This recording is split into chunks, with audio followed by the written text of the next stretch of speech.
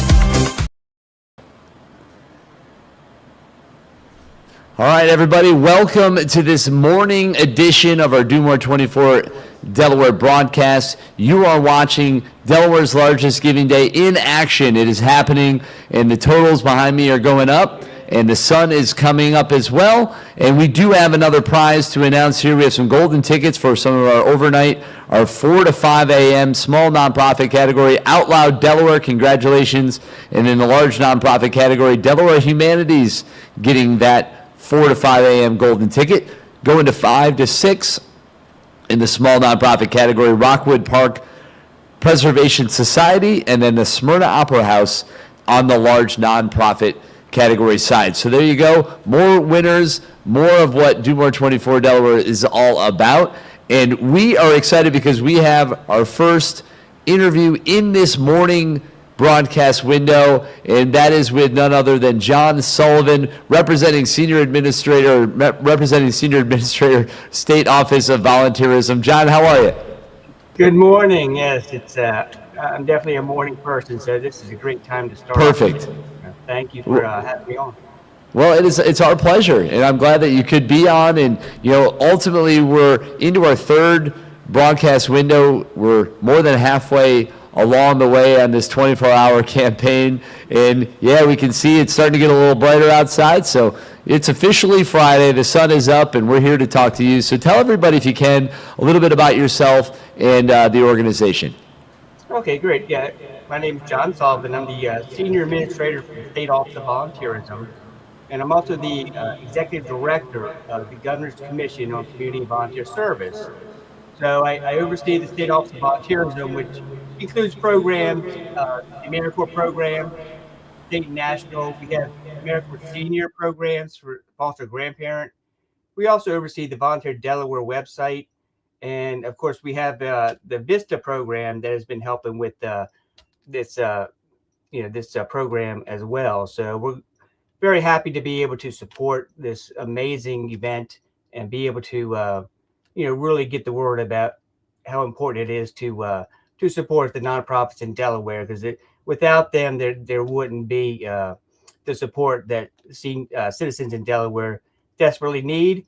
And also on the other side, especially with our AmeriCorps programs, that helps people, young people and older adults, get experience and also give back to the community. So it's a win-win for everyone. So I'm very happy to be a part of this organization and help support wherever I can.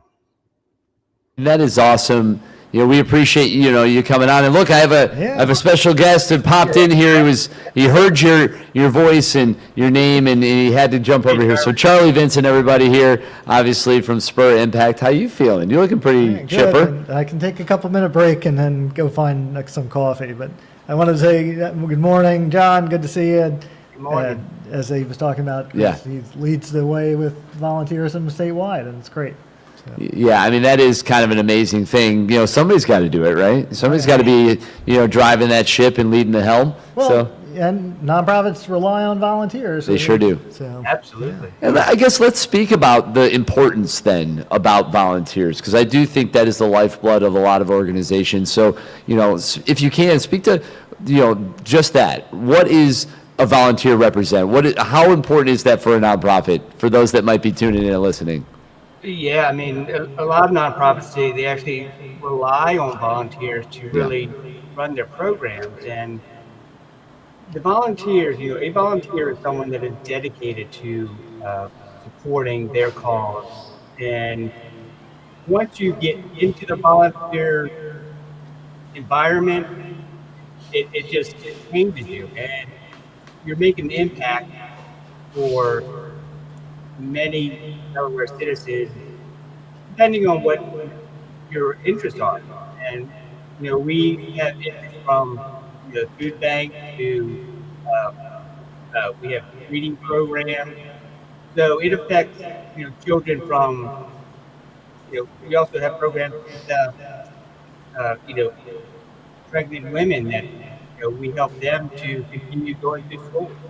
So it's such a wide range of opportunities that, people can go out and support their communities. but without volunteers, it just doesn't work. And they are so important. I've always been very passionate about supporting volunteers and organizations that have them. It's not easy as far as, volunteers not getting paid, and you got to make sure that you give them the tools to do their service, but also that you're appreciating what they give to your organization. So it's something that we at the State Office of Volunteerism, having recognition events and making sure that they know that what they're doing for that organization, that nonprofit, is so amazing, and just the financial impact.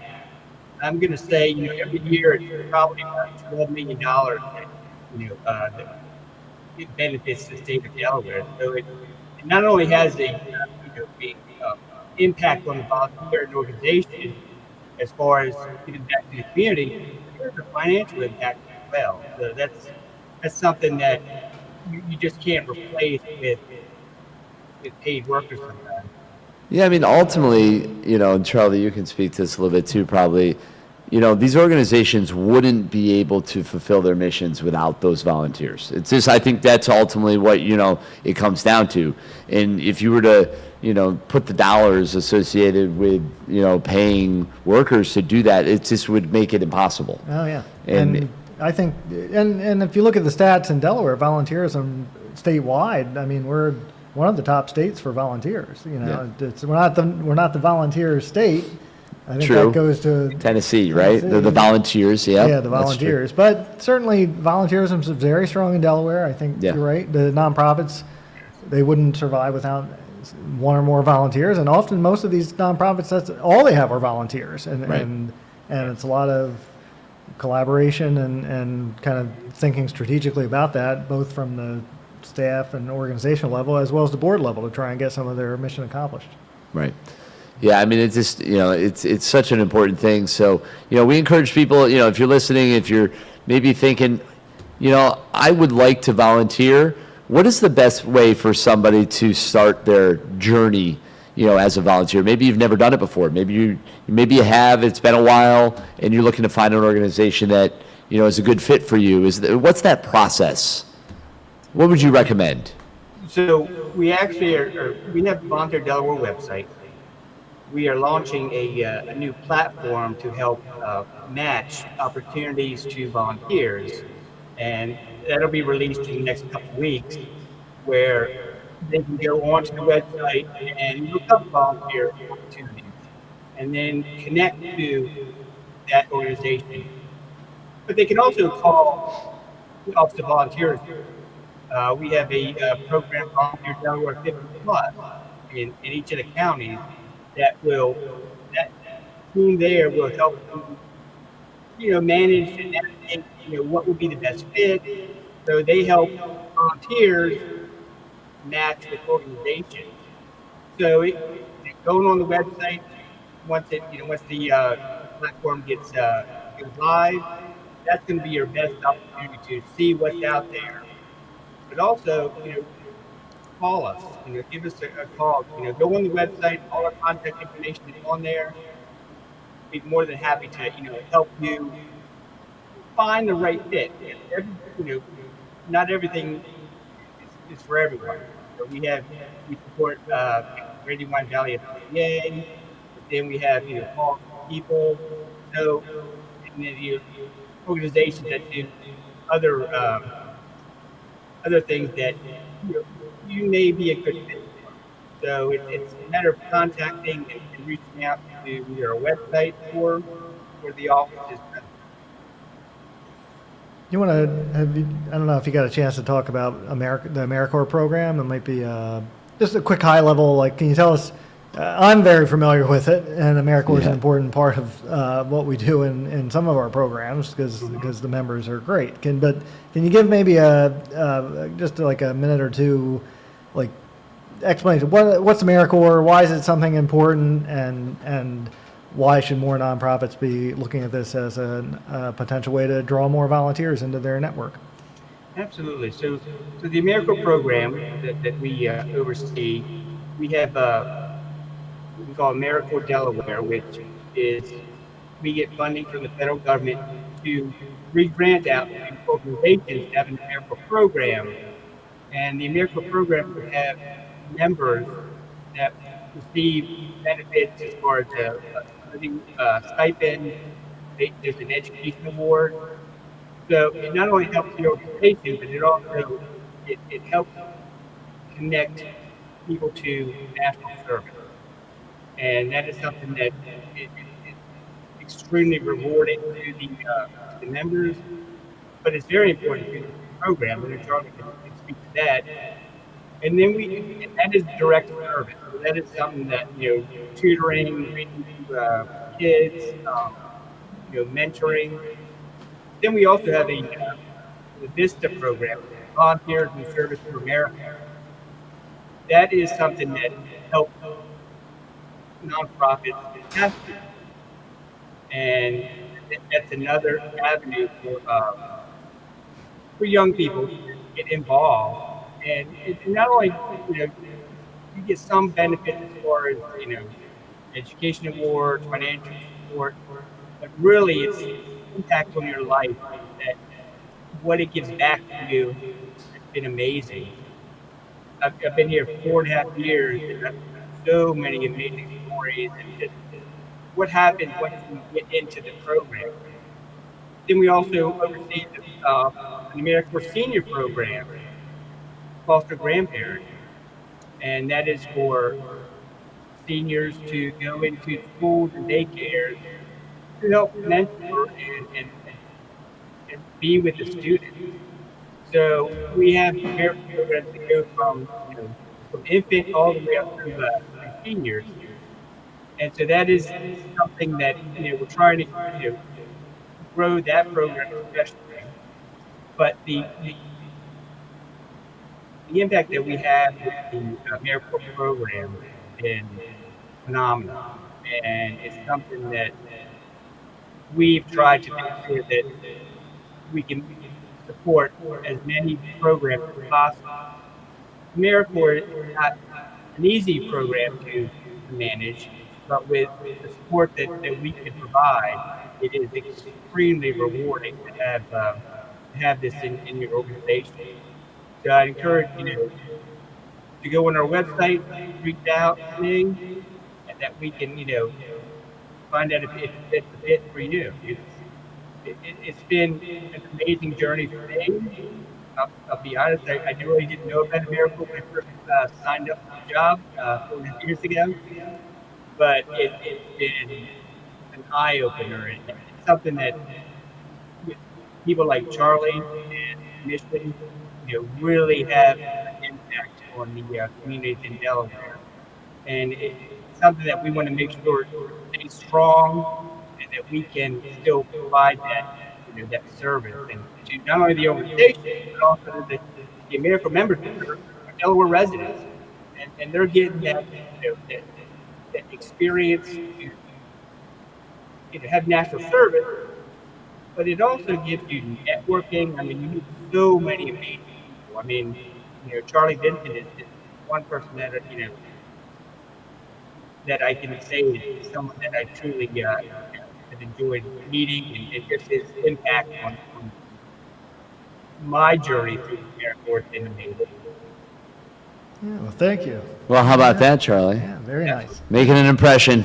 I try. That is a good thing, and it's no surprise. So, John, ultimately, we appreciate you, coming on, sharing all of that, and, being a part of this Giving Day campaign, which obviously you're a big part of the nonprofit, scene in Delaware. So thank you so much for coming on, and just best of luck with everything. Keep up the great work. Charlie and others are going to keep raving about you and the work that you guys are doing down there. So thank you. It means a lot. Well, thank you for having me, and thank you for the great work here. I mean, I talked to Charlie, about this many times because I know he's very passionate about it, but I've never actually, really been a part of it. So I appreciate, having this time and be able to really kind of see exactly what's going on. I'm just blown away. So thank you for this. You guys are amazing. Everything is helping. This is really good. Well, we appreciate you, and yeah, this is exactly what's happening right here. And this right behind us is the result of all the work of everybody coming together, and that is the beautiful thing. Do More 24 Delaware, Delaware's largest giving day. These numbers keep going up. We might refresh that in a second. It's hard to say exactly what's happening. Looks like we're almost $800,000. What do you think about that, John? Not bad for half a day's work. Yeah, I mean, it does. So, and I guess that, being, if you can't volunteer. All right. Well, John, I'm not hearing you at the moment. So we will just keep things moving. We got a couple more interviews in the wings, and we're going to kind of shift over to those. But John, thanks again for joining us. We appreciate you. Stay awesome. All right. Thank you. Thanks, John. All right. Take care. Yeah, Charlie, how about that? I mean, that is amazing. Yeah. You think about the volunteer, base and how important the volunteer is to a nonprofit organization. It's one of the most important parts of making it work. Oh yeah, and from a marketing perspective, like you really want to be able to tell make yourself findable or searchable or something, describe what you're doing, because you never know who's coming across your website or reading about something you're doing, and they're like, hey, that sounds cool. I like doing that, or I just moved here from Delaware, or moved here from Alaska, which I think is the state we're missing. It's one of the three, at least last checked, that we don't have. It's always three. 3 different ones this year. That's right. Well, and it's not too bad. So in Missy, if you go to 6 on the little switch there, we can show the screen over here. We can get a up close and personal look. You can scroll up on that other laptop right there, and we can kind of take a look. Just kind of scroll that pad up, and we're going to see. That's the leaderboard. We're going to pass that for a second. Yes, right now there's just the 3 states, right? You got Alaska, North Dakota, and Mississippi left on the board. Not too bad. I think we're in a pretty good spot, but we got to reach out. We got to find those people. Yep. Who knows folks out in Alaska? They might be sleeping right now. I think we're missing a zip code in Delaware too. We did. We had one. Yeah. Scroll a little bit more. We're going to go to the Delaware map here, and there was one right down a little lower. And it is in there. I think it was somewhere in the middle. Yeah, it was like Cannon maybe, or. I can't. Let's see. Oh, there's one right there. Actually, what's that zip code? Yeah. Zoom in a little bit more on that. That's 1996. There we I'll go. figure out which one that one. All right, we're coming for you. So we're filling it in, but there are a few left to go. I know last year we got every zip code in Delaware, Yep, we'll get and we had almost all the states. Winter's, it's Winter. Yeah, that's a funky one. That's you got to get in there. You got the number of people that lived there. We got to just find one of them. I think that's right. I think it's funny. I met somebody the other day that lives on the Winterthur property. Actually, darn, I should have gotten their number for this reason right now. Who knew?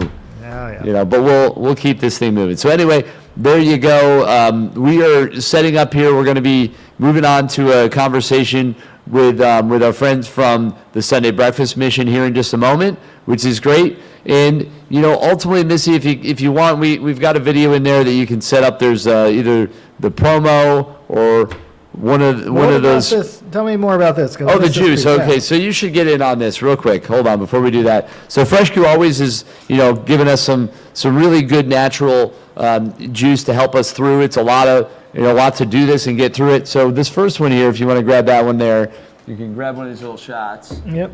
And you can pour yourself one. That is a mixture of like ginger and turmeric and some other healthiness. So that'd be good for you. And you're supposed to alternate these. All right. Every other hour or so. So, and then this other one here we can sip on throughout is kind of the play. So this one has some pickle juice action.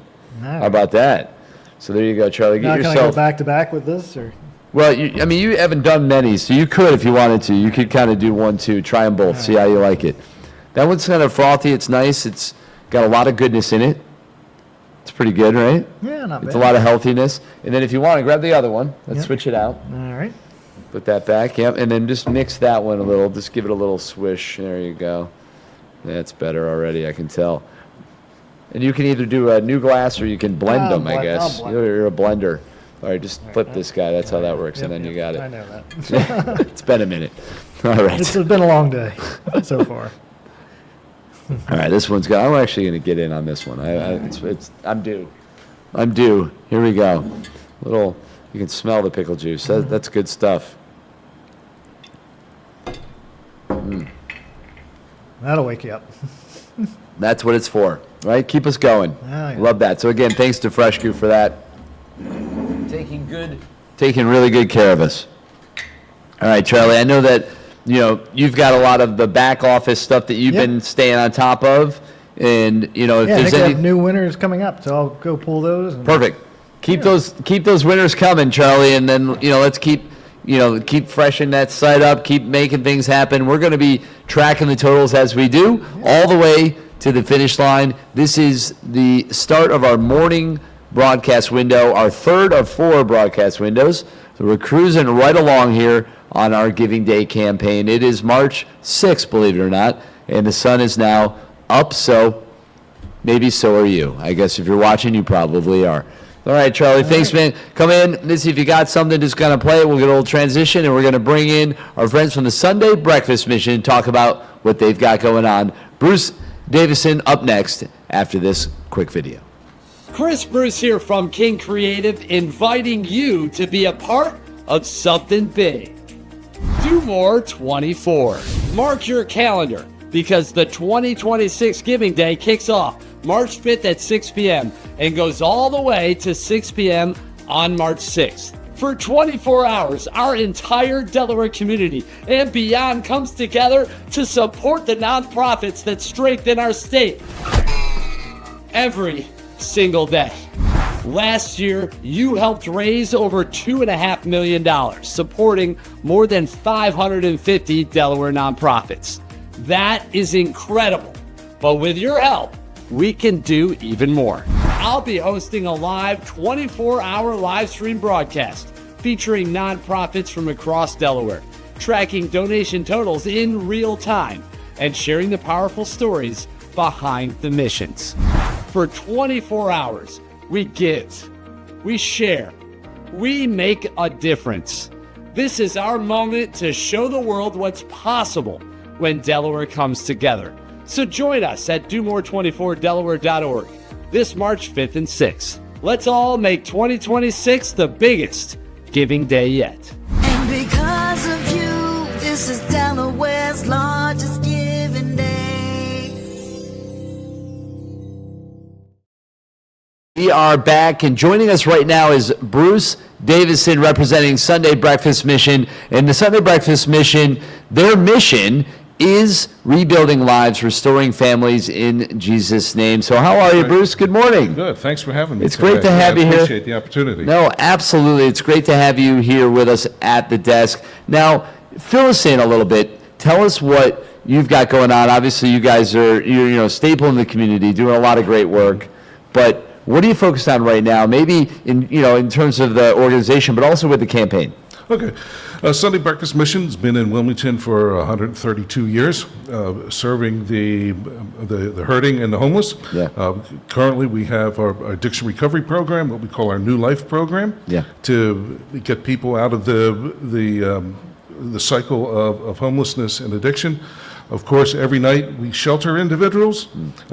So any given night, we could have between 130, 170 people walk in for dinner, shelter, and then breakfast the next morning before they leave. Then the third element of Sunday Breakfast Mission is the community service pieces, backpacks in August, basketball camp in the summer for a week for neighborhood children, a big Thanksgiving Day banquet, Thanksgiving food boxes, and of course food boxes all year long, twice a month.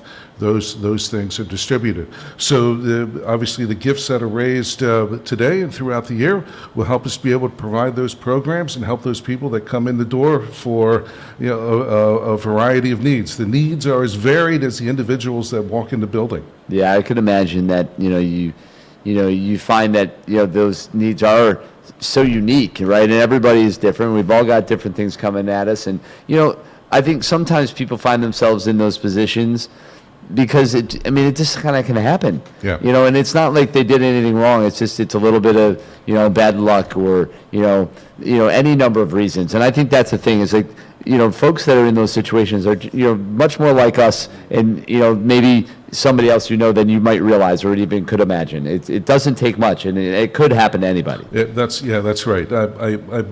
I often say, you could talk to 10 people that come in the building and get 11 answers. Yeah, there you go. As to how they ended up where they ended up. Yeah. Yeah. And so with, obviously with the work that you guys are doing, you see the impact you make every day. You're out there, you're doing it, you're passionate, you believe in the fight. What is it for those that are tuning in and if they're thinking about, man, I want to support, a nonprofit. I want to get on this Giving Day platform and hit that donate button. Give them a couple, really good reasons, or give me an example if you can that would, maybe. Okay. Yeah, we figure it costs about $2.83 to provide a meal. So you figure we have, round figures, 150 people every night for dinner. So 150 people times $2.83. You start doing the math, and it adds up rather quickly. And we're serving dinner every night. Yeah. And of course, the people that stay overnight get breakfast. So there's another $2.83 times 150. Right. And that happens 7 days a week, 365 days a year. So those kind of things add up, and obviously we need gifts to make that happen. Utilities. Yeah. We spend $25,000 to $30,000 a month just in utilities. Yeah. That's gas, electric, water. So people are taking showers, laundry's being done to wash the sheets and the towels that people use every night. So those kind of expenses happen. Yeah, and ultimately, so explain to people like, how can people get involved in the organization? Obviously, right now we're focused for the Giving Day campaign on the monetary contributions, of course, right? But volunteer opportunities, other donations. I know you guys typically do take other items as well. Oh, certainly, yeah. A go-to item would be with sheets and towels. Twin XL. Okay. Would be the size. Just so you know, Twin XL. Throwing that out there. Yeah. If you want to have the opportunity to give a product, Twin XL sheets and towels. We use those quite a bit. As you can imagine, I just mentioned continual use, continual washing. Yeah. They get worn out. Come October, we're going to be starting our food drive to be able to build our food boxes for the Thanksgiving season and into what turns into the following year. Yeah. To be able to have enough stock on hand to supply those food boxes. So food drives. Wisfis Bank has been very generous the past few years in being a collection site. So we're able to have that as a collection site. So you have sheets and towels, you have canned and boxed food items are always in need, and there are some items that can be used as well as the cash gifts that we already mentioned. Nice, that's awesome. Do you guys take any other types of I don't know if other toiletries or other types of supplies? Yes, is that useful? Well, yeah. Right now, honestly, our stack of toiletries our stock, I should say, of toiletries is extremely healthy. That's been good to know. very generous on that end. We do receive donated vehicles. Okay. A couple things happen with those donated vehicles. We either are able to just outright sell them. Yeah. And use the funds to support the program, or some of our program graduates have been able to take those vehicles and be able to get to their jobs and move on. It's always it's kind of a bittersweet thing when an individual graduates from the program. Sure. It's great to see them move on and leave, but it's kind of sad to see them leave because you kind of get to know the people. And, right. But it's that's the point. Yeah. To go through. Yeah, you want to get them to that point, right? That is the point. So Bruce, we appreciate you coming on. Again, go to DuMore24Delaware.org. Look up the Sunday Breakfast Mission. Give them a donation. if you're feeling, frisky, you can even set up your own fundraising page, which is a lot of fun too. And that's a nice way that you can direct some funds to them, create your own goal, incentivize your friends, your family, your coworkers to join in that to help you and them reach their goals in this campaign. So thank you for coming on. All We right. appreciate you. Thank you. We're Appreciate going to it. keep Yep. this broadcast going. I know I've got Mike Webster in the wings there from the Friendship House ready to talk to us okay. as Yeah. well, another great organization. But Bruce, thank you so much again. Support the Sunday Breakfast Mission, and you can do that right at DuMore24Delaware.org. But with that, Mike, I know you're there. It looks like you're outside. Your light looks very similar to what I'm seeing out this window. It's wild how that works. How are you, sir? I'm doing great. I'm doing more on Do More, walking dogs, getting ready for the day. And I'm excited to share a little bit more about Friendship's mission. So we have 3 pillars of service: a clothing bank, transitional housing, and what I'm most excited to share today about is our empowerment centers. And those empowerment centers operate in Wilmington, Newark, and Middletown. And they do everything from creating a little bit of hospitality for our guests with a cup of coffee and some modest food, to helping people get reconnected to an on-ramp to life with vital records and workforce development. And the support of Do More today provides the necessary funds to make those services available to the most vulnerable people in Delaware, especially in Newcastle County. And you can participate in so many different ways. I'm hopeful that 5 friends and 5 friends of friends participate in Do More 24 today. But of course, you can always visit friendshiphousede.org and learn how to be a volunteer. We do accept gifts in kind. Coffee will never be turned away. But non-perishable foods help us not only at our empowerment centers, but also when we do go bags. And as you might have seen in recent news articles, we maintain Code Purple for Newcastle County. So during Code Purple, we do an emergency shelter when it's too cold, usually 20 degrees or colder. And your gifts today help support that program, as well as the ongoing work of our empowerment centers. Well, we appreciate you sharing all that, and you guys are doing great work over there for sure.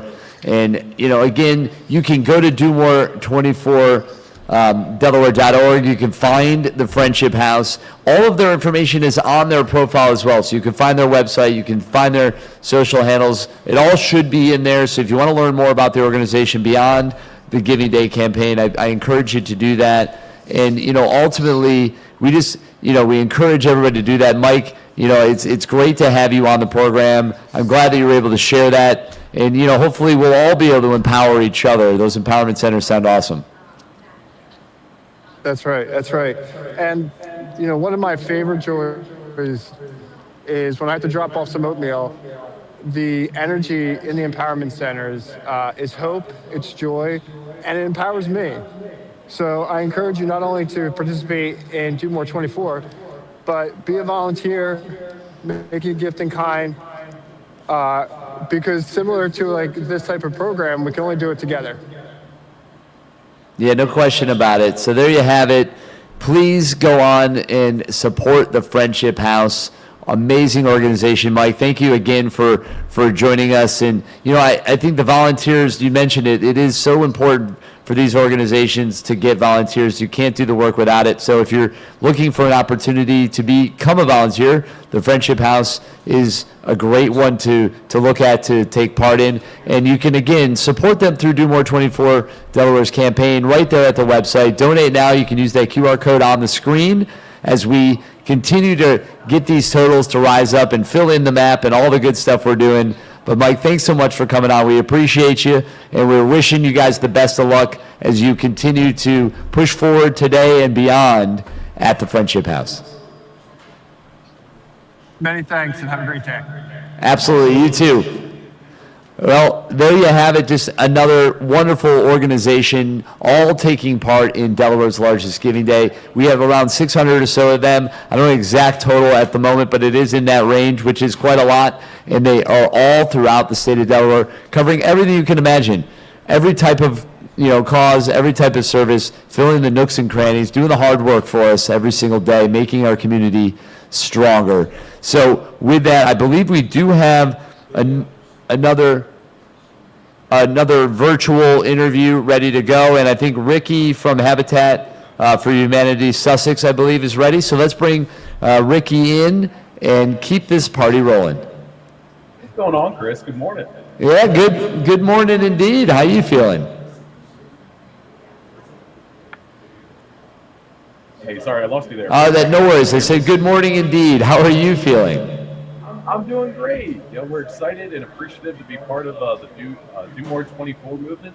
We've got a lot going on in Sussex County here at Habitat for Humanity. We're building homes, we're doing home repairs, we're providing financial coaching. So everything's good, a lot going on, but that's how we like it here. Yeah, that's right. You got to keep building, keep working, keep supporting those folks, and talk to everybody if you can about some of the programs, some of the varied services that you guys provide, because I think there's some obvious ones, but then there are definitely others that maybe people wouldn't know. Absolutely. I mean, the easiest way to describe what Habitat for Humanity is we provide affordable housing opportunities for folks here in Sussex County. We've been here since 1991, and in that time, we've built over 200 affordable homes. And these are homes that we're building, and then homeowners are purchasing these homes. The misconception that Habitat builds homes and then gives them away is just not true.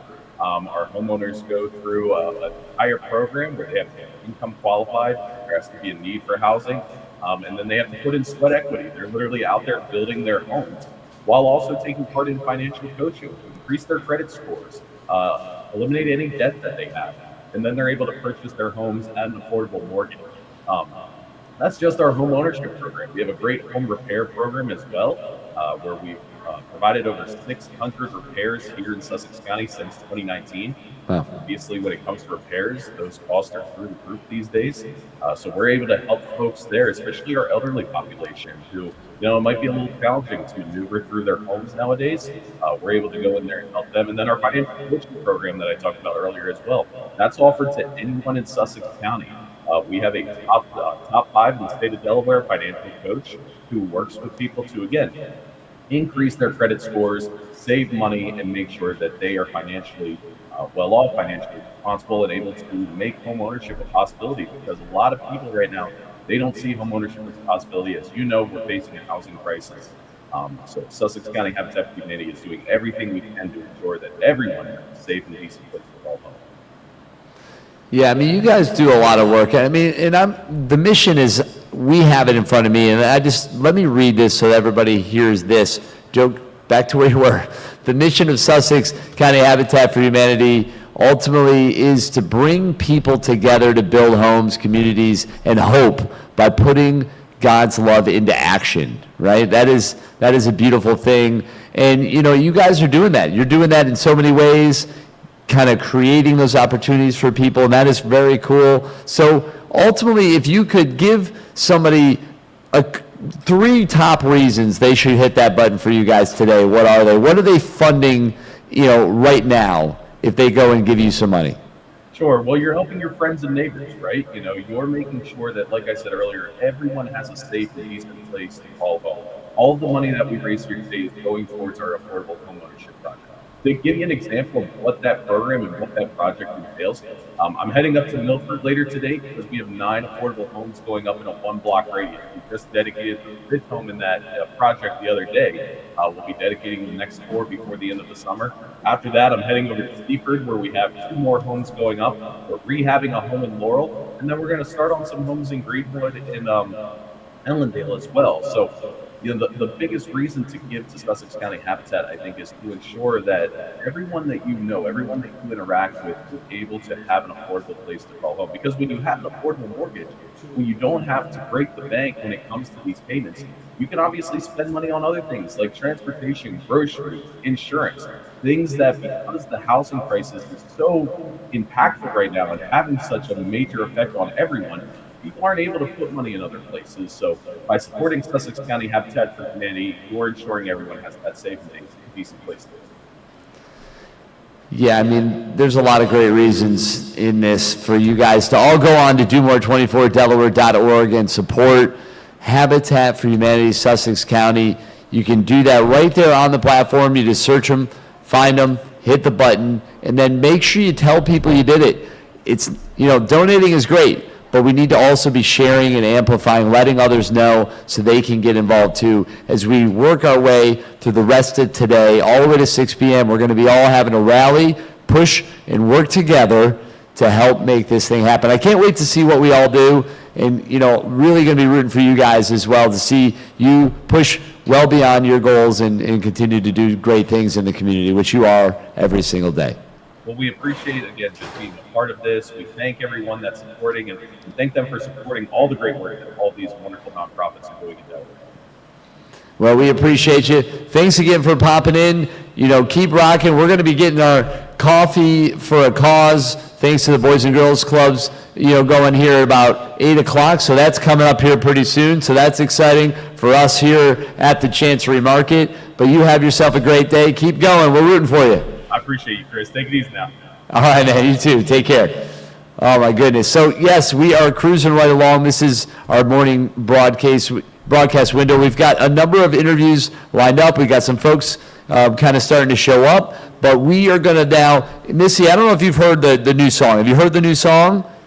Oh, well, then you should play that video and get a nice listen to it, and we'll reset and continue on our morning broadcast of Do More 24 Delaware live from the Chancery Market. This is Delaware's largest giving day. Chris Bruce here from King Creative, inviting you to be a part of something big. Do More 24. Mark your calendar, because the 2026 Giving Day kicks off March 5th at 6 p.m. and goes all the way to 6 p.m. on March 6th. For 24 hours, our entire Delaware community and beyond comes together to support the nonprofits that strengthen our state every single day. Last year, you helped raise over $2.5 million, supporting more than 550 Delaware nonprofits. That is incredible, but with your help, we can do even more. I'll be hosting a live 24-hour live stream broadcast featuring nonprofits from across Delaware, tracking donation totals in real time and sharing the powerful stories behind the missions. For 24 hours, we give, we share, we make a difference. This is our moment to show the world what's possible when Delaware comes together. So join us at DoMore24Delaware.org this March 5th and 6th. Let's all make 2026 the biggest giving day yet. And because of you, this is Delaware's largest giving day. I mean, all right, Missy, we're going to have to work on the cue there, but you heard a little bump of the song, so we'll play the full thing for you in just a little bit. But joining us right now is Phoebe Lucas, representing First State Abortion Fund. And, this is a bit of a change. You were with Planned Parenthood for a while, and now you're rocking it out over there at First State Abortion Fund, which is great. And, if you want, I can read. You want me to read the mission, or you just want to tell us? What do you want? I'm happy to just jump right in. I think you should do it. I mean, this is your world. Fill us in. Phoebe, so good to see you. It's so good to see you, Welcome. Chris. We're so happy to be here. This is our 4th year participating with Do More 24. Yeah. My first, as you alluded to, Yes. being our executive director. So I'm really just so thrilled to be a part of this. Amazing. One of my favorite days in Delaware, by far. Yeah, and just maybe pull the mic a little bit closer to you so we can definitely hear you. That way you don't have to, push as hard. And so tell us a little bit about what you guys have going on there at First State Abortion Fund. Yeah, absolutely. We founded in 2022, unfortunately after the fall of Roe v. Wade, when the Dobbs decision came down. Our founders recognized something that had been true long before Roe had fallen, which is that just because Delaware has some of the most protective abortion laws in the country doesn't mean that everyone can actually afford the care. Right. Many people have to pay out of pocket for their abortion care. And we saw that need and we decided to meet it. So at the heart of our work really is our volunteer-powered helpline. We have some of the most incredible people I've had the opportunity to work with on that helpline, helping people every day who have funding gaps and really just need us to help them close it. So that's what we do every day is recognize that need. We work directly with our provider partners to make sure that any amount that we're able to cover is taken off of their procedural amount. Yeah, I mean, that's amazing. We've been talking a lot about volunteers this morning specifically and how important they are. I mean, you speak of it now as well, and it really is just such a critical part. I mean, can you imagine doing the work without them? Oh, we couldn't. It's just not, we it's not if any of them impossible. are watching right now, they're laughing. Please. They know that's true. They're like, let's call it what it is. They really do help make it happen. And, the other thing is really funding. So it's like between the funds and the volunteerism, that's what makes it happen. Exactly. So And this campaign kind of covers a little bit of all of that because we're here creating the awareness, hopefully, getting the volunteers, to understand that there's opportunities to ultimately volunteer, but also these funds that we're raising today are so critical to help drive missions like yours forward. Exactly. Every dollar that's raised during Do More 24 directly goes to supporting someone who's reaching out to us today, tomorrow, next week on the helpline. And with that helpline, talk a little bit about that and the type of support you give through that line, if you can. Absolutely. At this time, we are supporting abortion seekers here in Delaware who reach out because they're paying out of pocket. They call us and say, I owe $550. What can you do to help? And we look at our monthly budget, we look at their financial need, and we do what we can to meet them in the middle. Our average pledge to support someone is just $250. Sure. So when we talk about Do More 24 and your opportunity to really stretch your donation, that is directly helping somebody access health care. Yeah, which, I mean, everybody deserves to have that available to them, right, in a reasonable way. So that is awesome. And Delaware really has, I think, done a really decent job of that. I mean, we're at the front of that in a lot of ways. You mentioned that, absolutely. right? Delaware is really positioned well, and they fought hard for those rights. We have so many people and so many reproductive health and reproductive freedom champions are here in Delaware. Yeah. And they've really done a lot to ensure that access to care doesn't lapse and that people aren't going without that care. And we're really just here for that financial piece, that last piece of access where if somebody has to pay out of pocket, we're there for them. Gotcha. That is important. So for you, as you're going through this, what got you started on this journey? I mean, if you can share. Yeah, I'm happy to. I think something we love to say and that we know in our hearts to be true is that everyone loves someone who's had an abortion. Yeah. That's certainly true for me. Several of my family members did. And those stories were really pivotal. And sharing those stories and being open about, these healthcare journeys is what helps us dispel abortion stigma. Right. And being a part of this work and helping folks access care is just something that really fills my cup, and I know that's true for everyone on our board of directors and our volunteers as well.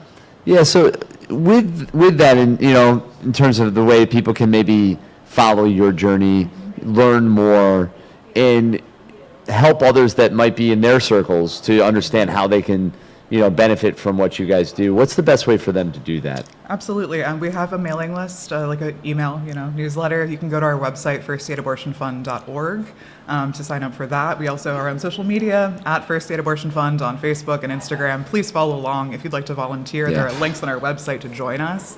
We're really looking to make sure that people know about us and that our impact can be even more grown from here. That is awesome. So very cool. So with this campaign, you guys are raising money for what is it specifically? The goals are. Oh, our goal is $5,000 this year. So we're going for $5,000. How are you guys doing currently? Do you know? We're doing pretty good. I think we're like a quarter of the way there. Nice. So you're working your way. Exactly. Today's the day. We're pushing for that 9 a.m. coffee hour. So if you're gonna get between 9 and 10 a.m., we're going for that prize. Awesome. So see that right there, the 9 a.m. coffee hour, which I think I have the details for here. Sponsored by Barclays U.S. Consumer Bank. There's $1,000 on the table, so that'd be a $250 prize that you guys are going for. In the top 2 nonprofits in each category that receive the most unique donations. Exactly. So it's not dollar amount, it's number of donations. During this hour, we'll get that bonus. So that's a good one. So really push for that. Exactly. You can support First State Abortion Fund in that hour and all the others and make, it happen for them. So let's help them reach their goal and hopefully beyond.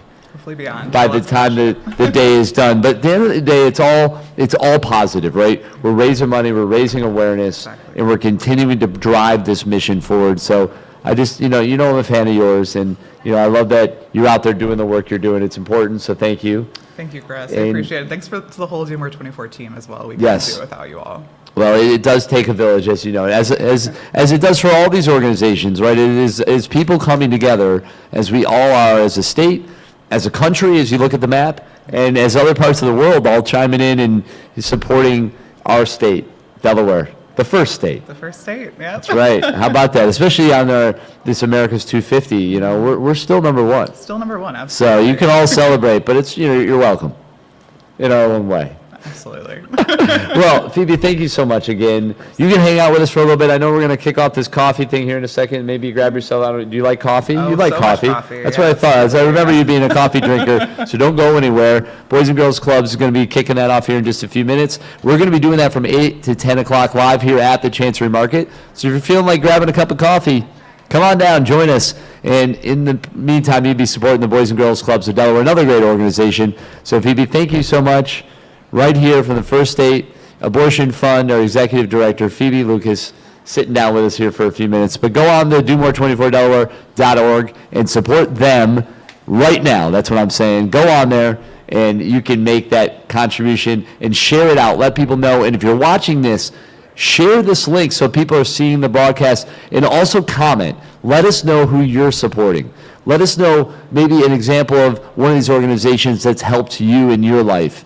I want to hear those stories. We want to see them in the comments. So fill those comments with your stories, your thoughts, and let us know who you're fighting for here today at Do More 24 Delaware. So that's awesome. Phoebe, thank you so much. Thank you, Chris. Yes, Appreciate it. absolutely. Have you heard the song yet? Probably Probably I've a heard few snippets times. of it a few times. Well, let's hear the whole thing. Missy knows where it is now. So for hers, yours, and everybody's benefit, here's the new song, capturing the spirit of Do More 24 Delaware. The spirit of giving and doing what's right, making a difference and joining the fight. A brighter tomorrow you can make true. However you give, thank you. Ooh, whatever you give, thank you. Do more 24 DE. Do more 24 DE. From Spur Impact, thank you. From United Way, thank you. Do more 24 DE. Do more 24 DE. And because of you, this is Delaware's largest giving day.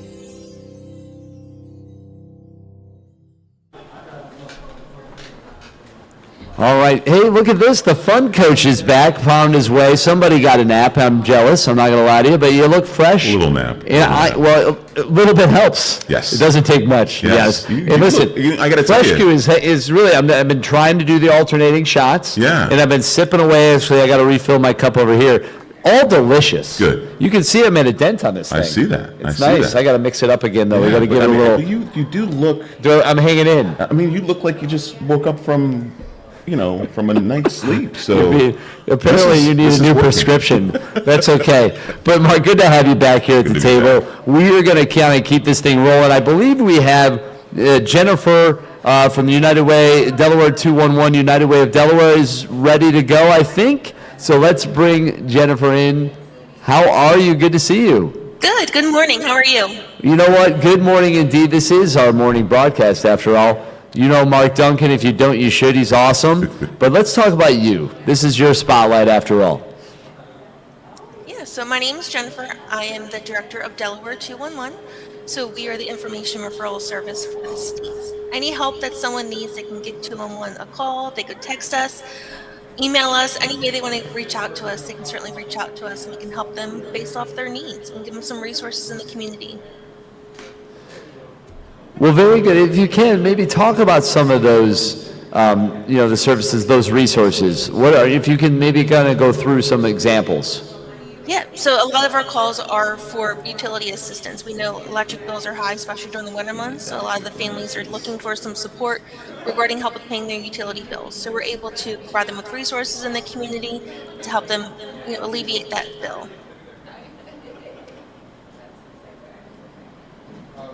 Well, that's important stuff right there, right? I mean, Especially now. I mean, everybody's experiencing the pain of high utility bills, so this is a great service that you're providing. Tell us what your dollar goal is for the campaign. I think our goal is anything. I didn't have the exact numbers, I'm sorry about that, but I think we're looking to raise any type of money just the way we can be out there to support our community the best we can.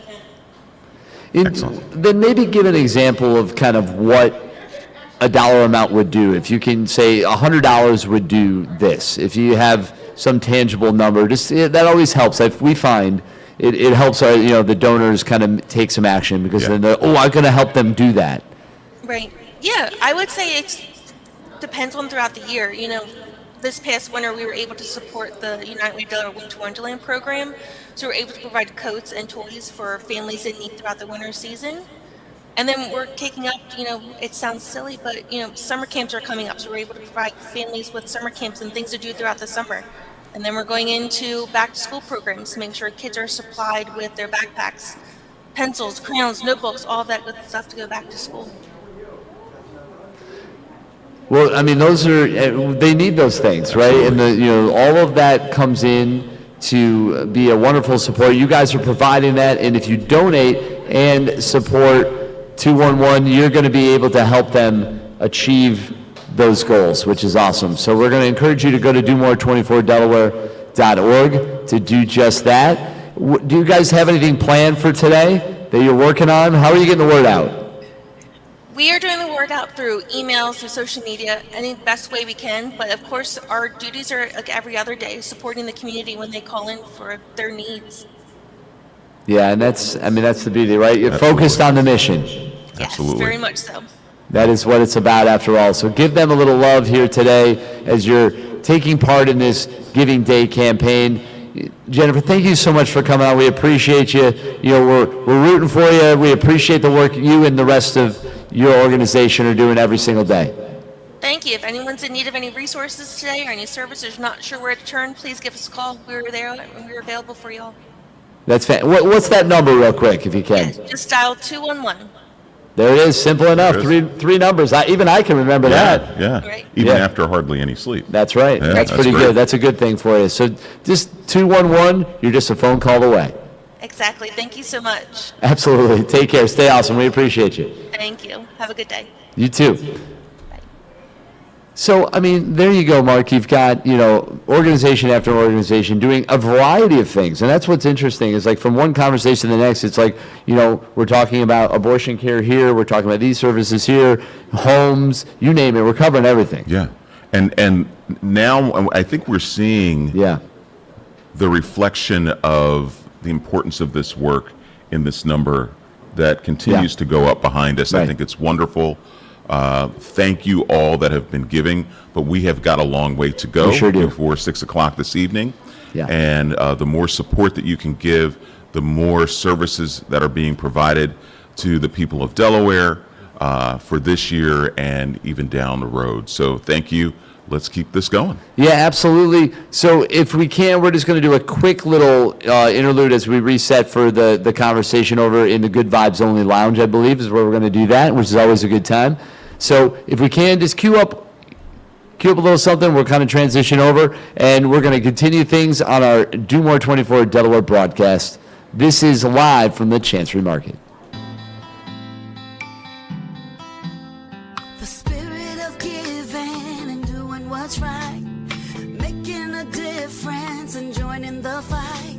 A brighter tomorrow you can make true. However you give, thank you. Whatever you give,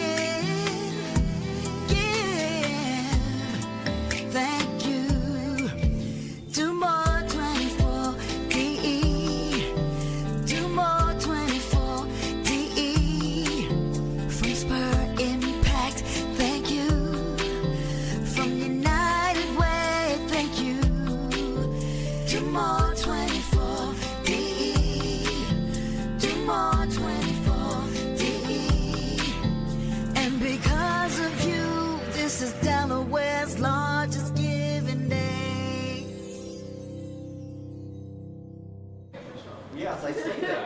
I mean, I will say this won't be the last time I was wrong.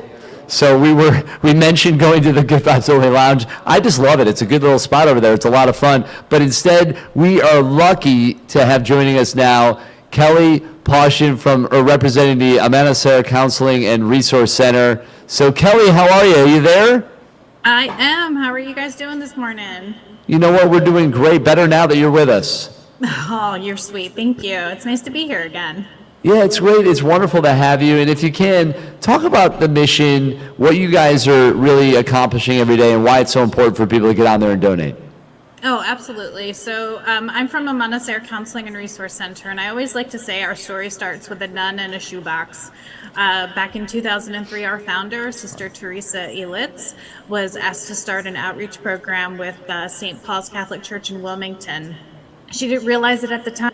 It was going to have to be self-sustaining, and the people that she was tasked with working with were underserved. And so what she did, she grabbed a shoebox, she decorated it, she put it on the counter, and people started giving. And people were very generous, and it was enough to get her some funding so where she could actually start. And what she did is she started the Family Counseling Center of St. Paul's and started offering bilingual behavioral health services to the folks within and around Wilmington. And then in 2001, it was rebranded to Amana Sarah Counseling and Resource Center. Amana Sarah means a new dawn, or a sun, a new day. So right now, we are one of the only organizations in Delaware that offer bilingual behavioral health, trauma-informed care, specialized services for victims of crime, as well as community resource navigation and legal advocacy, all under one roof. I mean, it's pretty awesome. Yeah. So tell us about your goal for the campaign, and what will the dollars do that you're going to raise today for the people that you serve? So we're a small nonprofit. We have a modest goal today of $2,000. We are currently at $900. So I'm confident that we'll get there. I certainly hope that we get there.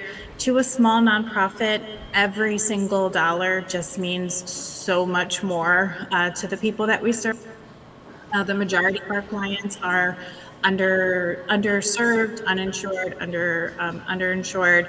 So every bit of money that comes in is just means all that much more to the people who need our services.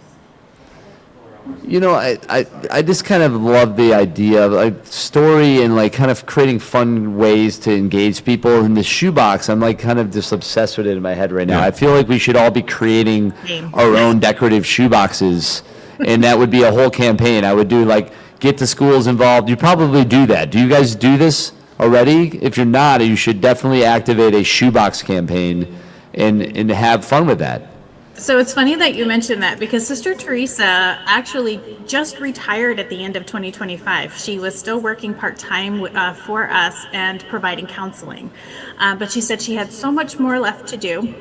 So she retired at the end. And then what I'm currently in the process of planning is an awards ceremony, and we're calling it the Shoebox of Hope. So I grabbed on to that shoebox when I started working at Amana Sarah about 2 years ago, and I have yet to let it go. I'm finding a way to make it work. Oh man, I'm with you. Call me. Well, I've got ideas. So you could do the golden shoebox as the award. I mean, there's all kinds of stuff. Yeah. But really engaging, especially you think of kids and getting communities involved, decorating a shoebox, going out and raising money that way, collecting. I feel like that collection method would be a effective tool for you guys, and it would bring in the story of the organization, the founder, how it all started. Absolutely. Which I love that part of it, and it ties it back to that, which is why you obviously also love it. And but I think that would just be fun. I think a shoebox campaign is something that could be very effective. Absolutely. Yeah. And would create awareness as, Yeah. As you're doing the campaign, it gives you an opportunity to tell your story. And the people that will be creating the shoeboxes can be, because, when you're creating something and you're in a zone, you're also thinking about why you're creating it. Right. And the purpose that the box will be used for. And so that is fantastic. Yeah. Wish you much success on this campaign. You're going to get to the $2,000 goal. Here's why. Because this community, I know they will appreciate what you're doing. Get the word out, activate your board, have them share the information about your site on their social media platforms, not just once, not twice, several times between now and 6 o'clock. And I guarantee you, not only will you get to the 2,000, you'll probably exceed it. So yeah, just keep doing it. Yeah. Keep pushing, keep spreading the word, and don't feel bad, because you know what? The work you do matters. And today it's okay to send a few extra messages, maybe more than ever, because there's a deadline. And make sure they know that, hey, we have to get these in by 6. Or there's this prize pool at this time. We're trying to do this thing. Let people know, hey, we just found out that they need somebody from Alaska. Do you know anybody? Like, just, there's lots of reasons to reach out and have fun with them. So good luck the rest of the way. We appreciate you. And I can't wait to see this shoebox campaign take flight. It's going to be awesome. Yeah, keep an eye out. It's coming. I love it. I'm ready to decorate mine. My almost 6-year-old and I will definitely get in on that. We'll have some fun with it. I appreciate it. Thank you, guys. It's been a pleasure. Absolutely. Take care. We'll see you. Bye.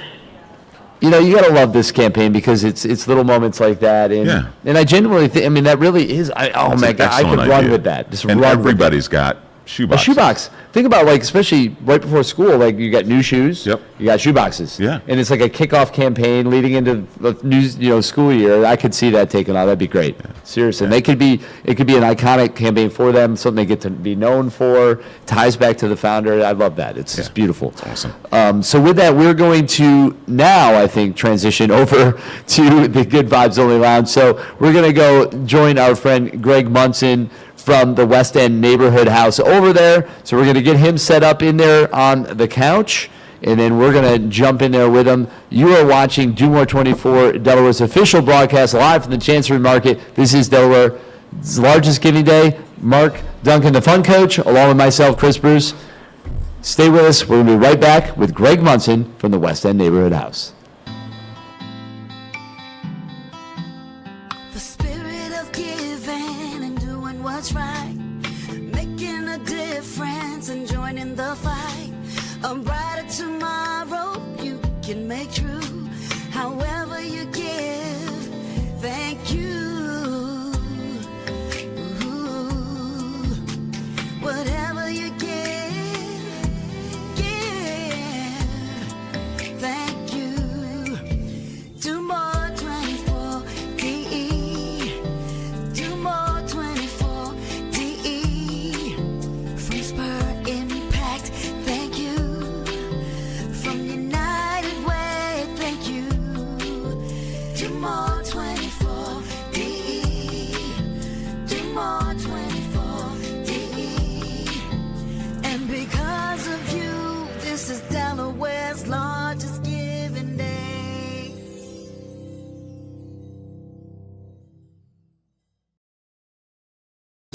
Promised, we are over here in the Good Vibes Only Lounge, along with our friends here, no stranger to the campaign, Greg Munson from the West End Neighborhood House. How are you feeling? Great. How are you today? I'm doing great. You know what? I've got Good some morning. great people along with me. We got Mark, we got you. We're in the Good Vibes Only Lounge. What bad could happen? Well, you should be cautious when you say that. Yeah, that's true. That's not. What good could happen? Only good Only vibes. good. I know Only that. good. That is There a you fact. go. There you That's already been established. So speaking of good vibes, talk to us about you and your organization. Yeah. So we're really excited. We are West End Neighborhood House. Yeah. I'm sporting my little bit love it. in our house. Got to rep the gear. Which is funny because our programs have better swag than the organization does. So, our chief operating officer and I would always like more swag for the organization. But, right now, today, we have about 60 or 70 kids in Boston, and they are doing the Indoor National Track Championship and at the New Balance track. So, fantastic. Yeah, so they took off yesterday. We'll do a post on that later today. And they did this wonderful prayer circle. They were just motivating. They took 5 or 6 vans and, again, 60 or 70 kids of all ages to Boston. great. Indoor track was always a lot of fun. I don't know if if you guys did that. I did a little Indoor track was not fun. I liked indoor. I liked it. You would do indoor track, and a couple times around the thing, you've lost all your oxygen because the girls took.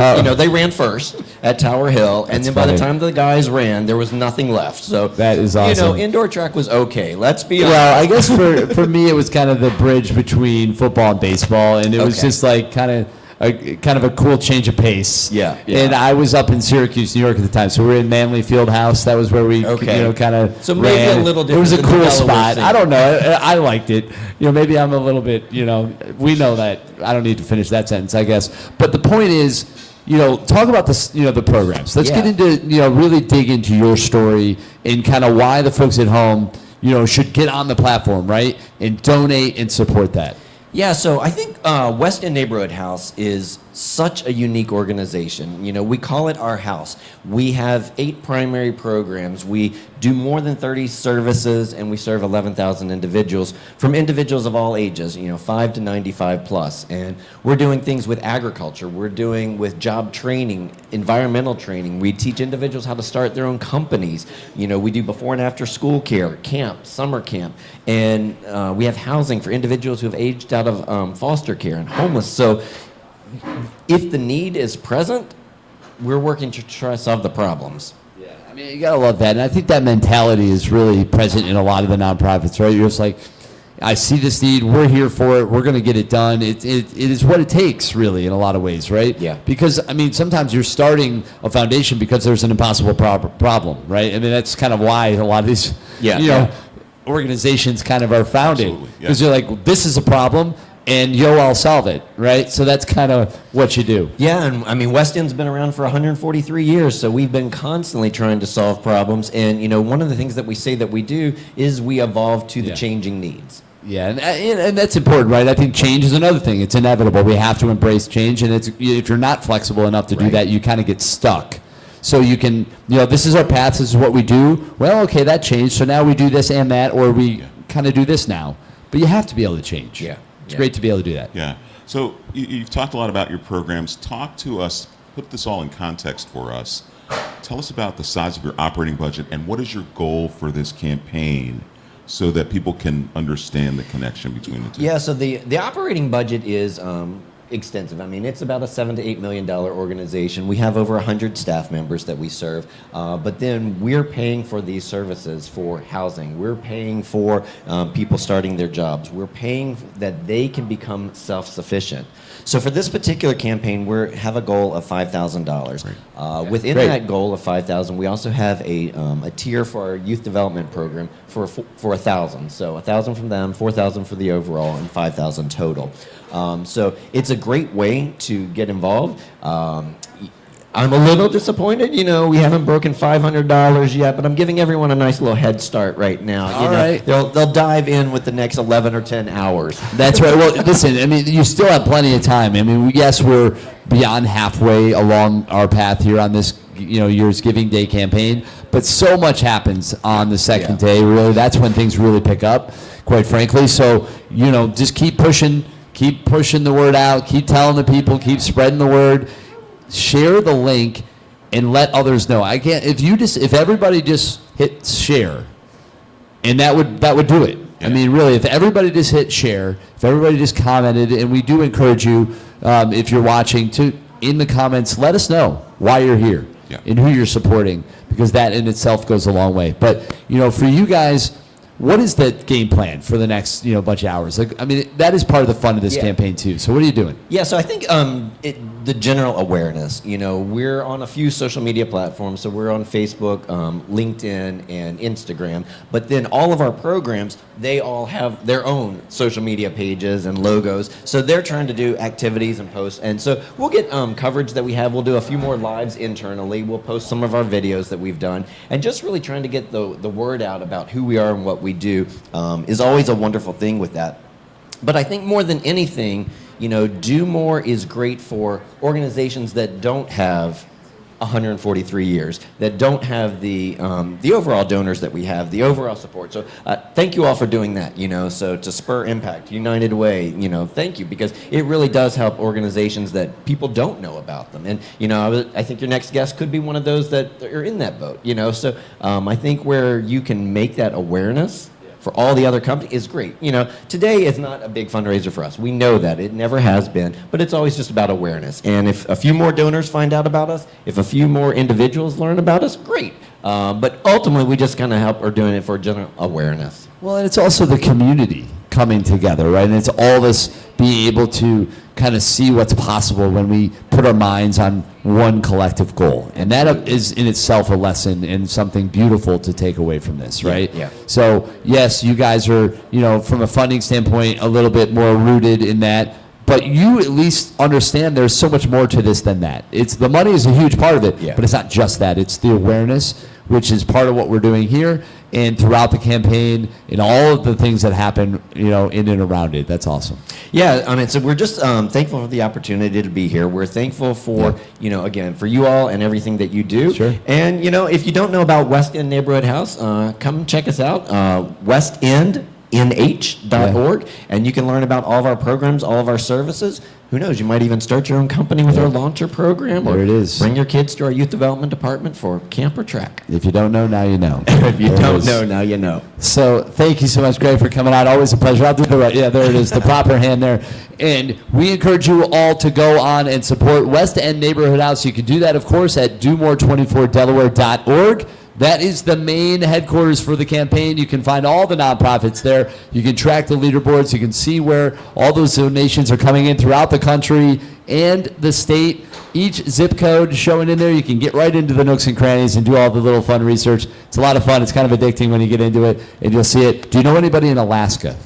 I do actually know people in Alaska. Oh, yes. all right. We haven't talked in a couple of years, but I do know. Now's a great time to say hello. For this donation. Absolutely. We need that one. That's one of the few states. We only have 3 states left, I think, still, that aren't on the board. Alaska. Is there bonus dollars for West End if I can find an Alaska friend? Well, we can talk about it. The only way we can even consider that is if it happens. If it happens. Yes. All right. So between now and 6, get my Alaska friend. Absolutely. To make any donation. Yes, that's all. And I believe it's North Dakota and Mississippi, the other two. I'm just going to throw it out there. So if you know people in Alaska, North Dakota, Mississippi, and of course anywhere around the country and the world, let them know to go to domore24delaware.org. Make those donations. This is Delaware's largest giving day. We are in the Good Vibes Only Lounge. We're going to be setting up for our next interview here in just a second. But Greg Munson, West End Neighborhood House, thank you so much for coming in once again. Appreciate you. All right. Thank you. Appreciate it. Chris Bruce here from King Creative, inviting you to be a part of something big. Do More 24.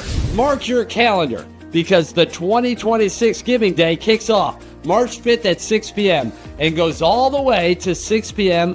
on March 6th. For 24 hours, our entire Delaware community and beyond comes together to support the nonprofits that strengthen our state every single day. Last year, you helped raise over $2.5 million, supporting more than 550 Delaware nonprofits. That is incredible, but with your help, we can do even more. I'll be hosting a live 24-hour live stream broadcast featuring nonprofits from across Delaware, tracking donation totals in real time and sharing the powerful stories behind the missions. For 24 hours, we give, we share, we make a difference. This is our moment to show the world what's possible when Delaware comes together. So join us at domore24delaware.org this March 5th and 6th. Let's all make 2026 the biggest giving day yet. And because of you, this is Delaware's largest giving day. All right, everybody, we are back here. Another guest. It just keeps happening. They're popping in out of nowhere. And I just found out that Mark Duncan, the fun coach, is actually, well, your fun coach. So maybe you could take this one away. Yeah, Mandy, I'm really excited that you're here. You know I love what you guys do, but this is an opportunity for you to talk about the good work that Survivor Ventures does. So yeah, take it away.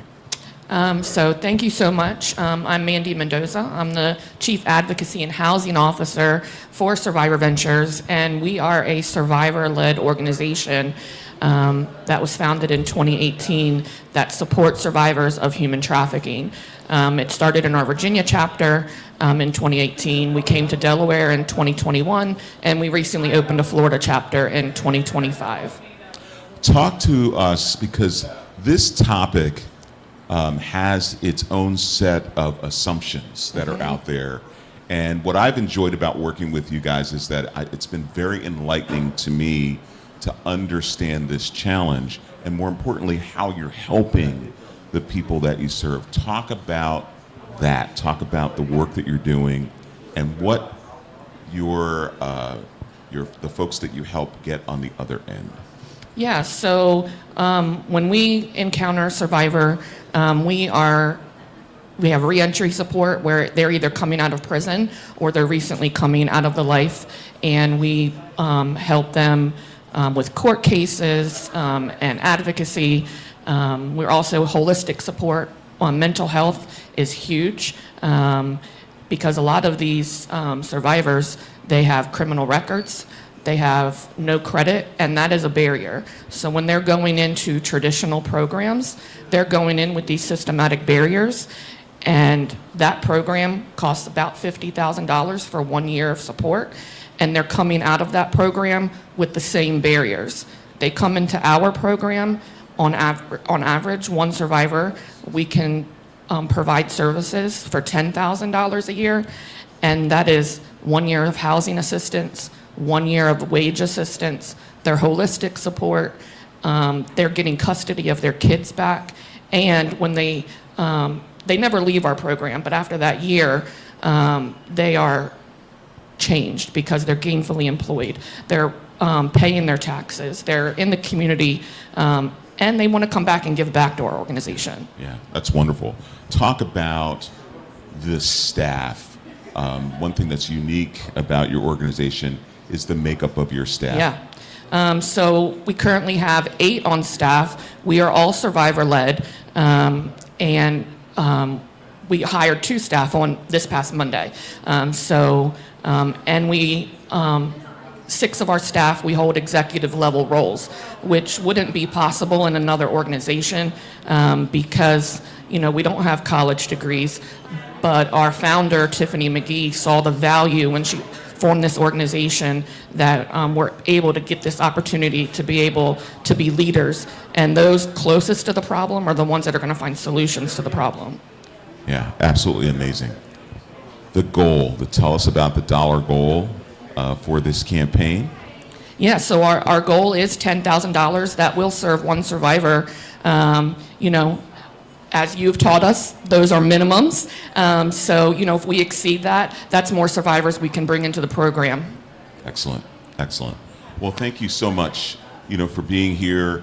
Don't forget, go to domore24delaware.org.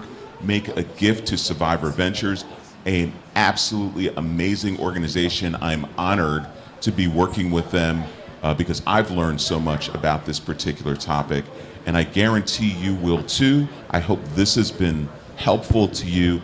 And I'm going to say this, so now I'm talking to your board because they've met with me. So I'm going to look in the camera and I'm going to say to each and every one of them, this is the time to share the link to the page for Survivor Ventures so that your constituents, your friends are aware and they're able to make a gift so you can not only get to that $10,000 goal, but surpass it. So. Thank you. Thanks, Mark. All right.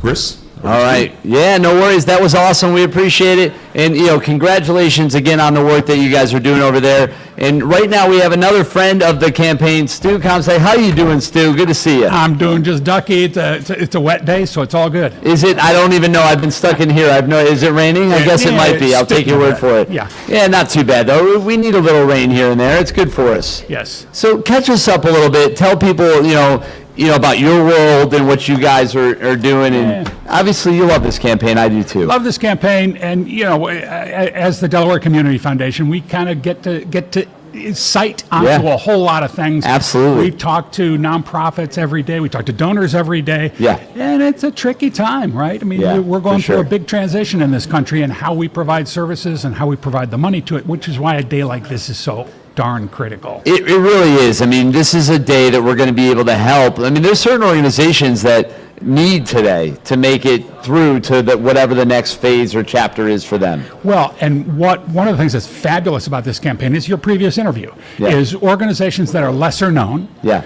And that they get to be seen by people. And one of the things I always urge people to do is scan through the list of nonprofits and see what they're doing. And you may find one you want to test out and send $10 or something. It's a great way to do it. And there's so many there. I think you'll be amazed. And you'll find, I guarantee you'll find at least one, if not multiple, that that hits something. It'll feel like, wow, I didn't know they existed, but it resonates, right? And it'll compel you, I hope, to give. So true. And I think a lot, and I think we all do, think, what is our community? And how do we mend our community where it's broken? And how do we come together? Yeah. And one way is to create new relationships and new friends.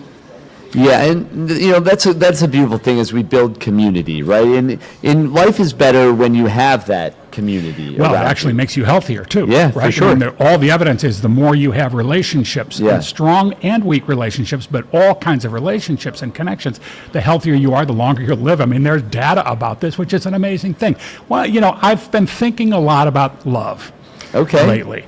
And the idea of community love, we kind of get hung up on love is romantic love. No, love is a whole lot of things, but love of community and how we participate in community is so critical to the health of our community, but the health of us as individuals and families and friends. And this is an opportunity to show the love in this particular way. The best way to show your love today is to get on to domore24delaware.org and to make those donations and make sure those organizations understand and know fully that you appreciate the work they're doing. The best way to do that is to donate and to give. And then repost on social media and say you did it. Absolutely, and compel others to do the same. So donate and share is the real thing here. Share. I can't say it enough. Share this broadcast, share the campaign website. Make sure you get the word out on your socials. And if you really love an organization, you start to learn about, call them up, see if there are volunteer opportunities, see if there are other ways to help them afterward. Yeah, no question about it. And you got me thinking, what is the average life expectancy of a hermit? Well, I'll bet it's younger. It's probably lower. It's a lot lower than it is for most people. Absolutely. That's my guess as well. That's right. Community brings us. And we have this epidemic of loneliness in this country. We do. It is so unfortunate. This is a way to break out. No question about it. So I'm glad that we're all coming together in this beautiful celebration of giving, which is Do More 24 Delaware. It's Delaware's largest giving day. And you know what? Don't be a hermit. Get out of your shell. Get out there. Spread the word. Let people know about it. High fives, handshakes, hugs, the whole thing. Right on. Bring it in. This is just sitting in here and watching some of these interviews.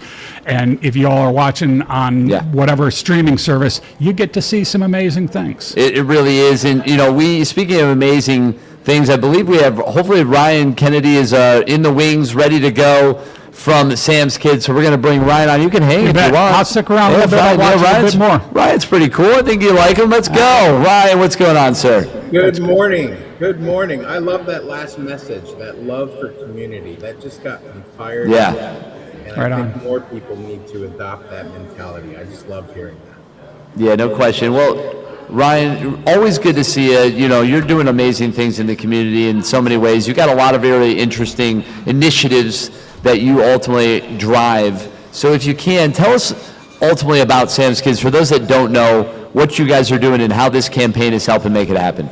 Yeah, absolutely. Thanks, Chris. Sam's Kids was formerly known as the Delaware Kids Fund. The nonprofit's been around for about 16 and a half years.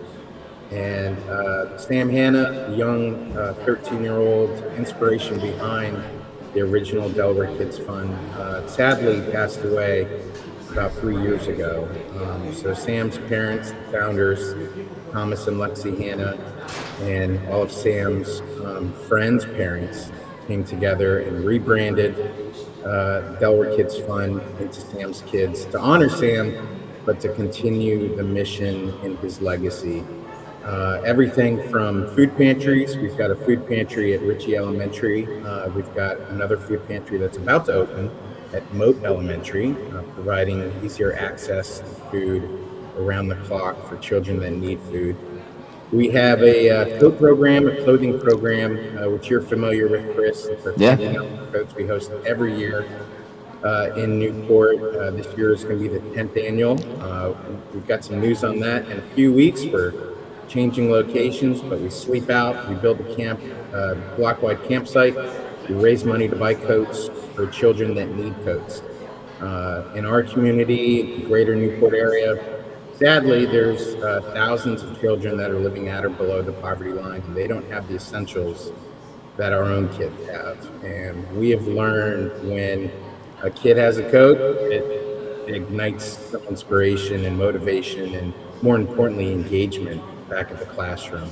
And they feel like they're a part of something. And we've been running that program for 9 years. We've given out over 18,000 coats to 37 schools in time. And then what's really exciting, new in recent years under the Sam's Kids umbrella, is Sam's Ranch, an animal experience and therapy experience under Sam's Kids, known as Sam's Ranch. And that recently transitioned over to Coverdale Farms in the new partnership with the Delaware Nature Society.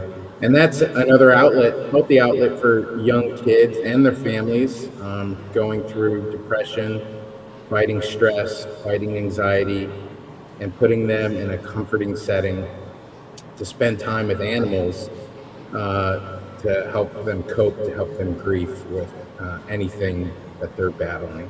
So there's a lot under one umbrella between those three programs. And it's all in honor of Sam. And really, the main inspiration point is the future of our community. You're hearing a lot about it in these past 24 hours, I'm sure. It's a repetitive theme, as it should be. There's nothing more important than the future of our community. And the future of our community is providing access to education, access to essentials, and just giving every single kid, no matter what their background is or whatever their situation is, giving every single kid the opportunity to succeed. And that's what we're all about at Sam's Kids, and doing this all for Sam the Man. Yeah, that's awesome. I mean, you guys definitely do a lot of great work, and I appreciate you sharing that. So if you're, inspired by that, which I can't imagine you're not, because just hearing the amount of work you guys are doing and all the support, go to DoMore24Delaware.org and look up Sam's Club. You can go right there. You can support. You can get on there. You can learn all about them too. The information is on the platform. So if you want to learn more, you can find that with the websites and the socials and all that kind of good stuff is all loaded up in there. And you can even create your own fundraising And if I page. could say something, great presentation. Thanks so much. And it's another piece of evidence that it's just finding a way for adults to be helpful to kids as they find their way in the world. Yeah. And there's so many different ways. And this is a really tremendous program. And this is what we all need to be. We need to pay attention and show our love for the next generation. Yeah, I mean, listen, none of us got here on our own, wherever that is, ultimately. And the better that those role models are, the more that you're equipped, as a young kid to be able to take it all on, I think the better off you have a chance to really succeed and to find, a life that you really enjoy and can feel good about. So something as simple as a coat can give you that confidence, that little swagger walking in, feeling good, which will connect you in a way that might change the course of your life. And it may seem crazy to say that out loud, but can be that simple. And I know you've seen it. I've seen it over 17,000 times, to be honest with you. I've been directly impacted. A lot of our volunteers directly impacted of that cadence of a student in the example of the coach, a student walking into a gym, they don't know you, you don't look anything like them, they're shy, they're timid, they don't want to interact, but you show them some compassion, you show them some love, you give them the gift of warmth, in this case of a coat, and they're high-fiving you, they're hugging you, they become chatty, they don't want to stop talking. Wow. Yeah, they go awesome. back to the classroom feeling like they're a part of something. And if you can just replicate that over and over and over and have everyone do that, the future of our community is set if just everyone plays their part. That is awesome, man. You gotta love that, right? I absolutely do. I mean, I think we all can be inspired all the time by people providing programs like this in different ways. Yeah, very, very cool. So, Ryan, thank you so much for coming on. Again, we encourage folks to get on to DoMore24Delaware.org to support Sam's Kids. More than worth a visit to the platform. Share it out. Make sure people know that you did. Tell them why you did it, and then tell everybody else to share it as well. We're going to amplify this. We're going to really push this thing up the hill as we go all the way to 6 p.m. today. Ryan, always a pleasure. We definitely got to catch up. We'll talk here after today for sure on some of the other things that you've got going on, and looking forward to that as well. So thanks for coming on. By the way, I look like the one that's been up for 24 hours. I don't know how you did that. So well, we're hanging in there. No worries. I appreciate it. Take care of yourself. We'll talk soon. Thanks, Ryan. All right, you bet. And so we're ultimately going to be continuing this on. We are going to be sitting down with John Wellens from the Boys and Girls Clubs here in just a second. Missy, we do have a short video for the Boys and Girls Club, so let's cue that up, and we'll set up in the Good Vibes Only Lounge with John, and we'll keep this thing rolling. Always a pleasure, Stu. Let's do more 10 right now, so get at it. That's it. We're going to keep rocking. DoMore24Delaware.org. You're on it. We're here live at the Chancery Market. We're going to be back here in just a minute after this video.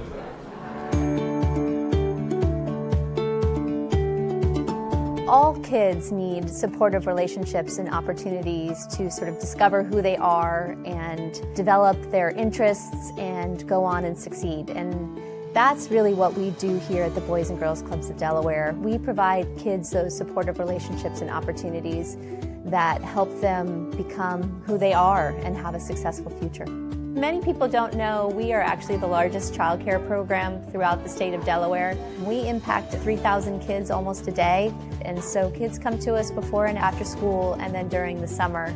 And many families rely on the support of childcare to give their kids a good place to go when they are at work. And when the kids come to us, it's more than just showing up for a childcare program.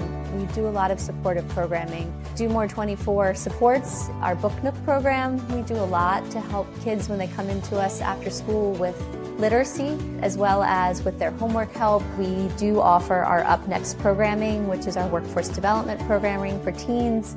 We're really excited to be a United Way partner and participate in the Do More 24 campaign. These Do More 24 funds help us with a lot of different things in our clubs, but primarily focused on our teen programs where we provide prevention programming to them, opportunities to build relationships with caring adults, and most importantly, a place to have a good time and stay off the street. So thank you so much for your support for the Boys and Girls Clubs of Delaware, as well as all of those other participating nonprofits who are very worthy of your support as well.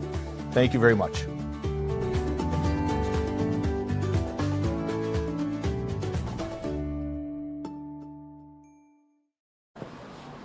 All right, we are over here in the Good Vibes Only. Look at that. Oh, there we go. And now we're back. It's okay. It's a few buttons away. It's always within reach, but we made it. Good Vibes Only Lounge. And I'm joined by John Wellens from the Boys and Girls Club. John, always a pleasure, man. Good to see you. Great to see you too, Chris. How is everything going with you guys? We're obviously raising money with this campaign, but you guys are always doing something in the community. So let's talk about what you're focused on. Yeah, so, we're a statewide organization, serving kids from Claymont, all the way down to Laurel and many, many points in between. We're at 46 locations right now, 14 freestanding clubs, and then the balance in elementary and middle schools.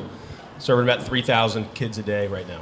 And I think one of the things that's interesting or different about Delaware is the way that the clubs are set up, right? It's a statewide organization, whereas many of them around the country, the Boys and Girls Clubs, are city-focused. That's right. Yeah, we're very unique that way. We're one of the only statewide organizations in the country, and some cities even have 2 or 3 organizations depending on their size. So it gives us a lot of a great opportunity to leverage the donations that we receive and other support, because we don't have all the multiple administrative costs you would have if you had a club in Wilmington or an organization in Wilmington, one in Dover, one down in Sussex County.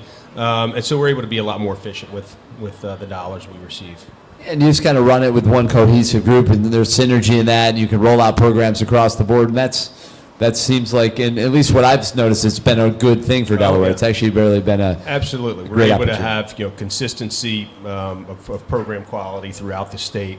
And we've got a great team who's with helping with program implementation, as well as making sure that we're following all the compliance guidelines that we have, and like I said, being consistent with our programming throughout. Yeah. So, at its heart, what is the Boys and Girls Clubs, really all about? Like, what does it mean for communities? So, at our core, we're about youth development. And giving kids an opportunity really to dream and know that there is something out there for them. We're been known traditionally for athletic programs primarily, but there's so much more that's going on in Boys and Girls Clubs that really help young people who may be in challenging circumstances to develop good character and citizenship, good decision making, and really just goodwill towards their friends and family and colleagues around in their world. The key to what we do, and I think what's different from some other youth-serving organizations, is the relationships that our staff members build with our members.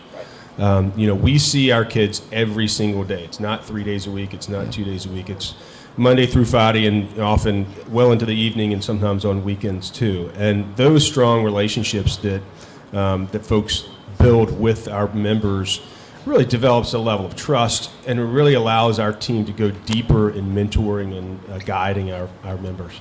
Yeah, I mean, it's awesome. I've seen it. I've been involved over the years in different ways, and it's always been good to kind of be able to do that, and always impressed with the with the organization, with the facilities, with the people, and I just I know that our community is better off because of the Boys and Girls Clubs, of Delaware. So that is awesome. And you guys also have an interaction happening right now. We have Coffee for a Cause, thanks to the Boys and Girls Clubs of Delaware, right here at the Chancery Market. So come down and see us.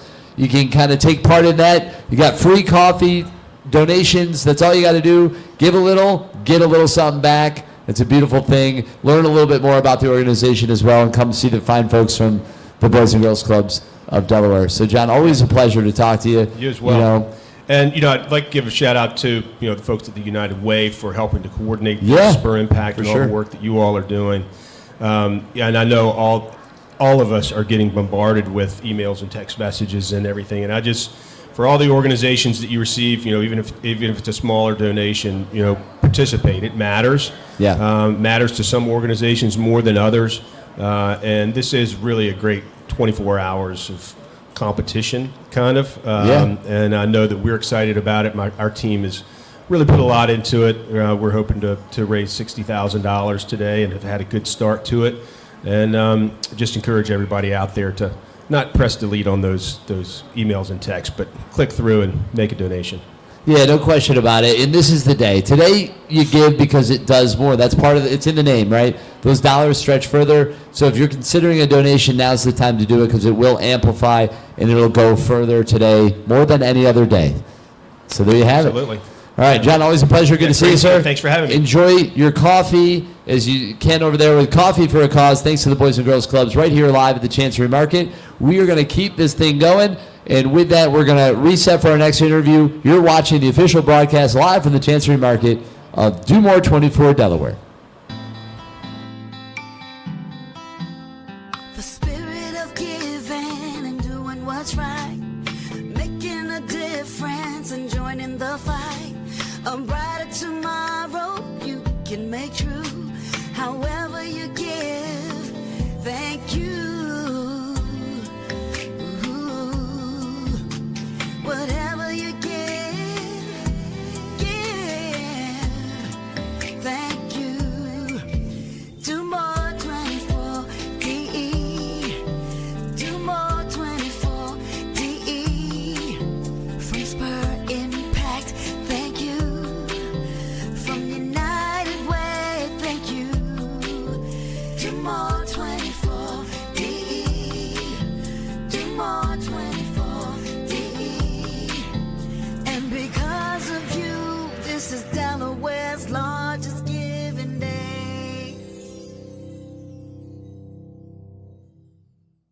And yes, we are back in the Good Vibes Lounge. Ken Livingston, what's going on? Hey, you know what? I feel like great. you're on a mission to get Delaware reading. Is that correct? That is correct. Delaware, just get Delaware reading. I am on a mission to ensure that students are on grade level reading by the completion of 3rd grade, and we're doing that in a number of different ways. Yeah. Working with a lot of different partners, so it's definitely a collaborative effort, and it's our mission, and we're in a good fight. And so, I mean, why is that so important? I mean, I have my thoughts on that, but from your perspective, why is it so important to get that done? It's very important because reading is one thing that we always need every day of our lives, and we have to ensure that our students are getting the necessary resources, tools, and supports to be able to be on grade level reading so that they have a thriving adulthood as they matriculate through their education from elementary to middle to high to college or whatever they choose to do. Reading is definitely going to be something that they're going to need for the rest of our lives. Yeah, and I guess, I mean, those early stages are so critical too, right? Because you get the confidence early to be able to read, which sets you up to continue to kind of grow and progress. Correct. And I think a lot of times that's what it is. It's not that they can't do it, but you get a little insecure about it if you're not quite getting it, and then that can really put you back. Yeah, definitely. One of the things that we do in one of our initiatives is our Reading Angels program, which does exactly that. Yeah. So we have individuals that come in and they volunteer and they take their time to help students gain better self-confidence with reading. Gotcha. Whether it's in a one-on-one setting or whether in a group environment, individuals are really taking their time to pour into students to build their self-confidence, to work on the vocabulary, to work on the pronunciation, once again helping students to become strong, confident readers. Yeah, I mean, that is awesome. That is important. I mean, I know that at least in our house, there's a lot of reading. We try to, try to get a lot of books in, and our little one is all about it. And sometimes it's more about like, all right, we can only read 20 stories tonight. I mean, good Right. Lord. All right, we gotta keep it down. We have to go to bed tonight eventually. Right. Which is a good problem to have, right? And you want to be able to try to encourage that. So, as you guys are out there working, what are some of the challenges you guys have? And ultimately today, when they're donating, what is that money doing exactly? That money is going to really help support the initiative of Get Delaware Reading and also Get Delaware Reading Summer, where we're once again working with a number of collaborative partners to really ensure and stand up summer camp programming.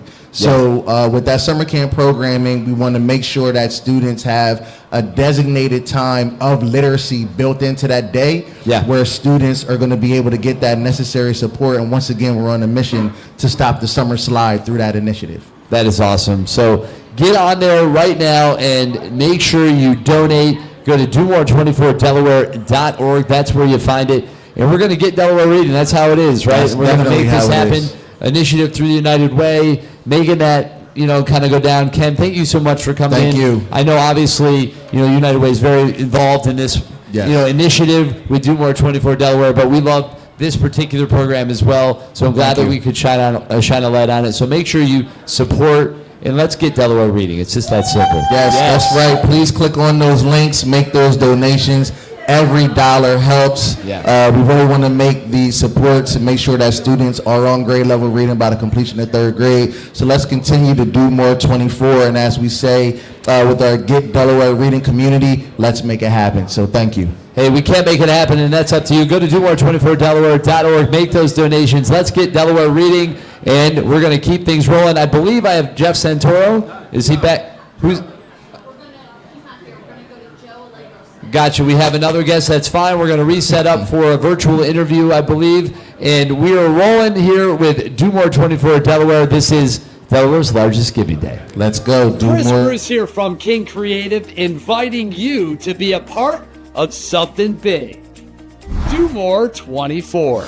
Mark your calendar, because the 2026 Giving Day kicks off March 5th at 6 p.m. and goes all the way to 6 p.m. on March 6th. For 24 hours, our entire Delaware community and beyond comes together to support the nonprofits that strengthen our state every single day. Last year, you helped raise over $2.5 million, supporting more than 550 Delaware nonprofits. That is incredible, but with your help, we can do even more. I'll be hosting a live 24-hour live stream broadcast featuring nonprofits from across Delaware, tracking donation totals in real time, and sharing the powerful stories behind the missions. For 24 hours, we give, we share, we make a difference. This is our moment to show the world what's possible when Delaware comes together. So join us at DoMore24Delaware.org this March 5th and 6th. Let's all make 2026 the biggest giving day yet. And because of you, this is Delaware's largest giving day.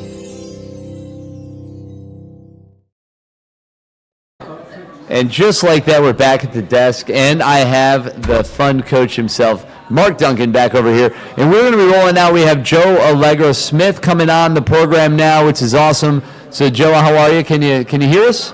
I can hear you just fine. Good morning. Yes, fantastic. From obviously Southern Delaware Therapeutic Riding. It's great to have you on the program.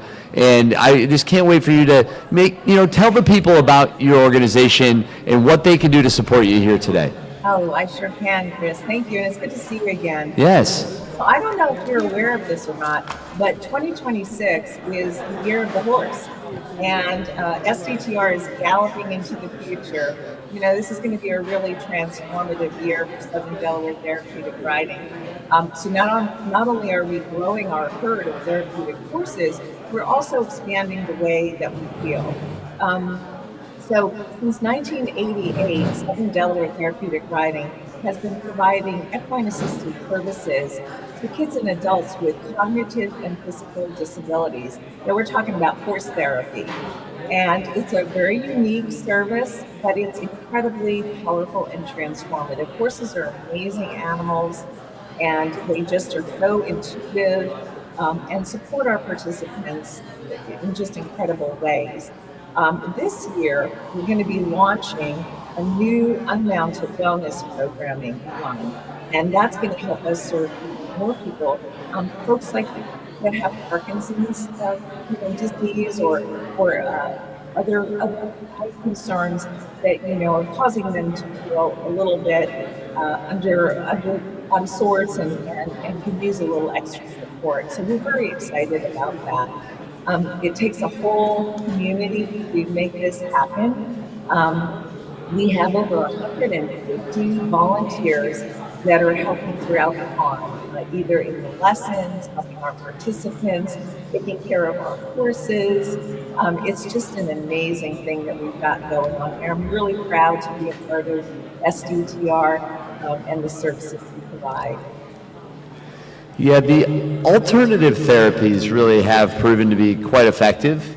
And the equine therapy in particular is one that I think really stands out. There's something about that interaction, with the horse that just sort of kind of just works. I'm sure you've seen it time and time again. Can you explain kind of this kind of phenomenon, why you think it's so effective?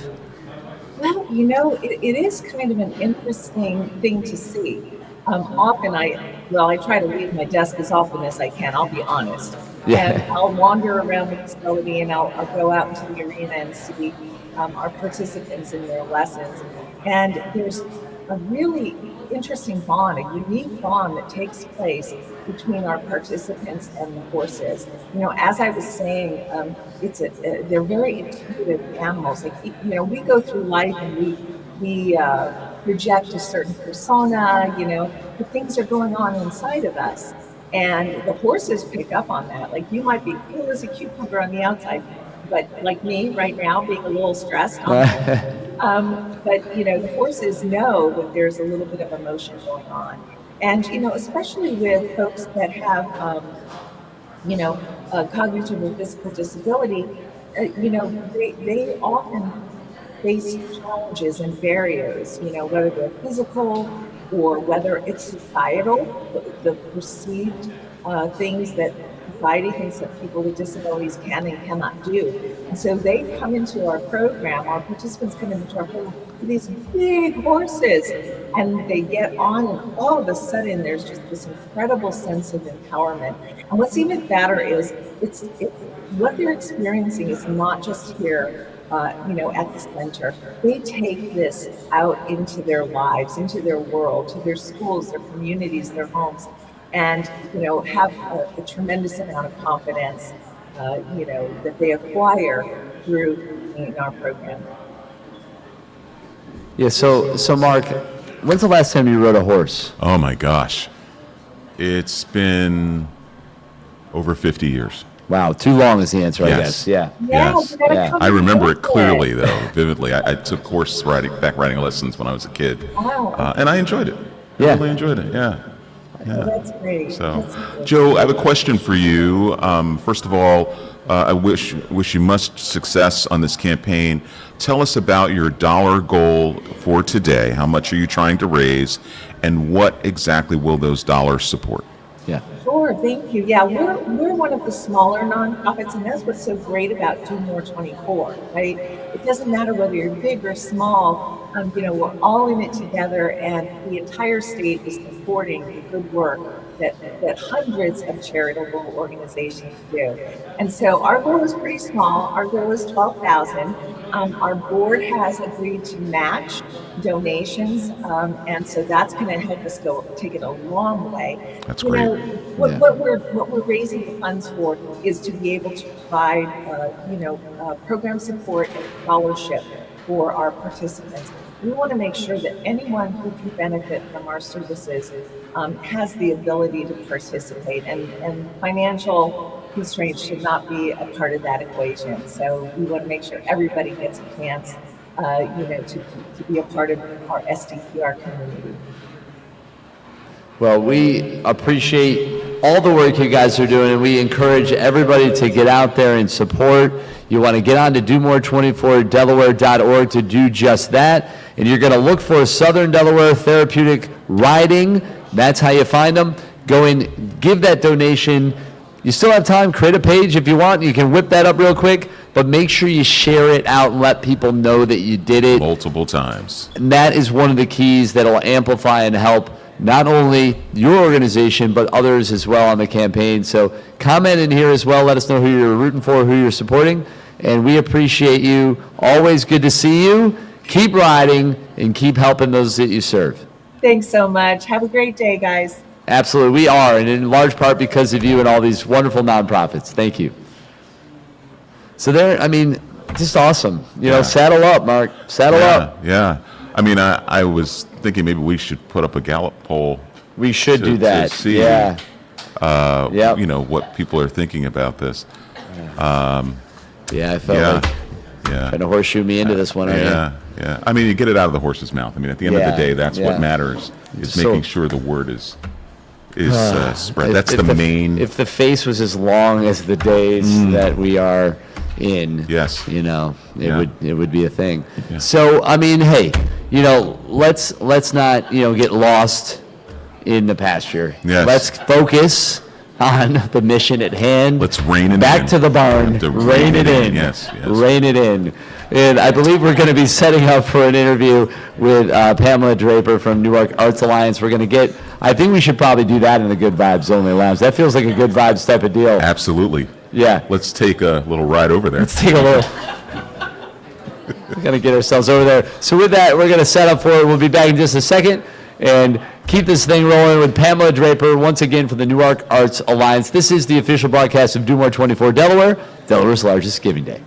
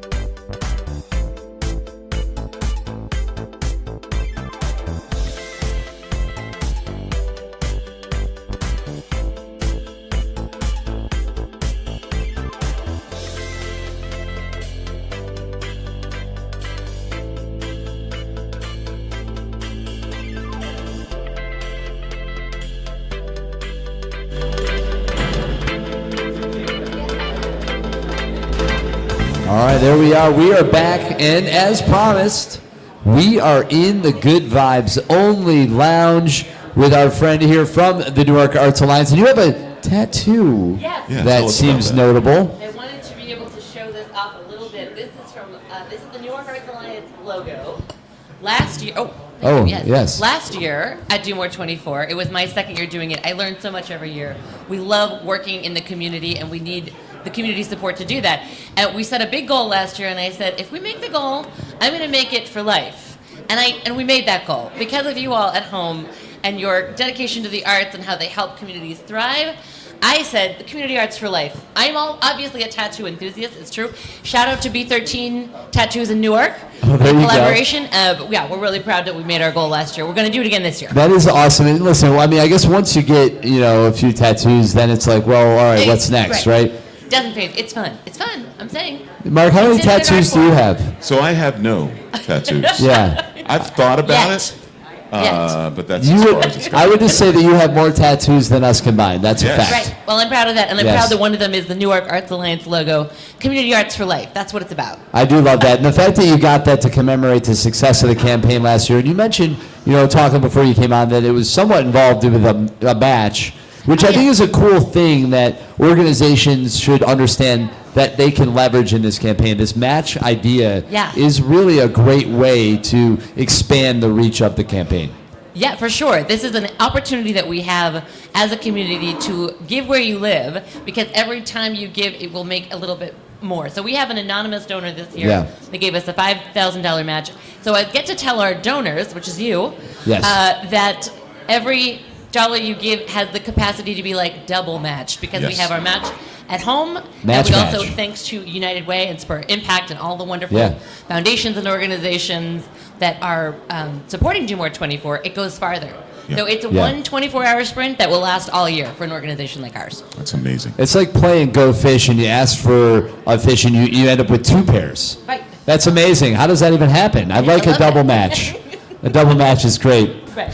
So very Doubling good. it up. But all kidding aside, Mark, you were going to ask a real question. Talk about your program. Talk about a day in the life of Yes. the organization. So one of the reasons I love my job and I love the Newark Arts Alliance, inspired by the quote, my favorite quote from Alice Walker, which is that hard times require furious dancing. When we're going through something difficult in life, we need a way to get it out. And places like the Newark Arts Alliance allow you to get it out, to be connected to others, to build your empathy and your togetherness, your friendship by expressing yourself. That's really the bottom line. Is that this year's tattoo, you think? I love it. It I love might it. be. Next year's tattoo. Yeah, it could be. When you guys do well this year, that could be the one. It That's could. the tattoo. I'm not going to commit to that just yet, but Furious it is one of my dancing. favorite quotes. It is one of my favorite quotes. I love that. And the arts really do help us getting ourselves together, getting ourselves, putting ourselves out there. Yeah, that's very cool. I mean, obviously you're in that space, right? So that is what it's about.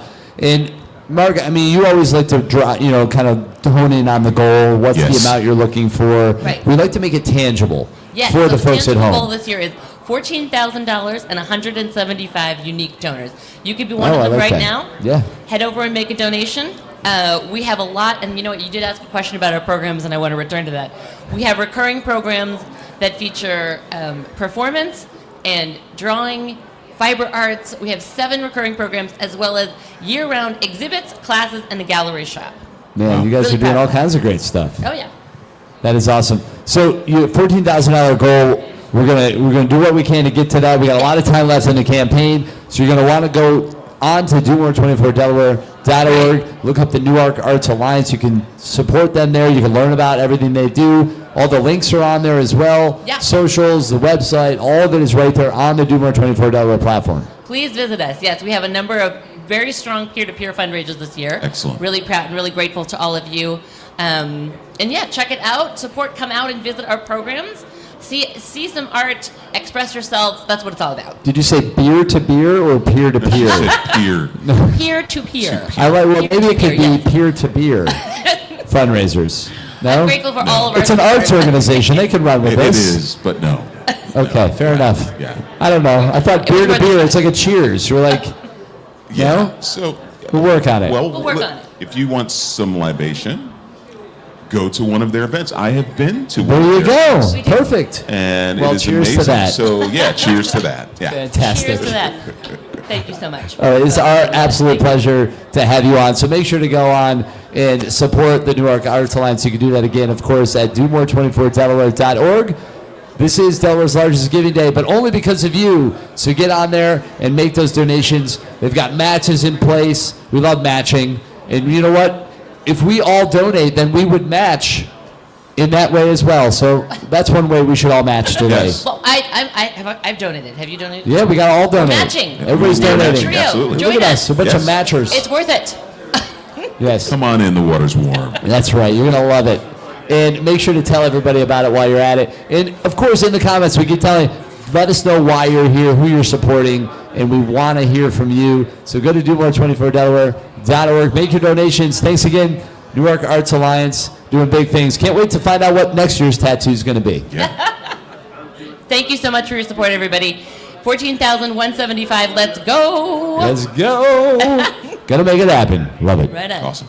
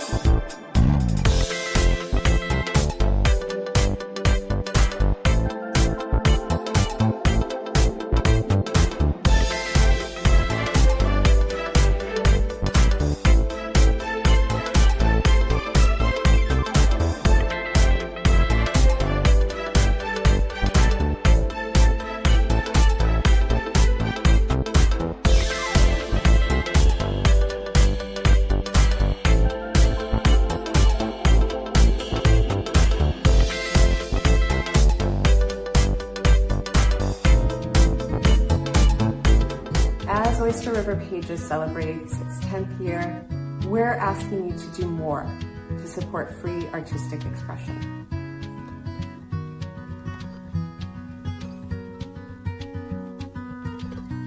The thing that I think sets Oyster River Pages apart is its personal touch. This is something that I experienced when ORP published my first ever story through its Emerging Voices initiative. We work with our writers to craft their stories to become their finest versions. Our aim is to showcase a diverse selection of authentic stories and voices, particularly those that have been traditionally underrepresented. I love Oyster River Pages because we champion diversity. We also uplift underrepresented voices. Throughout the 2.5 years I've spent at ORP so far, I really feel like I learned a lot both on a technical level in terms of editorial and communication and teamwork skills, but I also feel like most of all my soul has been nurtured by every story I've read, by every email I've sent, by every meeting I've had. ORP really feels like home. I love the community both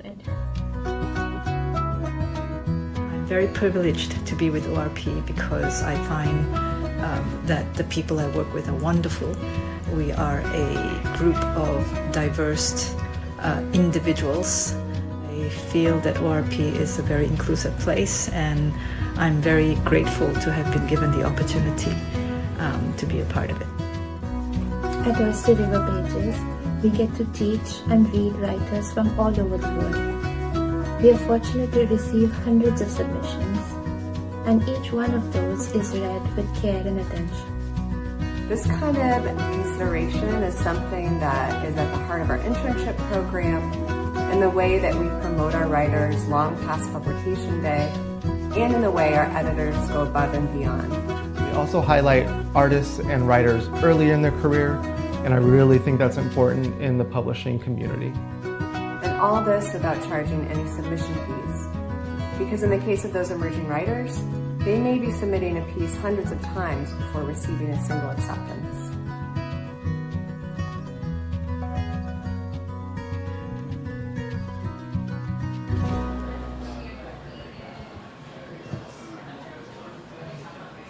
All right, so we are now back here in our Good Vibes Only Lounge, but this time we have Kim Turner from the Food Bank of Delaware sitting down with us. Good to see you, Kim. Nice to see you. Welcome. Thank you. Absolutely. I love this vest. You got your logo right on there. That's always good. Proudly got a showing rep. the logo. Yes, absolutely. So how are you feeling? So far, campaign's been rolling along. We're into Friday morning already. It's amazing how that happens. Yeah. What's your goal? How are you tracking? What's happening? So our goal is $45,000 to support our weekend meal program for kids, the backpack program. I have been just refreshing the page every couple seconds. It's like my obsession over these 24 hours. I'm not addicted. But we're over $30,000. Amazing. It's awesome. We have been very grateful for some amazing matches from local businesses. So that has been incredibly helpful, and I think it helps inspire people to give. Yeah, I think this match thing is something we need to really focus more on in the future. I do think it's one of the ways that we can continue to help grow this for everyone. Yeah, I mean, I talk about this all the time when I'm working with organizations. The power of a match is great, and the way it's set up on Do More 24's page is that somebody gives $10, it doubles. Right. Which is really cool. So you don't really, you feel like you're doubling your dollars. Yeah, it's very impactful for sure. So talk about, this is an interesting time that we are in as it relates to food insecurity. Talk about the challenges that the community's facing around this, and how are you guys meeting that challenge? And then talk about how that ties to your goal for today. Yeah, so in Delaware, 1 in 8 Delawareans is food insecure. I've been at the food bank for almost 18 years, so we've seen a lot of different economic situations. We experienced the pandemic, but we've never experienced what we're experiencing now with the high cost of living.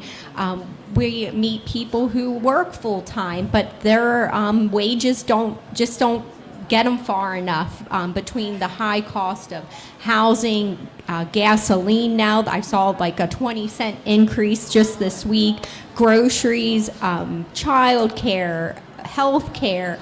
Everything is just very expensive, and if you are already very vulnerable with a limited wage, you're really struggling. But we're meeting people who are working full-time. They are making what may have been considered a good wage at one point, but they're just really having a difficult time making ends meet. And that's where the food bank steps in to provide people with food. It's our most basic need.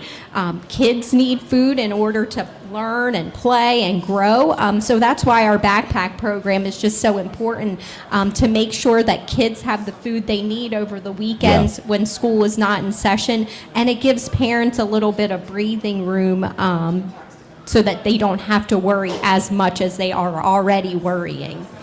I mean, even a little bit can go a long way and take a little bit of the pressure off. For sure. Which, I think for many families can feel overwhelming.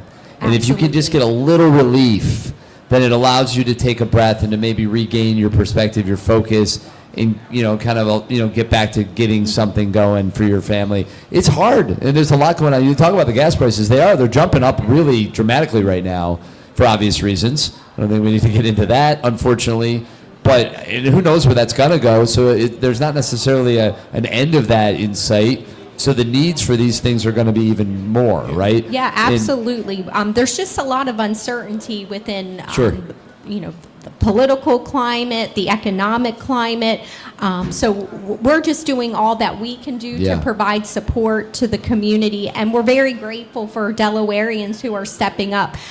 It costs the food bank $300 to provide a child with weekend and holiday food for an entire year. So our buying power is much more significant than what you or I could go to the grocery store and purchase.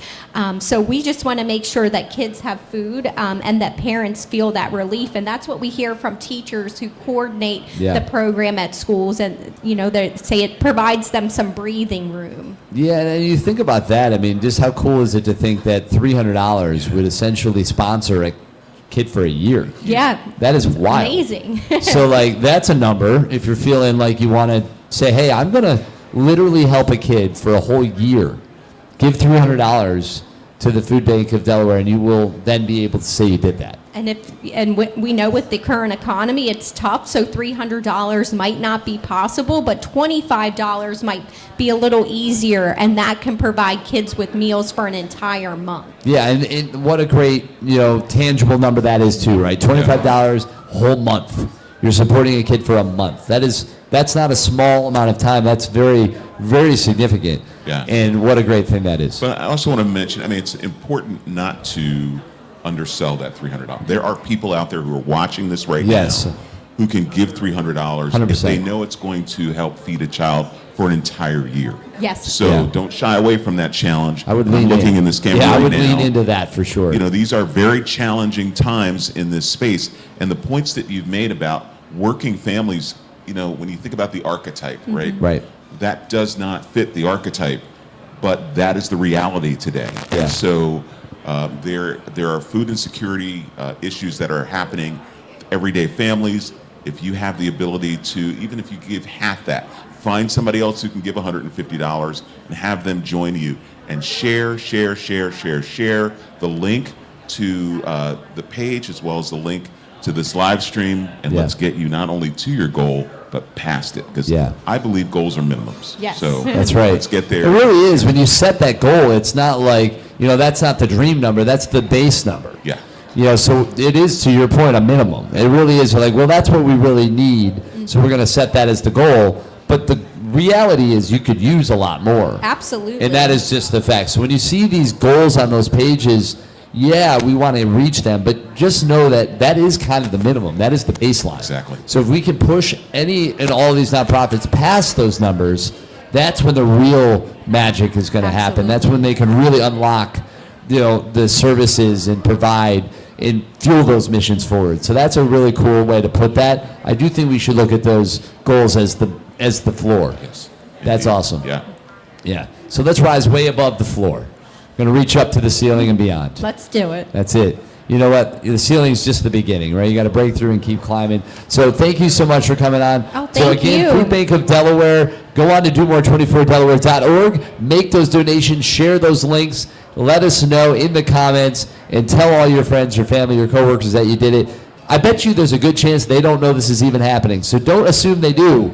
Let them know. Share it. That is what it's all about. They say sharing is caring, right? It is. And that's what we're all about here today. So make sure you do that. Get out there, show you care, and share. This is Do More 24 Delaware, Delaware's largest giving day. We're going to keep this thing rolling. We got another interview coming up here. I believe our friends from Kalmar Nichols coming in a second. So thank you so much. Food Bank of Delaware in the building, everybody. Fantastic. Do More 24 Delaware.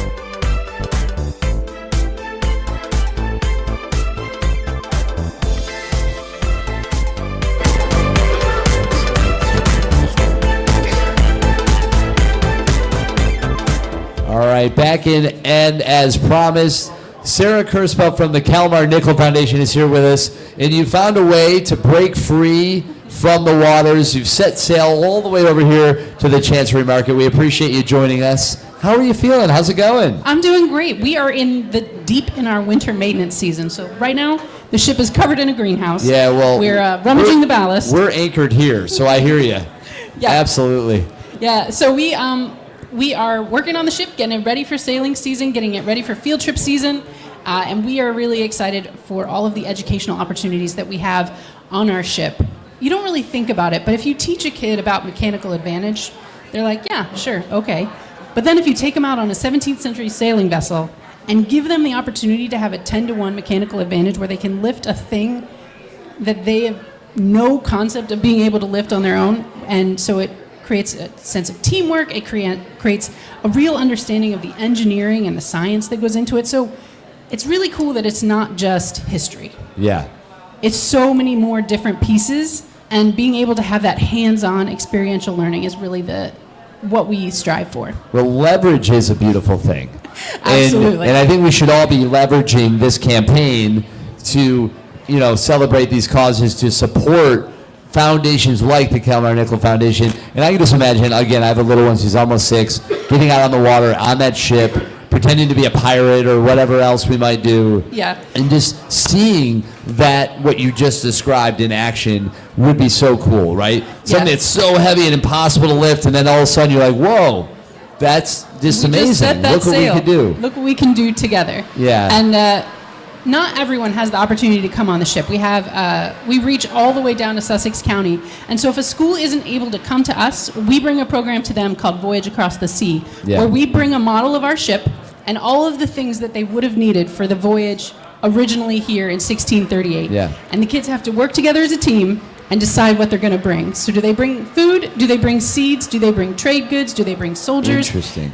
And I will tell you, not everything fits. I So they have to make some decisions. And what we're doing here today is we're really looking for funding so that we can bring that to those schools with no cost. Right. Because there is a lot of just unexpected expenses to get all the way down to Sussex County, all of the materials, all of the things. And so if we can offer that financial literacy, that teamwork, that understanding of how economics works at no cost, that's really what we're trying to do. Well, can you explain what you would need for that to happen? Like, what can what can the people at home do to make that possible? Yeah, so really where the expense comes in is travel. And so to get down to a school, we have to bring enough kits for the whole class. So sometimes we have to go and take like 20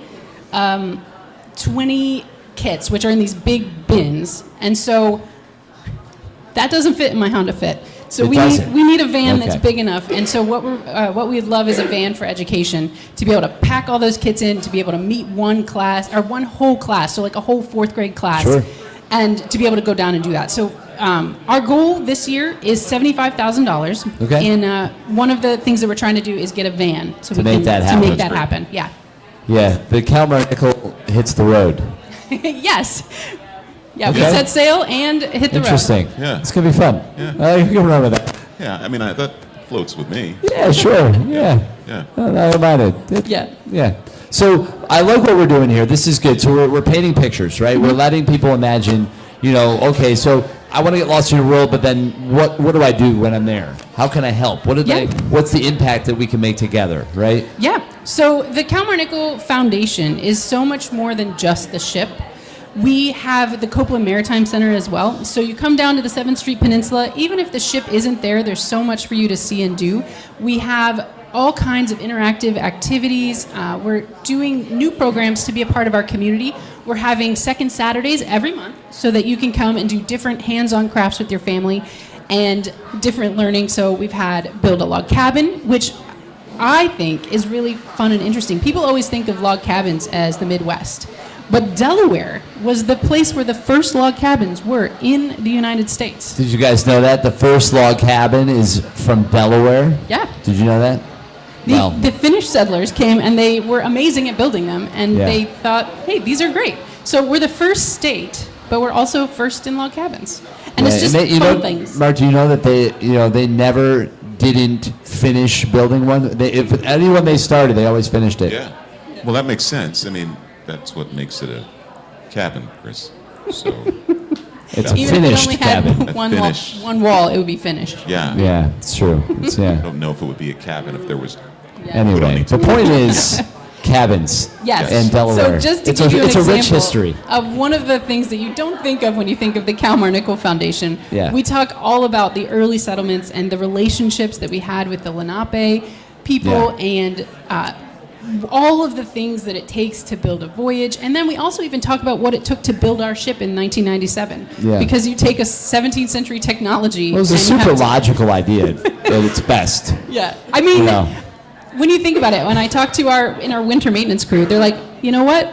They knew what they were doing in the Practical, some 17th would say. century, you know? If they could do it, we could do it, surely, with modern technology. Yeah, I mean, Like, sometimes how do they do this? we still have wooden amazing. pegs, and Yeah. we still use oakum to get it in the cracks because there hasn't been a better alternative. You know, You we just got, still do it. sometimes you got to oak them in the cracks.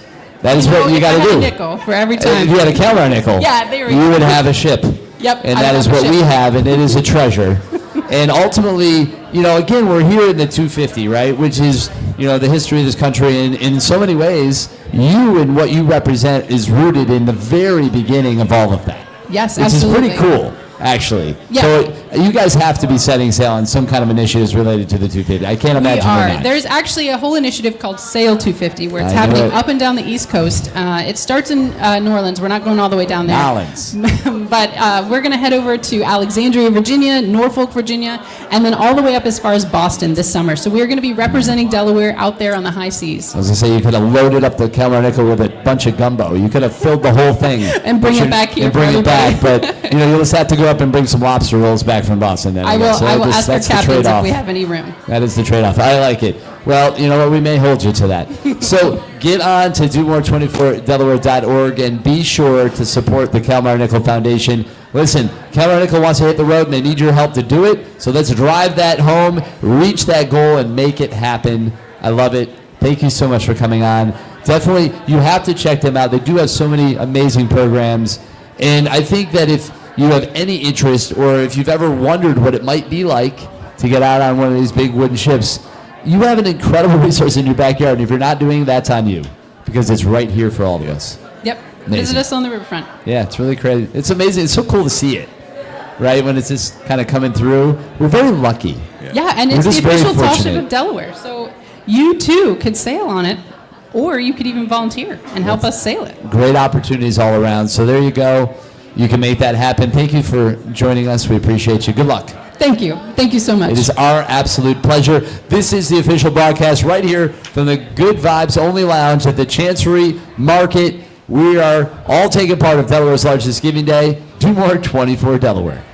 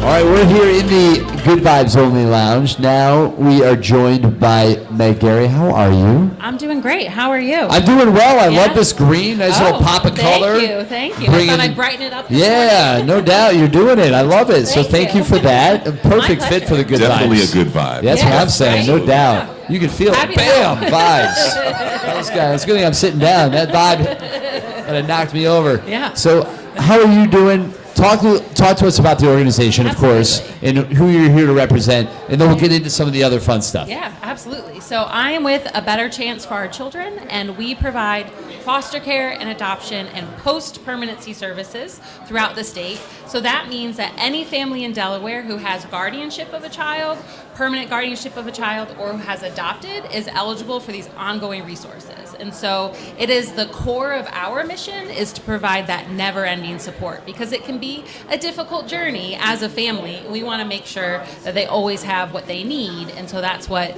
we're trying to continue supporting through Do More 24. That is, that's great. So is there a goal? I know that's one of the things we'd love to get on, right? Yeah, so this year is A Better Chance for Our Children's 15-year anniversary. So our goal is to raise $15,000 in honor of that. Very good. And Mark, what does that $15,000 represent in our minds? Well, what that represents is, first of all, an opportunity to honor the 15 years. Yes, I love that. But most importantly, it is the minimum. The Goals minimum. are minimum, right? That's right. So this is about not just getting the 15,000, it's about blowing past that number. Yes. Absolutely. And it can be done. All you have to do is, get the word out. And I love, looking in the camera, because there are those of you that are watching this live stream, knowing that she was going to be on. Have you made your gift today? Have you shared the link to the page today? And not just once, but throughout the day, to make sure that $15,000 goal is met. Yeah, and don't forget to comment in here as well. You can also comment on the good vibes coming off the jacket as well. But remember, we want to pass that the $15 minimum, that the goal. That is to honor the 15 years. When we reach it, that's us honoring it. When we pass that is us fueling the future. Exactly. Absolutely. That is what is really, so we've done what we've done, we're honoring that, but now we need to go forward. And that is what passing the goal does. That's what that represents. Agreed. And I think that I love that you guys brought that up, because one of the things we're focusing on this year is ensuring that we have ongoing funds to support families after the children turn 18 and they are no longer eligible for those services that they were receiving through the state. And so we know that our young adults, they don't just magically heal at 18. They're not ready for the world. There's ongoing support that is needed. And so we want to make sure that they always have that for the future. And so that's what your $15,000 and beyond will do. Talk about the numbers of people that are being served by your organization. What does that look like?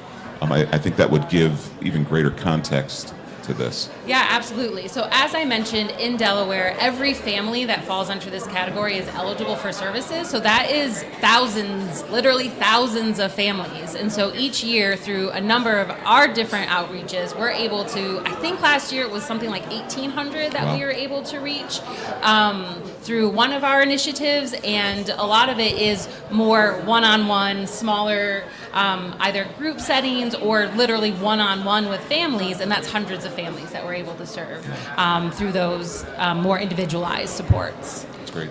That is awesome. It's cool to hear those numbers, right? It's nice to, kind of see the impact. Wow, those are real numbers. It's not like, a small number. When you talk about 1,800, that's a really significant impact that you guys are making.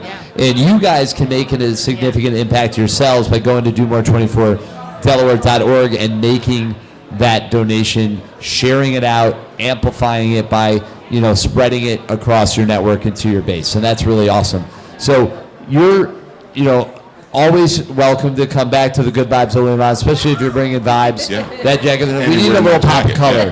Yeah. We need a pop of color. We did. That is always good. Yeah. So good luck the rest of the way. Hopefully you blow past that $15,000 goal towards the future of what you're doing, which is so wonderful. So thank you. And if there's anything you want to leave people with, what's the best way they can kind of follow your journey and get involved? Absolutely. You can find us online. You can find us on social media. So look for A Better Chance for Our Children. It'll link to our Do More 24 page. And also you can sign up for our ongoing newsletter so you can stay connected through the year. Well, very good. This is Do More 24, Delaware's official broadcast of Delaware's largest giving day. We are live here in the Good Vibes Only Lounge at the moment here at the Chancery Market. Stay tuned. We have many more nonprofits coming on sharing their missions and their stories. donate, go to the website, make it happen, but share it out and let us know who you're supporting. Once again, this is Do More 24 Delaware.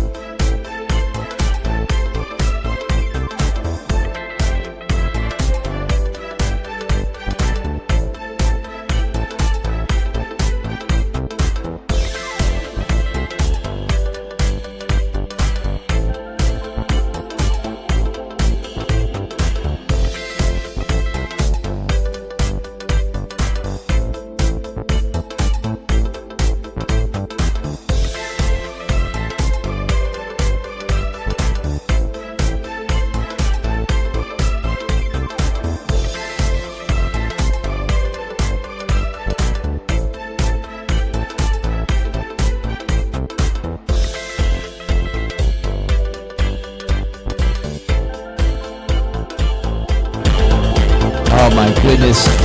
I hope you don't have a fear of snakes. Not that you should have to, but we're talking about it. I don't personally. I can understand why people do though. It's kind of an interesting thing. My daughter is a little bit obsessed. She just got a book at the book fair this week all about snakes that had a toy coral snake in it. So that was exciting.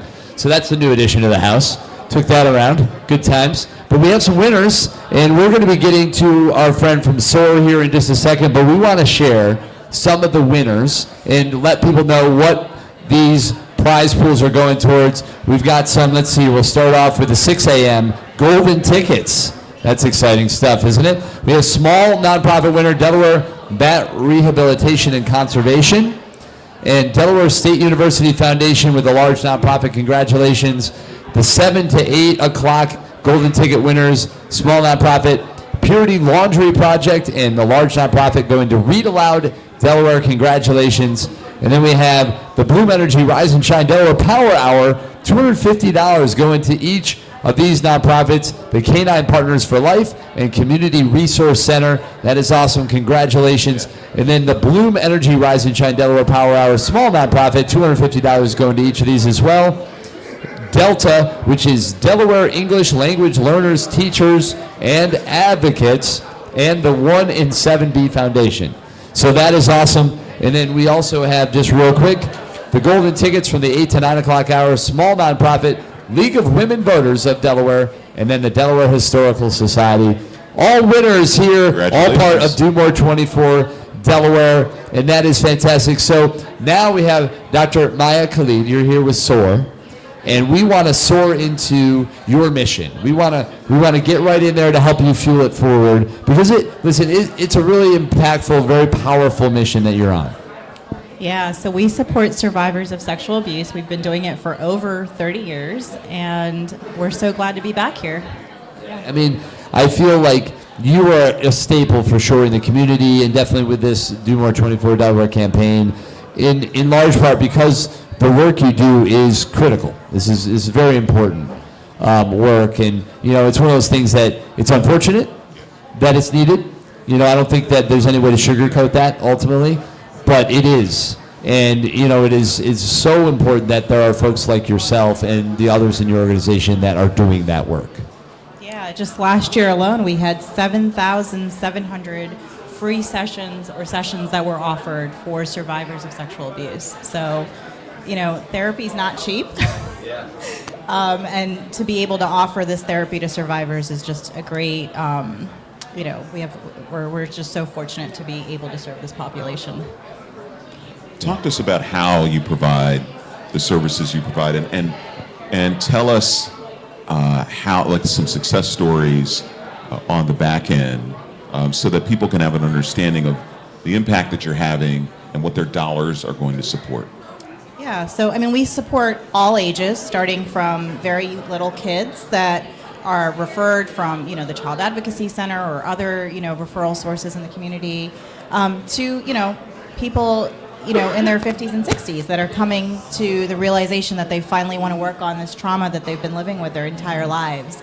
Some, I guess, success stories are those where somebody's maybe not able to pay for therapy, not able to have a job, really debilitated by the trauma that they've endured, and then to be able to have that functionality in their life after they've processed the trauma, to a point where they have a job and they're able to have insurance. That's always a great thing on our end, when we can bill an insurance for someone that wasn't able to have insurance because they didn't have a job and they couldn't hold a job down. Trauma is debilitating. It doesn't let you get to the 9 to 5 on a 9 to 5 level where they're coming every day. So, Yeah, that's the thing. Life is going to come at you in the pace that it does. And sometimes, when you're going through something, it is hard to keep up, right? And so the services you guys, you ultimately provide are a way for people to navigate their situations, their challenges, and hopefully find a road to some type of recovery, normalcy. And it's not like, it erases it by any stretch. It's something that unfortunately I think is just going to be there, but learning how to cope and learning how to move on and learning how to overcome it is really the key, in a lot of ways. And obviously you can speak more to that. Yeah, I don't think we're trying to erase what happened to a survivor. Yeah. If anything, we're trying to honor it. Yeah. But it's getting to a point where it's maybe a dull pain when it rains outside. It's not a debilitating pain that's preventing you from getting up in the morning, Yeah, is this one of those situations where it's like you kind of learn where you kind of get to a point where, it no longer owns you and you can own it? Exactly. Is that kind of... Absolutely, yeah. You said it so much better than I did. Yeah. Well, yeah, I guess that's just sort of that, for me, that kind of resonates. And I think, that is something that we can take to a number. Obviously there's different levels of trauma, but that is a mentality that I think in some ways can be a healthy way to approach it. Yeah. Tell us about your dollar goal. Yeah, please. For this campaign. What is our dollar? We're trying to aim for $5,000 this year. Okay. We're just trying to get to a point where we're not so grant dependent in today's climate. It's difficult. And so any dollar we get will support survivors directly in providing therapy. Our therapy includes individual therapy. We cover group therapy. We also do psych evals and anything necessary for courts. So it does go a long way, and it does support directly the survivors that you want to support. There was an individual I've talked to numerous times who speaks on the impact of individual donors. He's very knowledgeable in the world of fundraising. He happens to be sitting to your right. And you speak on not being so grant dependent. It immediately triggered many conversations we've had about just that. Absolutely. When you think about fundraising, I say this all the time, the data doesn't lie. Over 70% of all giving in this country comes from individuals, not foundations, not corporations, but actual people. And today is all about that. Yeah. And so this $5,000 goal is a minimum, right? Yes. We want to make sure that not only it's a baseline, we want to make sure that you achieve that goal and surpass it. So if you've tuned in to watch, please make your gift as well. It's very simple. Click the link, pick an amount that is comfortable for you, and let's make sure that they not only exceed or meet the $5,000 goal, but they exceed it. So, yeah, there aren't many. They're all worthy causes, but SOAR absolutely deserves our support. And I just encourage you to do just what Mark said, is to go on there and to help them achieve and surpass that goal. You can do that right at domore24delaware.org. And we just continue to appreciate the work you guys do. Thank you so much for that. It's unfortunately so incredibly important.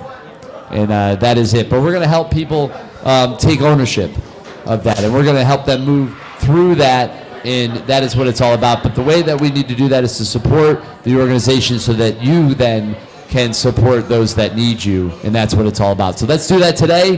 That is what Do More 24 Delaware is all about. It is making it all happen. So go to Do More 24 Delaware, support SOAR. That's what you're going to do. You're going to go to the website. You're going to share it. You're going to let people know that you did it. You're going to comment here. And we are all going to do our part together. Thank you so much. And it's Survivors of Abuse and Recovery. So if you can't find us under SOAR. Yes, spell it all the way out. That is right. Survivors of Abuse and Recovery, acronym SOAR. And very good. I'm glad. Thank you for doing that. Just in case for those that don't know, Survivors of Abuse and Recovery, SOAR, then now you do. So fantastic. Thank you so again. Much for having us. Absolutely. It's our pleasure, without question. All right. This is Do More 24 Delaware, Delaware's largest giving day. We're going to keep this going. I know we have more interviews lined up, so stay with us. Don't go anywhere. We're live from the Chancery Market. I started Foster Well because I knew that there are so many people in the community that would love to do something to help the children and families involved in child welfare, but just don't know what to do. So when we first got a call that our first foster child was going to come live with us and join our family, I went online to the Foster Well website and I filled out a form. And in a couple hours, I think I received a message back from Christine, and she got us set up with a care team at Brandywine Valley Church that was willing and ready to pray for us, help us, and provide for needs that we have. Before I had Foster Well, I think that the word that comes to mind is limited, like you're just limited. There's not many places that can meet round table needs of families. Foster Well does that. So I had been feeling a tug to do something for kids, and then Christina would get up in front of church and say over and over again about Foster Well. Then she started saying, well, there's other things you can do besides just being a foster family. I always thought in order to help, it involved taking the kids in some way, shape, or form, and I knew I couldn't do that with our situation. And learn especially about the care portal, which really got me plugged in. I was very easy to see what was needed and what I could do to be involved when I could see that there's ways I can help without actually having the kids in my home. Somebody just explained there's an easy way that you can do a task like move furniture or help somebody with something that's difficult. And I have the time and I had a vehicle, and within an afternoon I had carried some furniture to somebody's house who needed it. Foster Well managed to get it organized to where you had my number and you had a job for me to do, and I thought that worked. Anyone could get involved with Foster Well. There's so many ways to be able to support families in the community. Yeah, the more folks we have involved, the quicker we respond, being able to respond to the requests that come through the care portal.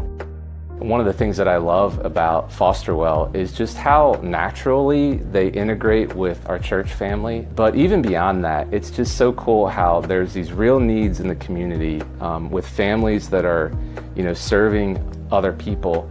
But they have these real simple needs in some cases. They're representing Foster Well in our community, and at the same time, it's really engaging our church members to take a step of faith and potentially representing Jesus to them, which is really exciting. So yeah, I just love how Foster Well works so closely with the local church, and that's one of the reasons that we support it and we're behind it, and we love Foster Well.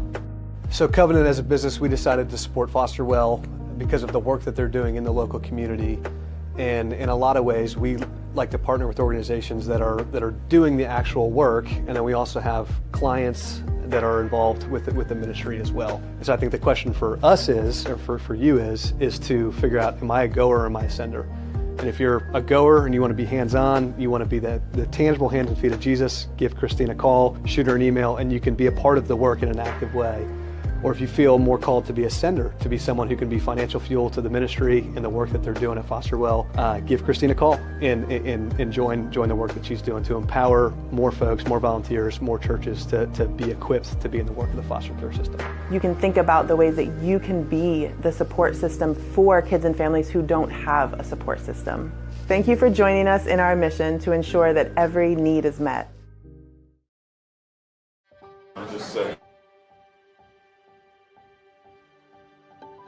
Opportunity to me means the world is my stage and I get to play a part. About a year ago, I wound up here in Delaware. I wanted to find a spot that was between both of my children, both of my sons. One is in New York and one is in Maryland. And I decided that I wanted to do more than just sit back. And I was thinking about getting a part-time job. I found the Goodwills and I was like really excited because I basically rebuilt my apartment off of Goodwill stuff. So when I went to Goodwill, I went to the one on Lee Boulevard. I went to Lee Boulevard and I went in the wrong door, which was the Opportunity Hub door. And that's where everything changed. Peter was in there and he gave me his card, told me that he was going to get me in contact with the career navigators. And while I was talking to the career navigators and they were redoing my resume, they told me about the CSEP program, which changed my life. The CSEP program is a program for seniors to acclimate them back into the workforce, give them training and skills. You could take the Excel class. You could take Word. You could take training in AI. They had so many different partnerships that they partnered with where you could do it on Goodwill grounds or do it at home on your computer. They took time with me. They poured into me like none other. They care about people. They don't just look at you as somebody that they're going to train. They care about you. I work for a loan center and I do underwriting, a lot of telephone work. The customers they come in the store, they're on the phone, they're on the line. I love the people factor. So as long as it's a people factor, you're gonna see me there. The wrong door became my right door. When you really get into Goodwill and you see the different programs that they have, how many people that they help to get back into the community, people that may have been overlooked, they help to find a fit for them. And when they find that fit for you, take off.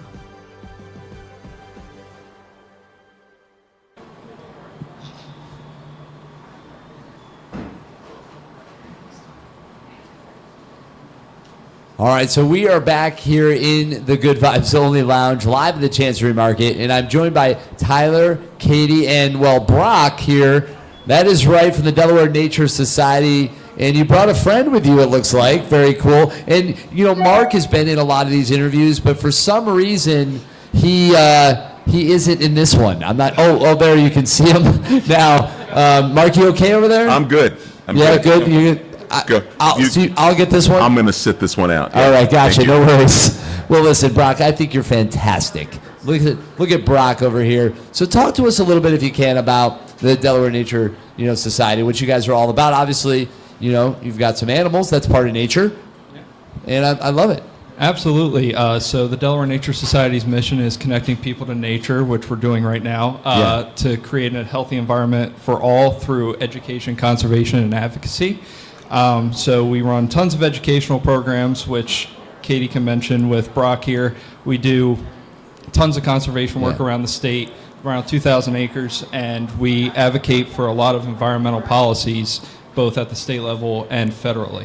Yeah, and Brock is quite the accessory, I will say. Fashionable accessory. He's very nice. photogenic. Yes. So you say you have 2,000 acres, right? Where is that, and how would someone get involved and be able to explore and enjoy that? So we run 4 main sites. We have Ashland Nature Center, our headquarters in Hockessin. We have Coverdale Farm Preserve, which is in Greenville, right up the road. We have the DuPont Environmental Education Center right here on the riverfront in Wilmington. And then for our southernmost Delawareans, we have Abbott's Mill Nature Center down in Milford, among other preserves that we manage, like Middle Run Natural Area and Bucktoe Creek Preserve. That is awesome. We definitely want to learn more about those locations, and we can get into some of that later. We have some other series that we're looking to do to actually get into Delaware and really discover different opportunities to explore and to enjoy the state. So this would be something I'd love to follow up on that. But Brock really loving that, in the tongue, they obviously, this is how they kind of they sense things, right? Yeah. So explain what's happening. Brock seems to be checking things out over here. Yeah, he's very, very curious. He's very, very calm right now. Yeah. What they do is they use their tongue to kind of lick the scent particles in the air, and then he takes that into his mouth. And so he's checking things out. He's very comfortable. He uses his nose to smell as well, but he's in a very comfortable state. Did you hear that, Mark? There's scent particles in the air. Yeah. Scent particles. Yes. Yep. I'm going to stay over here. But don't worry, Brock's going to find them. Oh. So we're good there. He's very secure. Yeah, that's good. So, all right. So talk to us about, do you guys have a goal with this, Do More 24 Delaware campaign? How can we help you guys reach that goal and push past it? Well, this year our Do More 24 campaign is all centered around these guys. Yeah. So we have quite a few what we call animal ambassadors. Yeah. So they are wild animals, not pets, and they are designed as teaching tools to help bridge that gap between people and nature. So Brock here is a ball python, not necessarily native to Delaware, but it's a very good teaching tool when you can show groups of school children or even adults who may be a little squeamish that they are all part of nature, and we can all do our part to help these guys and others. Yeah. And so you guys mentioned, briefly before we came on that you do parties, you do educational, interactive assembly type programs, right? I'm assuming you do that in schools, you do that in community centers, and you potentially could do that at people's private establishments as well. If somebody wanted to bring nature to them, I guess. We don't usually go to homes, but we do go to things like community centers and do outreaches. Wonderful. And people can always get in touch with our coordinators to kind of schedule that. I just thought maybe, that is such a great way it's a fun way to support, the organization if they were to have you out for something like that. And to ultimately inspire the next generation of, young nature conservationists, right, and lovers. I could tell you there's a very good chance that my daughter would volunteer with you guys right now if I let her. And maybe we should talk about that. If she's about to be 6, how old? What are we talking about? I try to take 18-year-olds. I think we can talk. I think we should talk about this because she's very into it, and she's very knowledgeable as well. She knows her stuff. Literally, the only thing she watches is nature documentaries. I swear, it's it. It's literally it. So, with what you guys are doing, what is, from your perspective, what is the value? Why is it so important that we preserve and we take care of all this?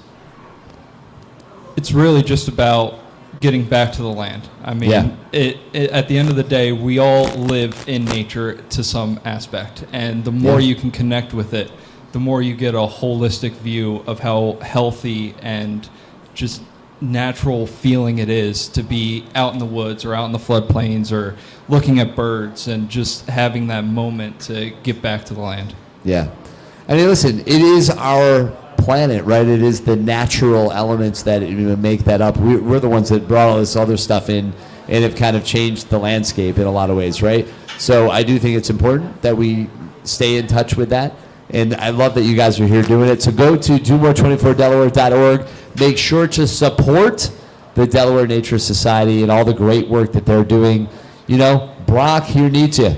Help them reach their goals, and we will all work together to do more. Thank you so much for coming on. We'll have to follow up about some of that stuff. I definitely want to learn more, and we're going to be coming out here soon to kind of say hi to Brock and see all those wonderful areas, those centers that you have throughout the state.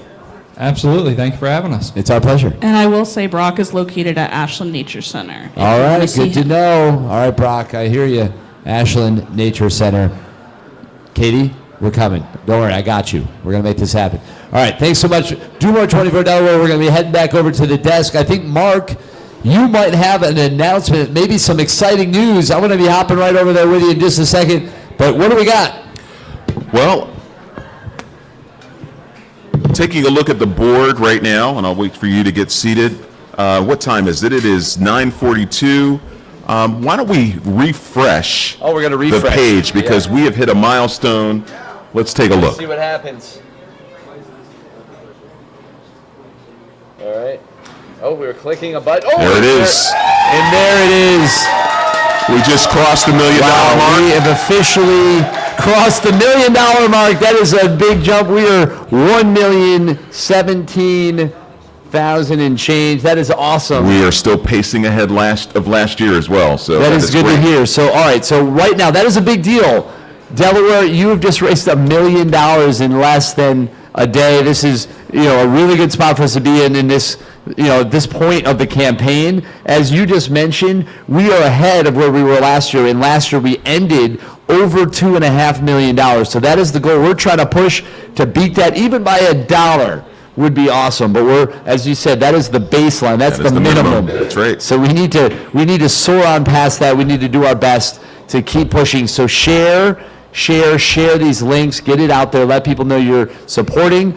I promise you, there are more people in Delaware that don't know about this right now than do, and we can really move the needle by just amplifying it and telling our networks and our base, alerting them and say, hey, listen, there's only this many hours left. You have to get these donations in before 6 o'clock, and this is why. Because if you give today, it goes further. Those dollars match. They double, sometimes triple and more. $5 overnight unlocked $105 for multiple organizations. Where are you going to get that kind of return? Only here at Do More 24 Delaware and on this day. So let's take action. Let's make it happen. Absolutely. So we're over $1 million. Awesome. This is great. We still have a ways to go. Yes. Please share. Please share it on your social media platforms. If you've given, share the good news that you've given and ask everyone else to join you. This is the only way we are going to get to and past our goal is if we continue to spread the word. Not just once, but several times today. It's 9:44. Yeah. We have until 6 o'clock. We've got plenty of time. But at 6 o'clock, that is it.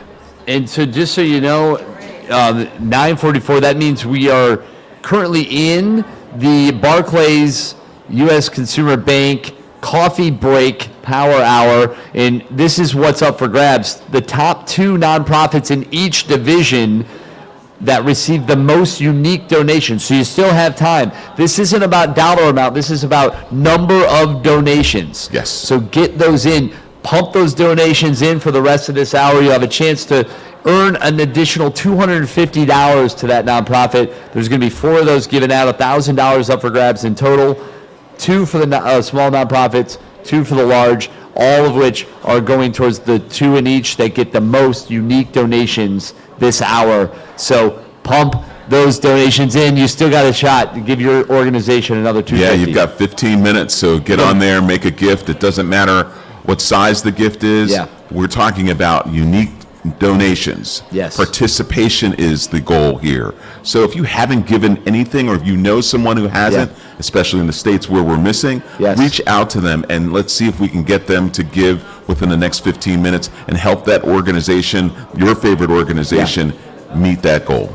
Absolutely. I mean, listen, that is what it's really ultimately about. Now, we are going to continue to move this thing along. I know we have another guest ready to go in the studio here at the Chancery Market, and that is ultimately Kelly Scanlon from the Latin American Community Center. She's going to be sitting down. I believe we're going to go to the Good Vibes lounge, I imagine. So I'm excited for that. So Kelly, get ready. We're going to be rocking and rolling over in the Good Vibes Lounge, representing the Latin American Community Center. In just a moment, you are watching the official broadcast live from the Chancery Market of Do More 24 Delaware. This is Delaware's largest giving day. This is Mark Duncan, the fun coach. I am Chris Bruce from King Creative, and you are awesome. Just get on there and donate. We'll see you in just a second over in the Good Vibes Only Lounge.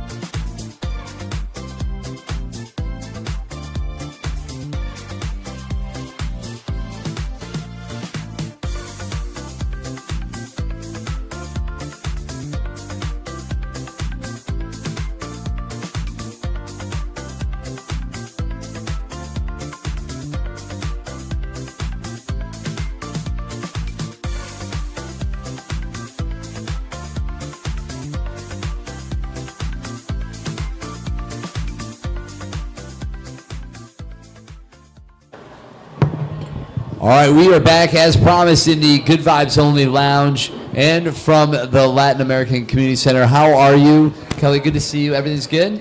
Yes, it's good to see you as well. I'm doing well. I'm excited for Do More 24. That's amazing that we have passed the $1 million mark. That makes such a tremendous Yes, impact. it's huge. What a great number that is. And there's so much great stuff happening right now at the Chancery Market. Boys and Girls Clubs has set up the Coffee for a Cause that is currently happening. You can smell the coffee in the air. You can see people out here sipping on it, enjoying that coffee. Hopefully you took advantage of that as well. And right out here I can also see the Blood Bank of Delmarva set up now with their mobile unit. So you can come down here and actually donate blood here today.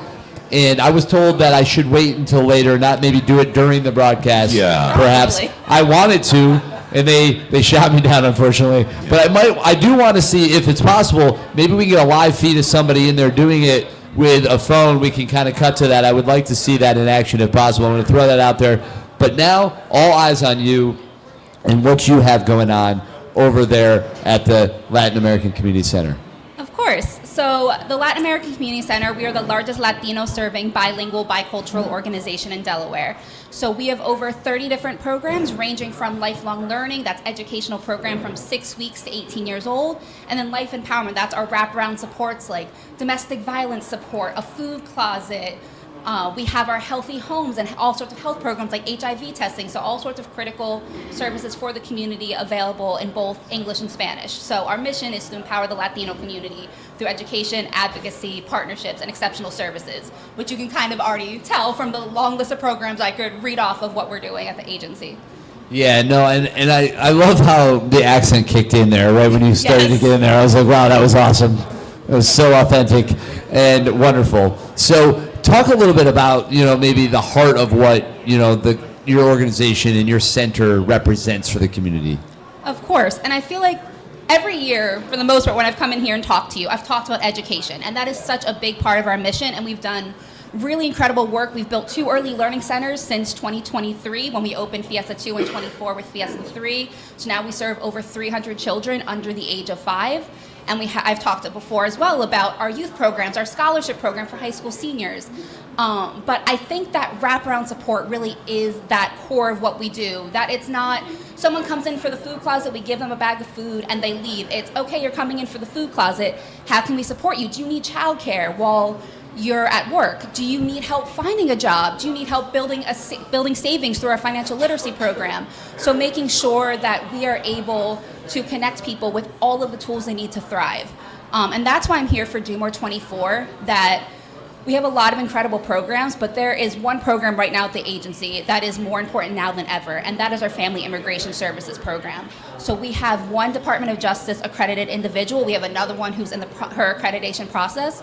So we're able to help people through their filings for immigration support, whether it's applying for a work permit, renewing their green card, applying for citizenship. We even have a civics class to help people prepare for their citizenship exam. And right now, our immigrant community is scared, and we want to be that lifeline for the community we serve, whether it's the wraparound support or if it's helping them with the tools they need for their immigration processes. Yeah, I mean, I could imagine that would be an emphasis for sure at the moment. And, I'm glad that you're there to support and to guide people along that process, because really that's what it should be. It's a process. Yes. And, everybody, should have an opportunity at least to follow and go through that process. And so it's great that you're there. And I think you're a wonderful advocate for the community in so many ways.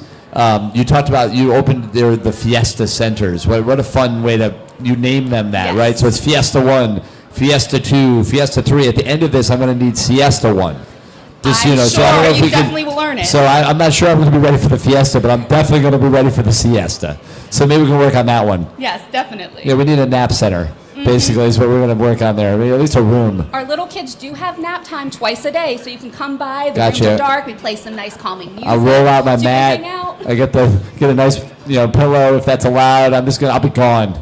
Yeah. Come back to us, Chris. Wake Focus. me. Oh, okay. You're right. I was thinking of that's true. Thank you. Pull me back. Absolutely. We have work to do. Yes, we're not there yet. Not even close. We have many hours. No, we are good. I honestly feel very good. I'm energized by, folks like yourself, the work that you're doing in the community and everybody else. I say it all the time. Really, how do you do it? And I say, really, that's how I stay awake. That's really what keeps me going through this campaign. So we just love to be able to allow you to celebrate yourself, right, and your organization. If you could, to the camera again, talk to the people right now. What do these dollars of these next few hours mean to you, and why are they so important? Of course. So, like I mentioned, we are raising money for our Family Immigration Services program, which is increasing in demand every single day. But while it's increasing in demand, a lot of people are afraid to fund it. They hear the current political climate. We have some amazing foundation partners who are willing to fund this program, but some of the corporations or other partners kind of shy away from it. They're afraid from retribution for saying they support a Latino organization or they support immigrants. And that is something that you don't want to hear. Our immigrants are our neighbors. They're making amazing contributions to this country, so we need to be supporting them. And so not only are we raising dollars for our Family Immigration Services program, helping people through their immigration processes, but we're also trying to create an emergency fund because we've seen on the news, I know someone personally who was incorrectly detained by ICE. And we want to be able to have funds to, if a breadwinner is detained, to be able to provide emergency assistance to families so they can pay their rent, put foods on the table. We want to be able to help with those large legal bills because while that person I know was wrongfully detained and has been released, those legal bills were not cheap for that to happen. And for so many people, that is unattainable. And they're left in these conditions that are deplorable for something that they do not deserve. They are just trying to be here and work for their families and provide for their families. So those dollars, not only are you helping with the processes, but you're helping people, your neighbors, to feel protected, to feel safe, and to have the support they need if, unfortunately, the worst happens. Man, you think about that situation, you think about a person, your friend was able to get through it through a number of, they were in a position that they could. Exactly. But if someone else was in that same situation under the same circumstances and was wrongfully detained and they couldn't afford to have the support and basically the opportunity to get themselves out of there, what they would have been, what would happen? Yeah. Exactly. Any number of things potentially, right? Quite frankly, unfortunately. We've seen the worst already, and I don't need to say it for you to know what could have happened if that person did not have that support. And he was only able to do it because he did a GoFundMe. That's something like what we're doing with Do More 24, getting our networks together to raise money for an important cause, whether it's the LACC and our immigration program or one of the other, 600 amazing nonprofits in the state that we're raising money for. So please, whether it's for the LACC or another organization that you are passionate about, please donate because you are making a tremendous impact in the communities in the state that you serve or you live. So tell us about your dollar goal for the campaign. How much are you trying to raise? So the goal for our campaign is $5,000. I know with our general price alleviation funds, we do around $500 to help with rent utilities. So that would be able to serve 10 families without emergency assistance. I love that, yeah. But also with those immigration fees that could cover, because not only are we helping people with the filings for the immigration fees or the immigration forms, there's fees associated with it, so we provide assistance so it can help individuals with those fees as well. So there's a wide range that $5,000 can make a big impact. And a gift to this organization is not just providing dollars. This is an expression of supporting humanity. Yeah. With everything that is going on right now, we've all seen it. The timeliness of this obviously couldn't be more important. And so everybody needs to think about making a gift to support this cause, especially now, whether you know someone who's experienced this, and it's not so much experiencing it in the expense, but there's trauma that is associated with this experience that can last for a lot longer than the dollars that are needed to help them overcome that. So this is really critical. Thank you for being here. We wish you success in not only meeting that goal, but exceeding that goal today. If you're watching this, make a gift right now. After you make a gift, share it on your social media platforms that you've made that gift so that we can get you past that $5,000 for today. Yes. Thank you. Thank you for allowing me to share this important goal that we have as an agency.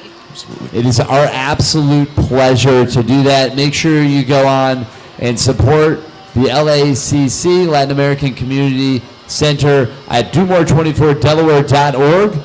You're going to want to do that right now, as Mark said, and get on there to do it. Share it. Let people know that you did as well. And we are going to keep this rolling. I know we have another important interview coming up here right after this. So thank you for coming on. You are watching Do More 24, Delaware's official live stream broadcast right here from the Chancery Market. We'll see you back here in just a second with our next Foundation interview.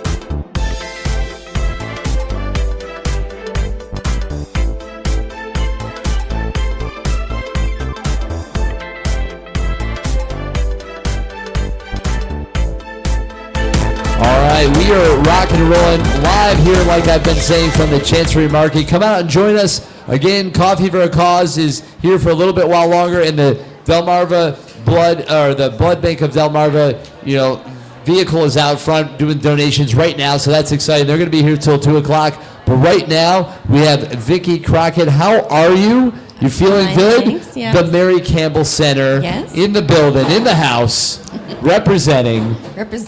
Yeah, that's right. Absolutely. So, Vicki, talk to us about this organization and kind of what it is about it that pulled you in ultimately to be a part of it. Sure. The Mary Campbell Center is a home for 68 individuals with disabilities. Yeah. And they range from people who are in wheelchairs. About 90% of our patients are in wheelchairs.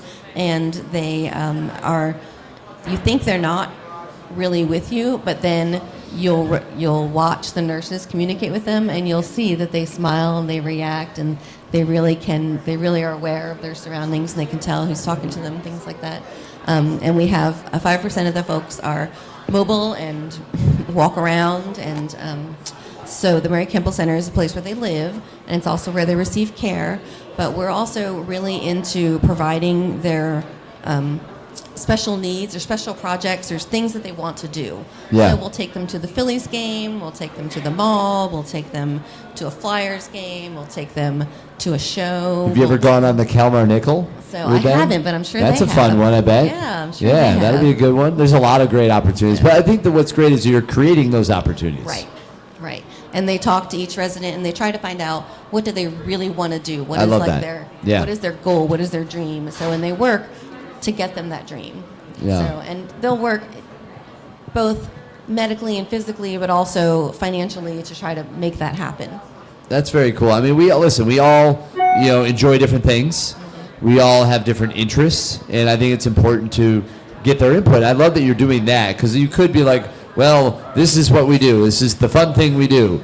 And some of them may enjoy that, but others might not. So it's good to get their input. It's really, I think that's an important thing in general when you're creating programming, is to get input. Right. I went to a resident meeting last month. They have resident meetings once a month. Sure. And they'll talk about which trips they have planned for this month and who wants to go, and they'll raise hands and things like that.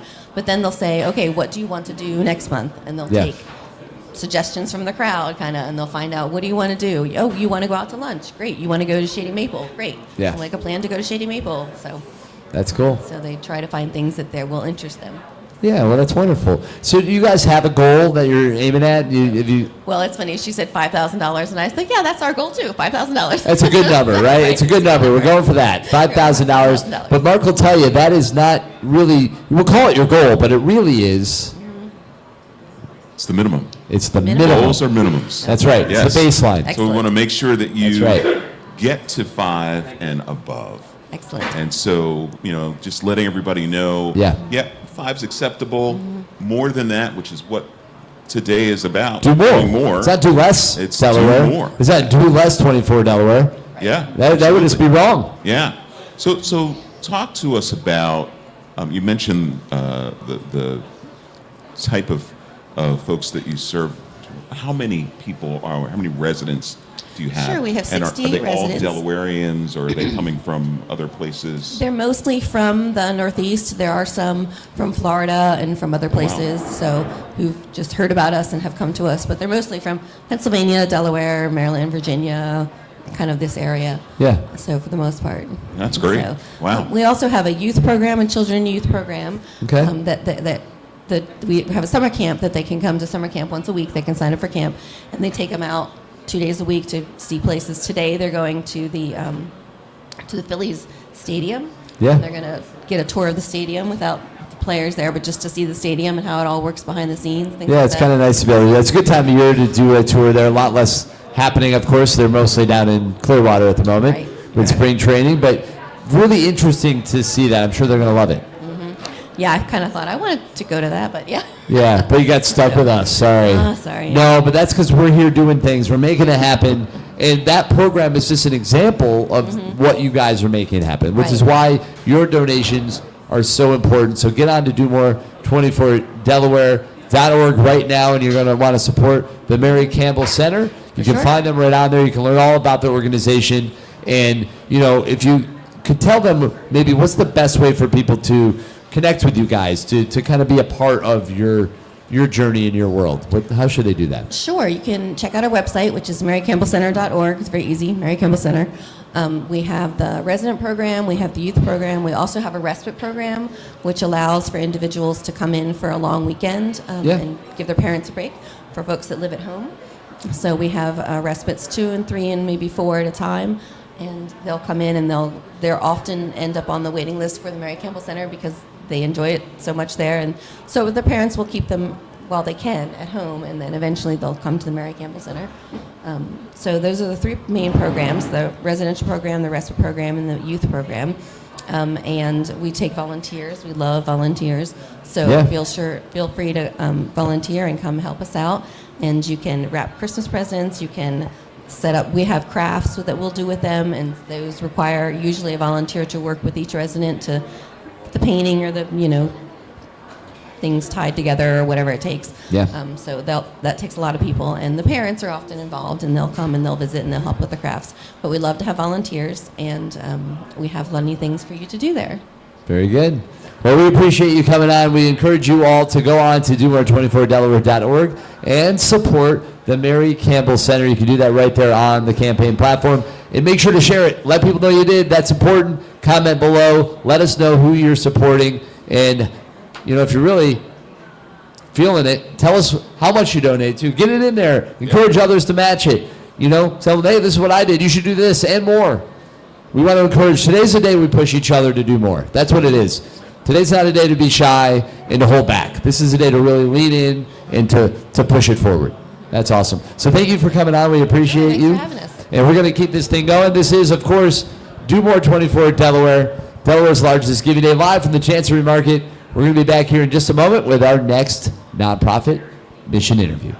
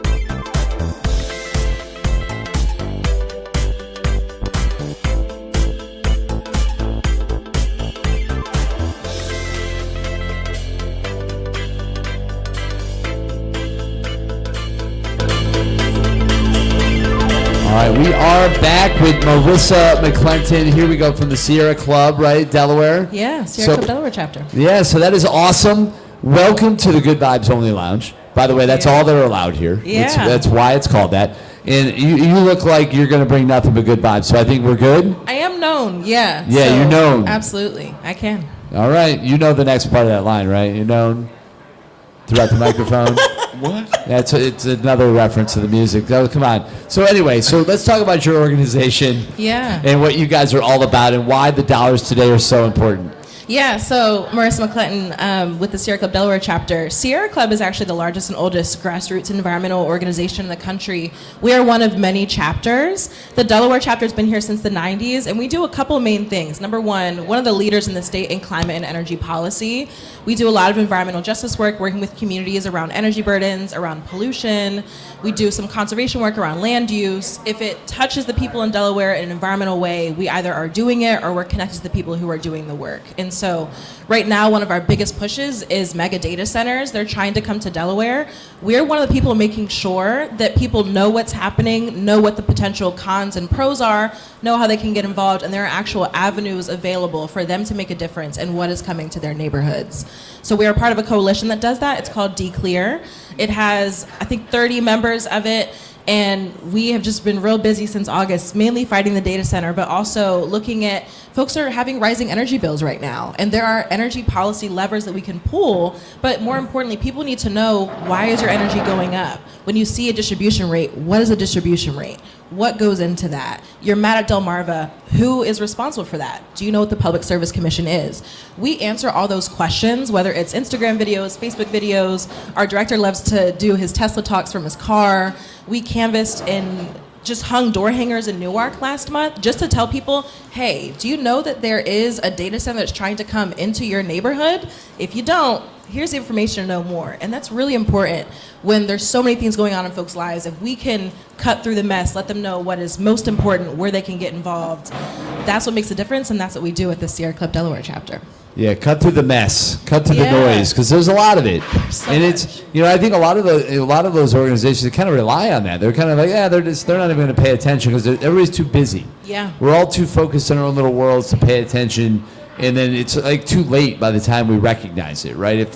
If it is something we might not have wanted. Yeah, in our community, absolutely. For instance, this is a good example, I guess, right? 1,000%. One of the things that we see a lot is people will be concerned about big projects, and they'll get involved when it's like the final decision, but then it's like, you need to know that there was a zoning decision. There's one of those coming up this month that I'm not going to spoil. Go to our website for more. It would have been a lot easier to stop it then. If you could change where things go, and then it's, do you understand what zoning is? Do you know how to look at Newcastle County's comprehensive plan? Right. We can help you walk through those. We can create talking points and action tools where you can easily contact your elected officials. But more importantly, we can walk you through, this is what the Public Service Commission is. Right. This is what your county council members are responsible for. This is what they owe you as they are your elected official. This is what you can hold them responsible for. And we do a lot of that support for people who really just want to make a difference in their communities, and we give them solid ways that they can do that. Yeah, that's awesome. That's really interesting. So ultimately, people can engage with you guys to kind of take action. They can get involved. They can learn more. And you guys are alerting them. You're kind of helping. Yeah. Hey, did you see this? Yeah, people see, I would say, you get a lot of emails from me. You'll see my face pop up on your social media feeds. I usually start them with, hey there, Marissa McClinton from the Sierra Club Delaware chapter. If you see that, that's me, or it's our chapter director, whose name is not Marissa. And I have done education around a very wide variety of things. I have done presentations to church groups about Climate Change 101, where I walked through, a lot of people think they know climate change, but like folks want to know the nitty gritties that they don't get when you just read the news articles. They want to learn the ins and outs of data centers. When they hear things that are concerning, a lot of people have this urge to know more, and we'd like to satisfy that urge. Because if they know more, that makes it easier for them to get with us when we are taking action in various forms, if we're building their capacity to do good things for the environment. Well, if you want to know more, you should do more. Absolutely, I like That's that. precisely what I was going to say. But I was also going to ask, Yeah. tell everybody what your your dollar goal is for the campaign. Yeah, I love the two people who were here before me. This is going to be so shocking. $5,000. Whoa, there it is. Would Seems make to be a a trend. huge difference. Well, listen, if 5, tell 5, tell 5. 5's in the camp. We've done this from the beginning, so 5,000 is the goal. Let's get there and beyond, right? Because we keep saying that goal is really the baseline. It's the minimum. Yeah. We need to push well past that to really get into the good work, to really do the thing. You put that goal out there because like, all right, that would help, but we really need more. We really, and I'll tell folks this, what the money goes towards. Yeah. So we have been doing more canvassing. In August, we canvassed near the Project Washington Data Center, and we gave fact sheets. Printing those fact sheets takes money. So if we're able to print as many fact sheets to get out to people, that was August. And then we printed out door hangers to hang in Newark.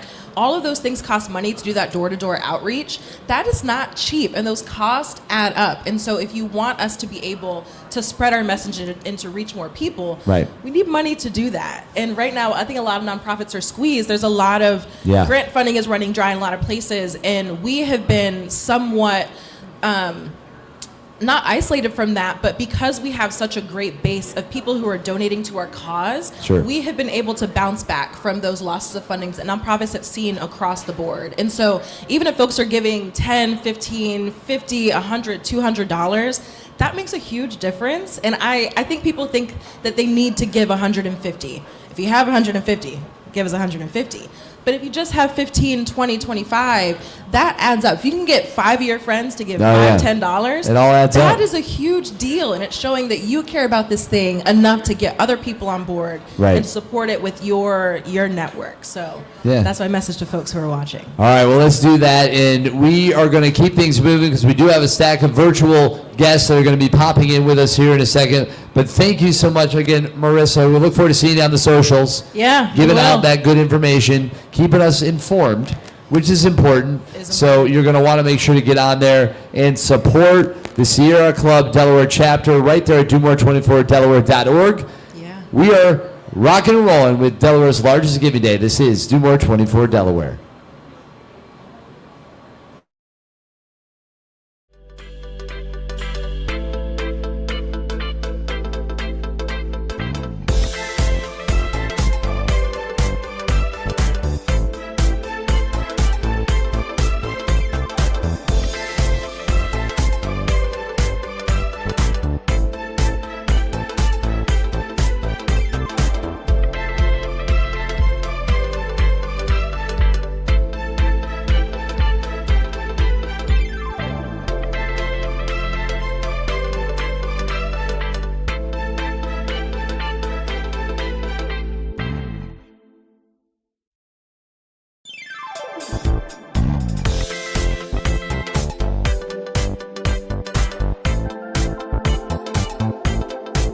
All right, so we are back over here at the desk because we have some folks streaming in with us, and right now we have Dan Getman representing Autism Delaware. Dan, how are you? Get on in here. Let's talk about this thing. Hello, sir. Chris, how are you? How are you? All right, hold on. I'm not getting the audio on that. All right, hold on one second, Dan. We just said there might need to make a quick adjustment on your side. There's a slight change here. We might need to just kind of check in. We might run a quick video. I'll be right back with you just to kind of double check on that. We're going in between virtuals and live interviews, and that always has this thing. So, Dan, stay tuned. We'll be right back with you. Again, from Autism Delaware, that is Dan Getman. We'll be getting back to him in just a moment. In the meantime, we're going to play a quick video, and we'll be right back. The spirit of giving and doing what's right, making a difference and joining the fight. A brighter tomorrow you can make true. However you give, thank you. Ooh, whatever you give, thank you. Do more 24 DE. Do more 24 DE. From Spur Impact, thank you. From United Way, thank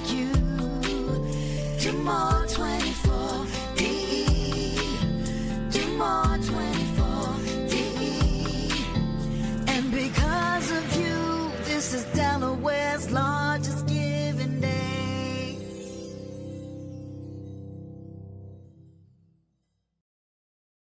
Now, I believe we are back and we have Dan Gedman. Hopefully we can hear you this time. How are you, sir? Good, Chris. How are you? There we go. That's the good stuff. So Autism Delaware, obviously, you're rocking and rolling. You're doing it. You've got a lot coming up. We had you, over there at DTV the other day as well. We're talking about, your Walk for Autism coming up there in Dover.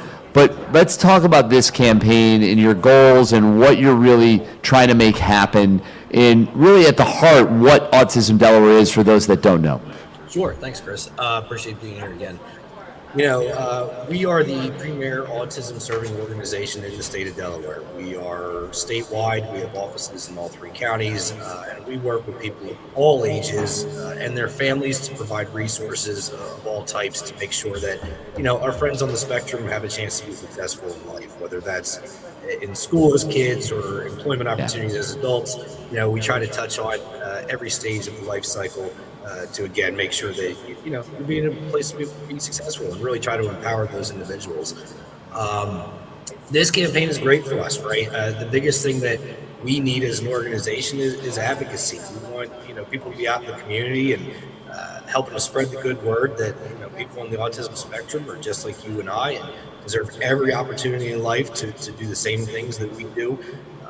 It can be challenging sometimes when there are barriers in place for somebody with a developmental disability, but our goal is to open up those opportunities for them and to create safe spaces in the community to really dive into that self-expression and build that confidence. So next month in particular is Autism Awareness Month around the world, but here in Delaware we've done such a great job of enlightening people over the years that we've moved beyond just awareness. We are now here in April will be Autism Inclusion Month. So, we're really excited that Delaware's always been at the forefront of what is needed for these guys. And Do More really is an opportunity for us, I think, to come out, spread that word again, and just make people aware that, this is a great time of year for us with the spring upcoming to really get out there, to be involved, and obviously to give today. Just like my friend Marissa, who you just had on, was talking about, the efforts that we do cannot happen without the support of the community, whether it's flyers like she was talking about, or the events that we put on, or of course the services that we provide to families all year round. All of that is done with the support of the community. It's really critical, especially in today's world with cutbacks to things like Medicaid and other forms of funding. It's really, really important for our families to know that we are still here and that the community is still behind them. So, again, great opportunity to come on and talk to you again and share that word.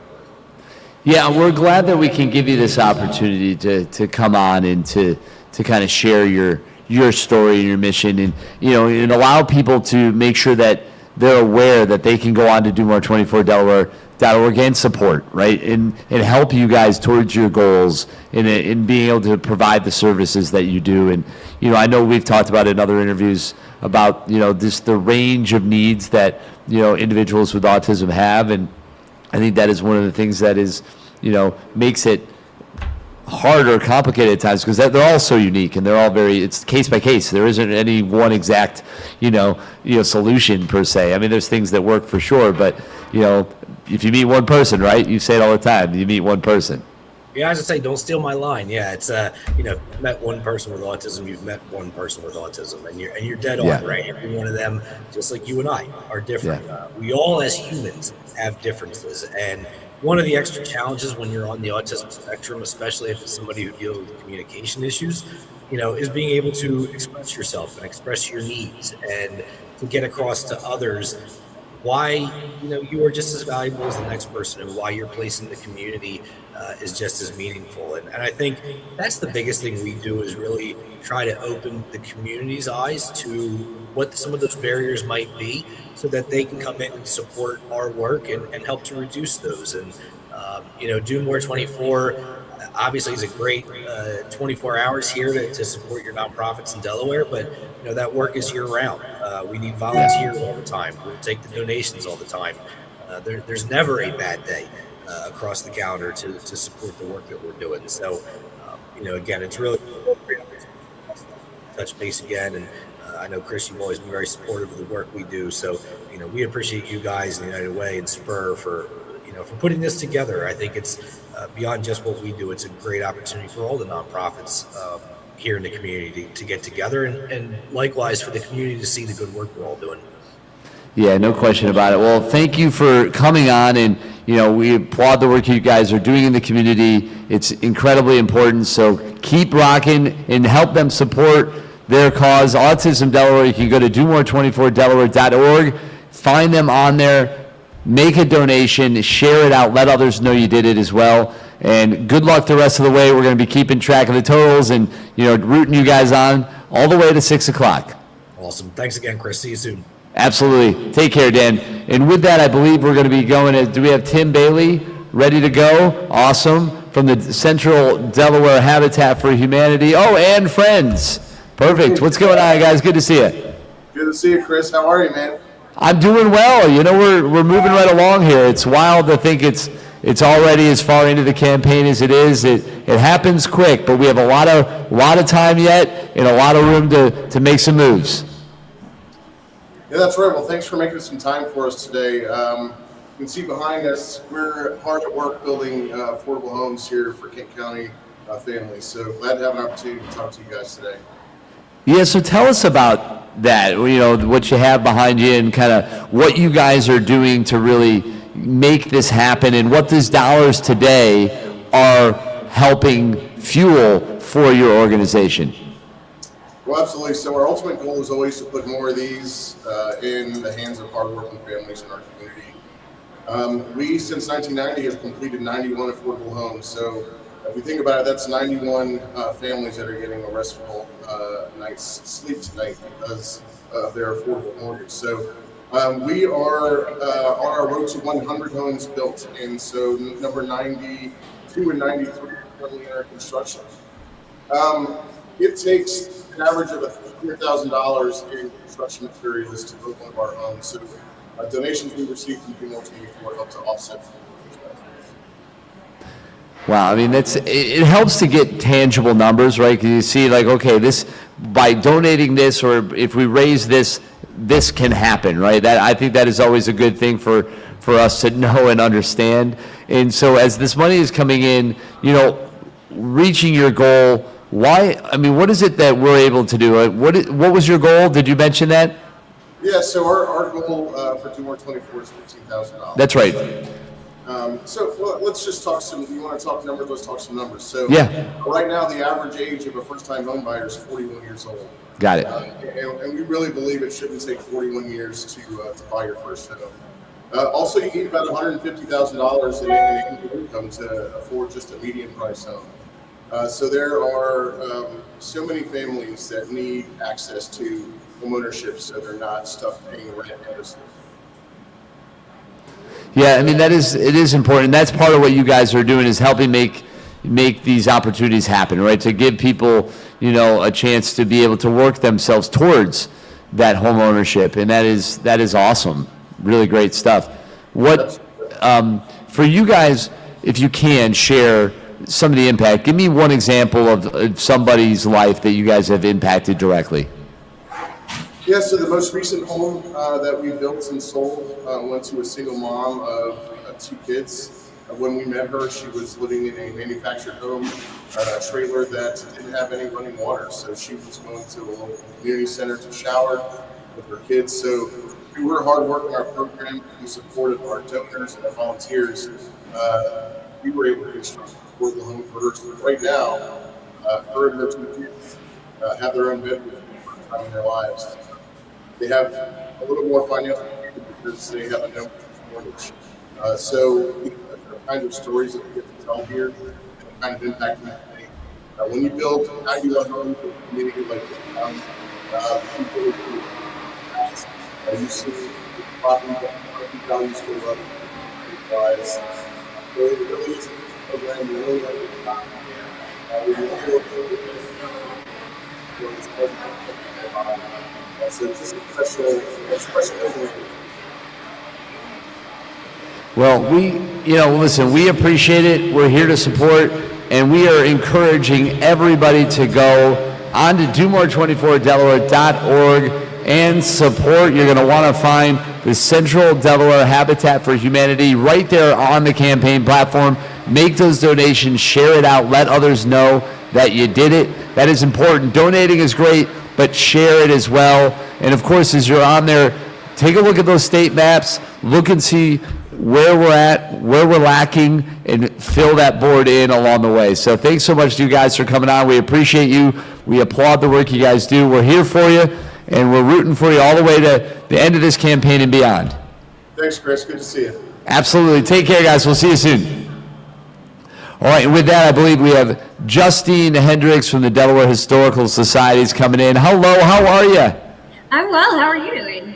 I'm doing great. We're just cruising right along here, enjoying talking to, all the different nonprofits, get lost in their worlds. So now it's about yours. So let's tell everybody, if you can, about the Delaware Historical Society and what makes it awesome. So the Delaware Historical Society is a statewide nonprofit. We are privately operated, and we have more than 3 million historic items and 9 historic buildings. So we also do lots of educational programming, public programming, but our big fundraising focus for this year's campaign is on the preservation of 2 of our historic properties. So where are those properties, if you can give us some context as to what 2 properties we're talking about? So we have the Research Library and Archives building. It is right on Market Street in Wilmington. It was built in 1929. It's gorgeous Art Deco building. We just finished restoring the facade of the building, but now the roof is leaking. The building's almost 100 years old. There have been repairs off and on in different ways under different contractors over an extended period of time. But now we really need to replace the roof and start to fix that so that we can maintain the safety of our collections.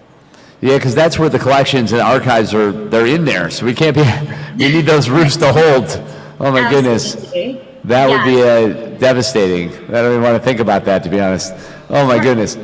Yep, and we also have a property in historic Newcastle, the Reed House and Gardens. Oh, yeah. Yeah, it's a National Historic Landmark, and we are in the construction phase of a garden restoration project. The gardens have been part of the house since the 1800s. They've gone through different ownership, and like any garden, things have changed and evolved a little bit. And we want to make the gardens accessible for everyone by widening pathways, making them a little bit more level for people with strollers and mobility devices, and then also just making sure that it's sustainable for generations to come with the landscaping, the drainage, the irrigation, and that sort of thing. Well, very good. So everybody, I'm encouraging you, go on to the platform, DoMore24Delaware.org, and support the Delaware Historical Society. Now, Justine, what are some of the best ways for people to follow you guys to get involved real quick before I send you off? Because we got a whole stack of people to talk to here, unfortunately. Yeah, absolutely. So we're on Facebook, it's Delaware Historical Society, and then we are also on Instagram at Delaware Historical Society, and you can see some great archival photos of those buildings, as well as what we're dealing with right now, what we really need your support with. Well, very good. We appreciate you coming on. Thank you for doing that. But more importantly, everybody, get on and donate, support the Delaware Historical Society. We gotta fix that roof. We gotta preserve that collection. Thank you. Absolutely, it's my pleasure. And with that, we're gonna kind of keep things moving. I'm looking here now. Are we looking at Rebecca? Are you next, right? Do you want to pop on over? Just join me over here. Just hop right in. Let's keep it moving. Absolutely. All right. So Rebecca right here coming in from the Delaware Museum of Nature and Science. How are you? Good to see you again. Good to see you. I am well. How are you this far in? Well, we're doing pretty well. I think we're hanging in pretty well. We're kind of cruising right along and enjoying, talking to all the nonprofits. Really excited for you to have an opportunity now. This is your moment to shine. So let's talk about, the Delaware Museum of Nature and Science and what you've got cooking up right now. Oh, this is an exciting time. So every day we have our galleries open. We have our scientific collections above our gallery floor. But something very near and dear to my heart that's coming up is Breaking into STEAM. And that is a career pathways event, so it's not like a job fair. Yeah. It's where we bring in about 400 students from low-income households that are coming from Title I schools, and we literally let them loose in a room of like 40 professionals from biotech to software engineering, all the STEM kind of careers, and let them learn and talk to real working professionals of how can they get to those jobs. Interesting. That is pretty cool. So you're going to be doing that. That's coming up. And you did mention those collections. I mean, I've been fortunate. I've seen some of those collections. Of course, we did the video series for you guys recently, and it's an amazing collection. And you have one of the larger collections in its own right in the country, which is kind of cool. So people don't realize, I think.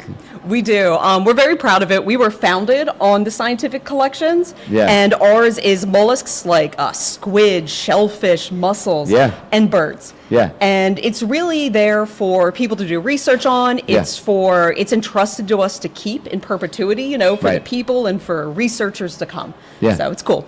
That is awesome. And, I think for those that can, they should go over and, enjoy that museum space for one, but you also have lots of programs similar to what you were talking about with the STEAM, aspect that's coming up. So what are some of the best ways for people to, I guess, take advantage of the things you offer? Well, one, of course, is membership. We always encourage people to be members of the museum and come visit our galleries and play in our spaces. We have stuff for the littlest of littles in our nature nook. We have outdoor programming for the littlest littles. We do guided nature walks. There's always something going on. What about the biggest bigs? Oh, the biggest bigs would be, we have adult programming. We do a really fun nerd night at the Wilmington Brew Works, which is different nerdy topics. Okay, there you go. Look we're covering all the bases. I love that. Well, this is awesome. So people, when they go on, they're going to go on to DoMore24Delaware.org. They're going to, look up the Delaware, Museum of Nature and Science, and they're going to be able to make a donation. What's your goal? Do you have that set? Do you know that? We do. We are trying to raise $1,500 today, and that is going to deliver directly STEM programs to 4 classrooms. Oh, perfect. So right there, that goal, again, we're talking about minimums, baselines. The goals that's what they are. They're the floor. We want to reach that and then exceed it. That is ultimately the goal. So, but if we do, that's 4 classrooms directly that we're going to be able to provide that program for, which is awesome. So tangible, real life things happening with those dollar amounts coming through. So go to DoMore24Delaware.org and let's make those donations. Let's support these organizations and do it in a big way. Make sure to shout it out, share it across your network, and comment as well, and let people know who you're supporting. That's so important. Absolutely. And maybe, you know what? Maybe it's you guys.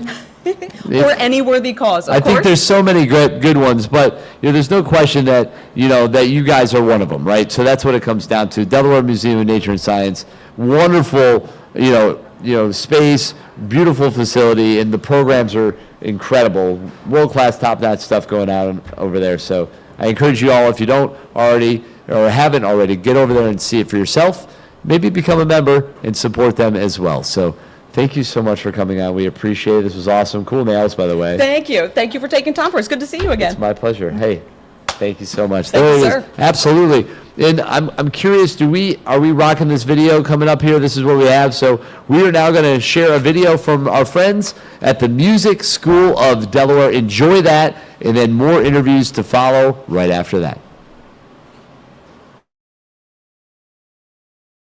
Hi everybody, thank you for joining us at the Music School of Delaware. One of the things that you'll notice at our school is that we have an extraordinary number of students, adult students, and faculty who perform with us on any given week.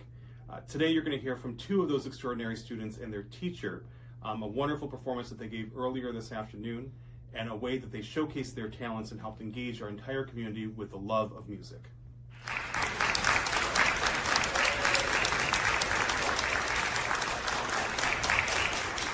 I'm Gina Bino, and I'm here with Rick Barantes from the Music School of Delaware, faculty member, as well as student Freya Banzaf and Christopher Hart.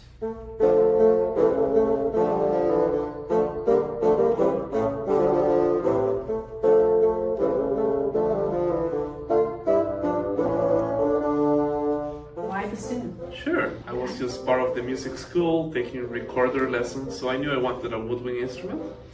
And I went to a rehearsal of an orchestra and I saw the bassoon. I didn't even know how it sounded, but it looked so cool, as you can see. And I just chose it and then fell in love because of how versatile it is. When I was playing in DYSO here at the music school, they were like, "We need bassoonists," and I was like, "Yeah, that one sounds fun. I'll try that one," and it just kind of stuck. I also hopped around instruments a little bit, and it wasn't until my 8th grade year, obviously I'd known what a bassoon was prior, but I asked my band director, like, "Hey, do we have a bassoon?" And the reason I gave him was that it looked like a really funny instrument. You guys are getting up there in age. Yeah. And experience here. You have next steps to tell us about. So I'm currently a high school senior, so colleges are like the first thing on my mind. And my next steps for after high school is to go and pursue a music performance degree. I'm currently a junior in high school. College isn't like the most immediate thing. The hope is to graduate college and become a high school band director. What will be something that you take from here? I do a lot of different things here between lessons. I did a bunch of recitals last year. I do DYSO and I did a chamber group, and I guess just making sure that I keep that love for music and not getting myself burnt out at all during college. Rick's been a big help as well in keeping my passion going for music, but just making sure that I keep it, burning. So the main thing I've been taking away from the Music School of Delaware is the overall camaraderie of musicians. I played in DYSO last year, and just getting to know all the people, meeting Freya, one of my best friends at this point, meeting all the different people, playing with them, getting to see them outside of just the music school, but all over the state and all over the surrounding areas. Just like developing that relationship with people who share that same love of music that you have is it's something special. Is there something that you're hoping that they will take with them as their teacher? Absolutely. Well, following the line of what they're saying, that continuous pursuit of love for music. And once you're a bassoonist, you're always a bassoonist, right? The skills that are cultivated, they're gonna stay there, and hopefully they continue impacting society through music. And on the side, also to continue pursuing that passion for the work we do every day, for the practice, for getting better at the instrument, finding ways to create better music for the same end, which is impacting people. And they've done so much progress in the last few years, and I'm pretty sure they're going to continue that path. What is something that you appreciate about being part of a community music school? The community itself, like every single person is incredible human beings, right? Not just the staff, but the faculty, our students, the audience, parents. It's just such a good environment, not just for learning and getting better at the instrument, but to share the passion for music. And it's such a small state, right, and town. I live in Philly, so it seems small, but the passion for music is so big, and really Delaware is super lucky to have the school here. And I'm happy to be part of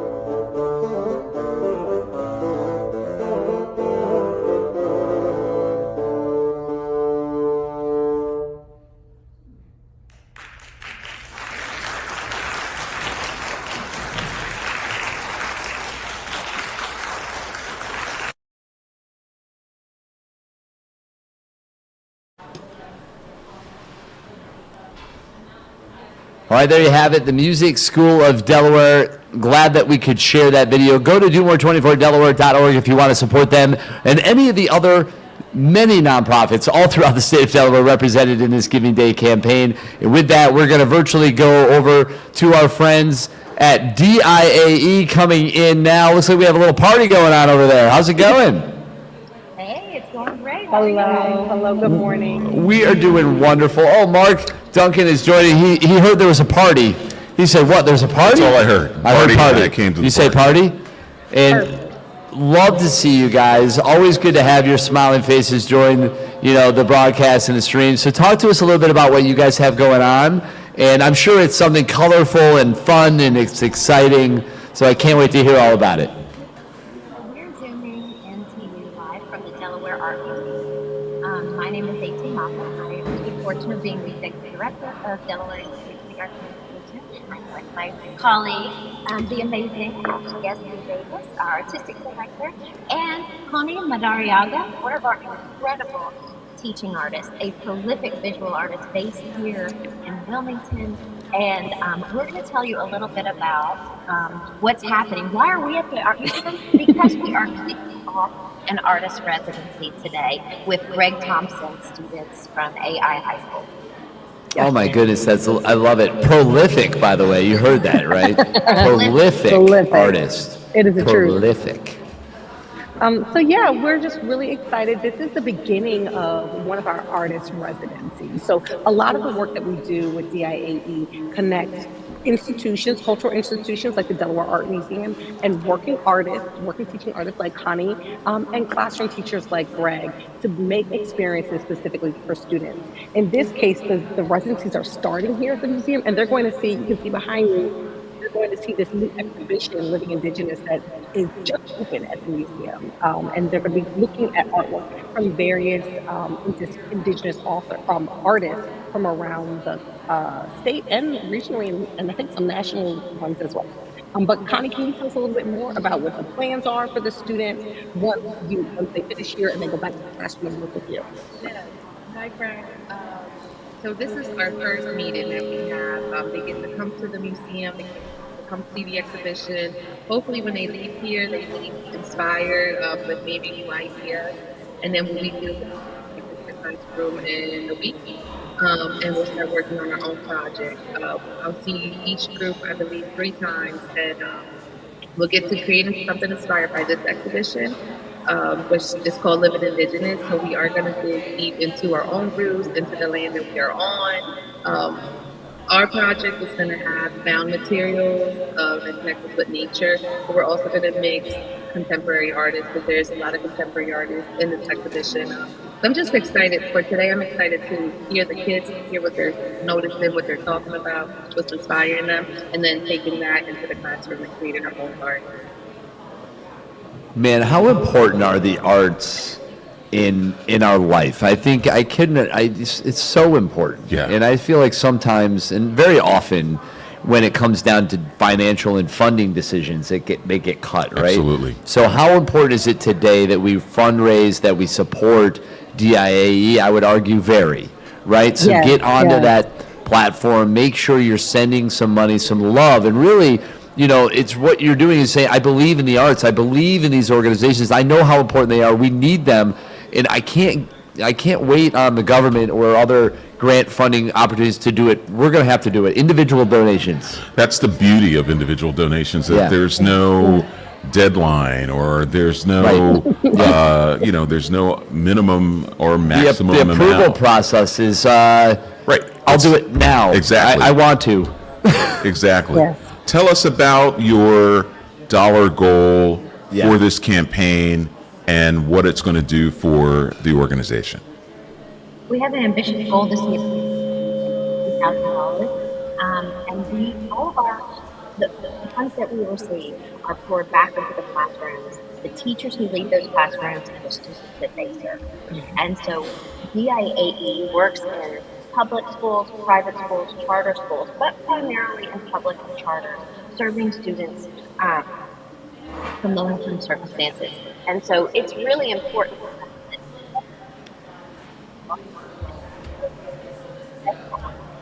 masterful, prolific artists that are in our communities making work into the classrooms to help students see what an artist looks like, and they experience it as part of their learning during the school day. And so that's where our program, all these funds will go into the classrooms.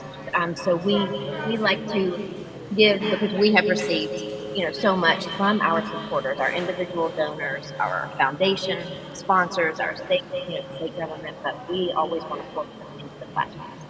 And we also believe that art is so important, not just for children who feel like they want to do art as a career, but for every child to have an opportunity. Our tagline is inspiring the artist within. And so we really believe that every child, there's a point of creativity, there's the process of like discovery, learning, inquiry that is innate with art and art making, and making sure that students have an opportunity to engage in that process during the school day is so rich and informative, not just for while they're in an art class, but even in whatever their career path is. There's a process for creativity. There's room to think of things outside the box. And we know that the arts can help develop those skills and encourage those skills.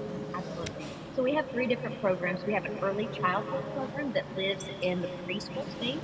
Then we have the K-12 artist residency, which Connie will be leading with the AI high school students. Kicking off today. And then we have teacher professional development. So those are our 3 program areas that will be supported by this campaign. Well, that's awesome. And I'm glad that we can help support all 3 of those programs through our donations here today at DoMore24Delaware.org, DIAE. You're going to go on there and you're going to support it. You're going to find it and you're going to share it out. You're going to let other people know as well. So don't do it alone. Don't do it in a box. We're going to get outside of the box. We're going to spread the word. We're going to shout it out on those rooftops. Absolutely. We talk about creativity. Get creative. Make a gift. Yeah. Share it on your platforms. Send an email to your friends. Let them know the important work that is happening at DIEA. Yeah, DIAE. Letters. They happen. It's a lot of hours in here, Mark. It's a lot of hours. It's all good. We got you. And I think ultimately I just thank you always. What's that? I have one thing. I would be remiss if I didn't say a big thank you to Mark Duncan, who is joining you today, Chris. He is a great supporter of nonprofit leaders in their quest to be really intentional with our fundraising and our storytelling. So, Mark, thank you for the work that you pour into our organization so that we can do better. So thank you. Thank you. Absolutely. There's no question. There's a reason why he's here. And, he's the guy. He's the fun coach after all. And he's been driving a lot of great tips and hopefully helping arm you and other nonprofit organizations to make the most of this Giving Day campaign. So great to see you guys as always. Stay awesome. We will see you all very soon. All right. Thank you. All right. Take care. Oh my goodness. So there you have it. I think is Autumn up next, right? I believe I think we should head back over to the lounge. The lounge is a good place to go. Let's do that. And we'll vibe it out. Good vibes only. So with that, we're going to kind of transition over there. Back in just a second with our interview with Autumn, Tri-State Bird Rescue and Research coming up next.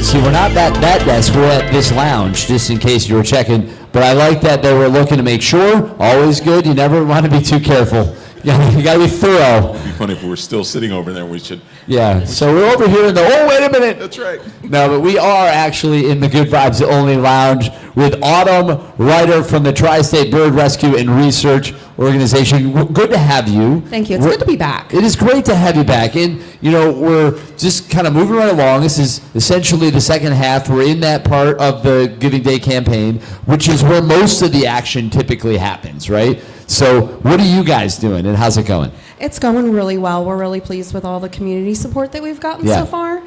And you're absolutely right. This is really where it ramps up for us. We're reaching out one-on-one to our donors and our previous supporters in Do More 24, making sure that they click that link and they go and support the great work that we're doing. Yeah, and I know that, you know, we're gonna ask. We want to know, what is the goal? What's it going to? And how can we all work together to help make it happen? You know, that's a hard-hitting question. Love it. So our goal is $30,000 this year, which is the highest goal we've had in this program. And what we're doing this year is we are shedding light on specific cases that we've had. Yeah. And we're highlighting one that just recently got released. It was a transfer from our partners at City Wildlife, which is in D.C. Okay. He was a bald eagle that got into a territorial dispute with another male bald eagle. And it can get pretty brutal. Those talons cause a lot of damage. He had a lot of puncture wounds. There was actually a lot of issues, like head injury. We could actually see his skull. So he was in care for about a month.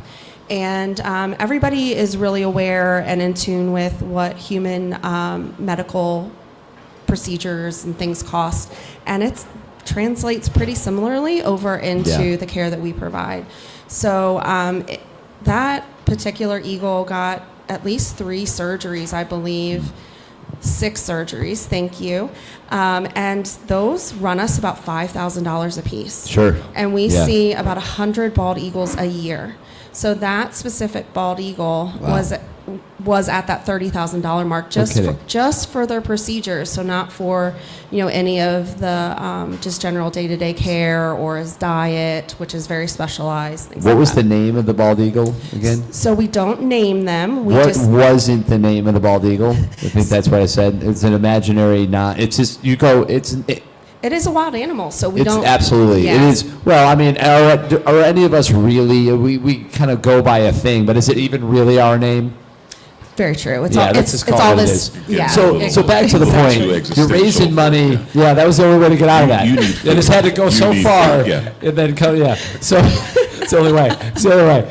All right. So you guys are. I mean, I appreciate you outlining that, because that gives us an understanding of really some of the practical use of the dollars. The goal is what it is. You're really spreading your wings a little bit and extending to get that, you know, dollar amount up, which is important because you need it. It is. And, you know, you guys are doing really, really important, great work when it comes to that. And so as people are giving, they know now what it's going to help do and what it's going to help. I mean, because you've already spent a lot of that money, right? And you're going to continue to do that work, and it's ongoing. Yeah, exactly. So we're highlighting this recent case that we had because we know, you know, we're only beginning of March. Sure. And we, on average, get 100 of those species a year. So 100 bald eagles coming through with very similar wounds. Could be car impact, territorial dispute. So every one of those, we're looking at tens of thousands of dollars this year that we have yet to invest in our patients. Well, and this is kind of an interesting thought because, I mean, obviously populations are rising. Yes. So it was less of an issue, unfortunately, years ago because the eagle populations were lower, but they have, you know, in great work because of a lot of organizations have recovered, and it is also America's bird. And here we are, 250th, and if there is an animal that we should be protecting, it should be our symbol.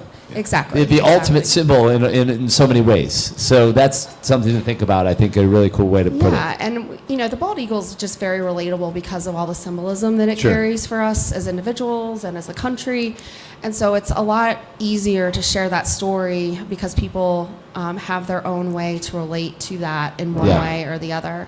And I also appreciate you bringing up the protection of the bald eagle over time. Yeah. That the Migratory Bird Act is over 100 years old, and you know, thankfully, it does put a lot of protections out there for a lot of endangered species. Right. So what we've done over that time is we've noticed that the bald eagle population has rebounded. Yeah.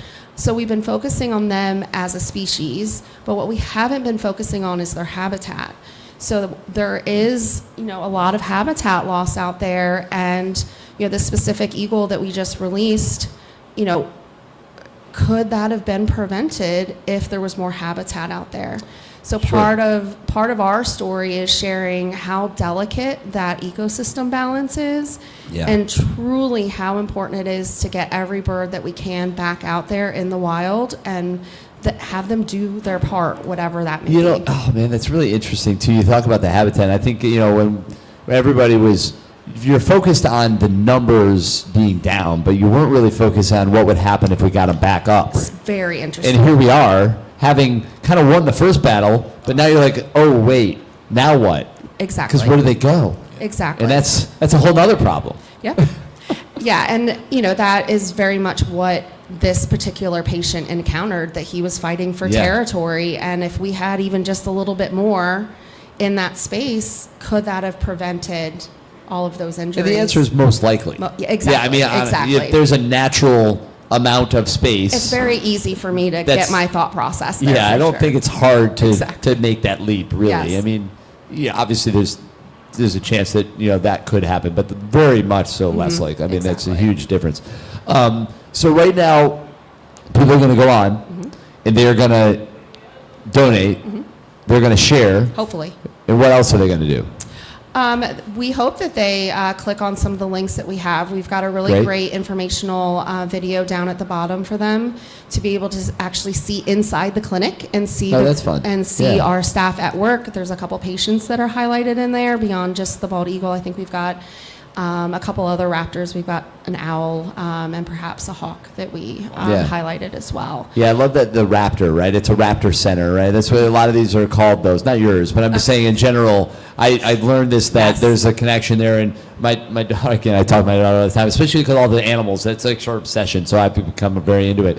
And birds are really the last remaining dinosaurs, if you didn't know. So there's a large connection to all of that. We did go to Alaska a couple years ago, and they had a raptor center in one of the, so that's where that kind of came from, and that was a big part of it, and we learned all about it. And actually, at that, we learned that orcas eat moose. So all kinds of fun facts. But anyway, what a wild world we're in. Absolutely. I will tell you. Absolutely. We'll get to that later. And but Tri-State's really unique, and I'm glad that you brought up the Raptor Center piece, that there are a lot of other wildlife rehabilitation centers out there that specialize in certain species. Correct. And Tri-State is multidisciplinary, and we're able to, if it is a wild native bird, we are able to care for it. Okay, great. That's awesome. So you're equipped to do that, right? We are. You We were are set a up. fully functioning hospital for wild birds. That is amazing. And, obviously we can maybe have to have more time for this to break down roughly how many wild birds are in our area. I'm just curious. I'm not sure about population in our area, but we see it's been a running average of around 4,000 patients per year just coming through our clinic. And then we also have two other portions of the work that we do is we have education and outreach, but we also have an oil spill response program. Okay. So those guys get deployed in the event of an oil spill, both locally, domestically within the United States, and also internationally. We're prepared to respond. So we have actually had probably a handful of local responses this year. Really? And we have taken in oiled birds into our center. We've cleaned them up. We've rehabilitated them, and we've been able to release them back into this community and this environment. Well, that's awesome, and I'm glad that you're there. So you said you saw about 4,000 patients, birds over the last year. So species-wise, can you know roughly how many native? I do. It hovers between 130 and 140 different species every year. That's pretty amazing. And so if Mark were to be a bird, which one would he be? That's the real question. I feel like he'd be a grackle. They are very chatty, Ooh, a chatty chatty birds. grackle. But they're doing it with intention. Ooh. And there's a lot of intentionality with you, and when you speak, we listen. And Wow. it's very hard to ignore the grackle. So a chatty crackle. That's what you are. I knew it. I knew it. Well, this is. Thank you. You're welcome. It is a Thank you. compliment. It sounds like a compliment, It is. honestly, quite frankly. I will take it as such. Yeah, I think you've been called worse, I'm sure. I have been called a lot worse. Nothing appropriate for Yeah, absolutely. Absolutely. There's no doubt about that. Now, I'm scared to even ask what I would be. Do you know what you would be? Do you identify with a particular species of bird by any chance? We actually get asked that question a lot in the work that we do. And I feel like I really relate to the blue jay, that you know that they're there. Sure they make do. their presence known. Oh, yeah. But they're just kind of moving about behind the scenes, and when they need to be seen, they'll be seen, and when they need to be heard, they'll be heard. Oh, and they get their stuff done when they want it. They don't mess around. They're also a yappy bird, and I can get on. I can get going every once in a while. You little blue jay, you. Yes. That is great. I love it. Oh my goodness. Well, listen, we got to be careful. You know, we don't want to be flapping our wings too hard here. We got to keep this thing moving. I might even be allergic to feathers, so I don't know how long I can stay here. But we are moving right along. Do More 24 Delaware. It is rolling. We are live from the Chancery Market. This is Delaware's largest giving day. Yes, the Do More 24 Delaware campaign. And we are excited to continue to talk to all the nonprofits as we encourage you to go to domore24delaware.org to make a donation, to make a difference as we go all the way to 6 o'clock, where we'll be ringing in those totals and finding out where we land as it's all said and done. So thank you so much for sitting down with us. I appreciate the time. And maybe later you can tell me what I am. I don't know if I want to know. Yeah, we'll take that off screen. Okay, that's an offline one. Yes. Fantastic. That was a lucky break on my end. I got out of that one. Woo, close call. All right, well, thank you so much. This is Do More 24 Delaware, Delaware's largest giving day. The spirit of giving and doing what's right, making a difference and joining the fight. A brighter tomorrow you can make true. However you give, thank you. Ooh, whatever you give. Thank you. Do more 24 DE. Do more 24 DE. From Spur Impact, thank you. From United Way, thank you. Do more 24 DE. Do more 24 DE. And because of you, this is Delaware's largest giving day.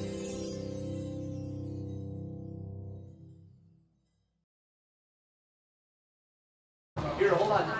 Just a second. I guess we're live. That's the live thing for you. We're very excited because we got some media news. Tim Furlong, Delaware, is best in Delaware's own, in the building, doing some things. But right now, we're sitting down here with Susan Dubb, obviously from Meals on Wheels of Delaware. How you feeling? I'm feeling good. You're always got great energy. You're always ready to go. I have my cheat sheet. I was saying you got your notes. I got my cheat sheet. That is exciting. So you're out there trying to end senior hunger, right? You've got all kinds, and you guys always do some great events. You are, innovative in that way to bring the community together and create fun, interactive experiences. Yes. To kind of bring people along to help support the mission, which I love. Yes. And so And this, you've been out. well, I have. I've been out to a number of them. I've helped host a few here and there. I love what you guys do. I've talked about it at some of those events, how my grandmother she used to deliver Meals on Wheels when we were like, you could be getting these. I don't know. So this is kind of great. But I loved, what it stood for then, and even more now I've delivered myself. So this is wonderful. It's great to have you on. Let's talk to everybody at home, if you can, quickly, about the mission, about the heart of what Meals on Wheels of Delaware is all about. We are here to help end senior hunger. Yeah. How's that in one little I love sentence? it. It's beautiful. There are so many seniors out there. Yeah. What Delaware is very, very fortunate in that as of right now, maybe as of this moment, we have no waiting list for seniors. Yeah. They can get a meal and they're off and running. And that's what's important. When I first came to the organization 10 years ago, there was a waiting list. Wow. Like, you could not just walk up and say, Yeah. hey, I want my grandmother to get a meal. It's You're like, well, we'll see when we can get you in. But seeing through lots of fundraisers and a Yes. lot of money You've going been to the able to right place in expand. the state and everything, we got it covered, but we want I to love it. stay that way. Right. So last 2024, we serviced about 6,000 seniors Monday through Friday. Some actually got food for Saturday and Sunday, but that's the exception. And we maintained around 958,000 meals. Wow, that's amazing. What And numbers? this is a little state, so Yeah, I mean, it's really amazing. You guys do. I love all the events. I mean, the mission, the meals, Yes. ending senior hunger. That's what it's all about. Yes. And, Do More 24 Delaware is a way to make it accessible, to be able to allow people to come in, to learn about these organizations like yourself, Yes. and to be able to give, and to have those dollars go even further than they will on any other day, right? Right. But when you guys are putting these, let's talk about some of the things, because you have a couple events coming up. Yes. That I think you want to definitely share. So let's make sure we get those in before we run out of time. So let's talk about what you have. let's see, April 17th. Celebrity Chef Brunch, I think, is one of them. Sellers Masters Oh, Wine Auction is first. Gotcha. Okay, good. Let's do them in order. And then the second one is the Celebrity Chef Brunch, Gotcha. which I know you've attended. I have. It's a great one. And that's in the 26th, but it's a new location this year. We're down at the riverfront. Oh, nice. So we have so much more room. No more people telling us that they were bumping into people. Gotcha. So Get to the meal. it's going to be at the Chase. Yes, it's at the Chase down at the All right, riverfront. perfect. Big space. Yeah, big lots back of box. room. Yeah, big space. Perfect, great. And we're gonna still have the same thing, the same theme. It's spring event. Yeah. And all the money that we raise Yeah. goes to the 5 meal delivery agencies that we support. Yep. And that's important because if they need help, Right. a refrigerator breaks, Yes. an oven breaks, a stove doesn't work, Right. something, we can step in and help them so that they don't miss a beat. That is what's great. I mean, that's what's guys. You guys have really developed a coalition. Yes. Of support for seniors, and that is why you're able to do what you do. It is Yes. it really is a group effort, and I know you guys are very kind of careful to make sure you mention the others, because a lot of times I think people, Meals on Wheels. Yeah. Yes, we're a part of making it happen, and we organize a lot of it, but it does take all of the organizations working together. Yes, and the 5 of them are Yes. City Fair Yep. up here in Wilmington, the Newark Senior Center, Modern Maturity, Lewis Rehoboth, Meals on Wheels, and Cheer. That's awesome, Got 'em and all that in. is the group all doing it together. And you know what, Susan, we love what you guys do. I'm here to support. We'll continue to do that. And what we're going to do now is encourage everybody to go to domore24delaware.org to make your donations, to share that out. Comment if you're watching this right now. Let people know who you're here to support, and maybe give Meals on Wheels a little bit of love while you're at it. That would be awesome. Susan, I can't wait to see these events you guys do. I'm telling you, are great. If you've never attended one, I'm telling you, they're really great, wonderful events. You will feel like you're just treating yourself. You're doing something fun for yourself and giving at the same time. It's really a win-win, and that's what you guys do. Is you create win-wins That's for it. people to do something good. So we're out here, mealsonwheelsde.org. That's you it. can find out all the information. Anybody wants to come, they're more than welcome to come. Just have a good time and know that the money that is being raised and everything we're doing Absolutely. is here to end senior hunger. Yeah, so be selfish and treat yourself is what I'm saying, basically. And in the process, do some good at the same time. It's awesome. So, all right, thank you for coming on. We appreciate you. I'm glad we could get you in. See you in October. See you in October, absolutely, for one of their great events, the Ultimate Tailgate event. That's an annual event we always have a lot of fun with. So thank you so much for coming on. Thank you. Once again, Meals on Wheels of Delaware. Give them some love on the platform, domore24delaware.org. This is the official broadcast of Do More 24 right here live at the Chancery Market. This is Delaware's largest giving day.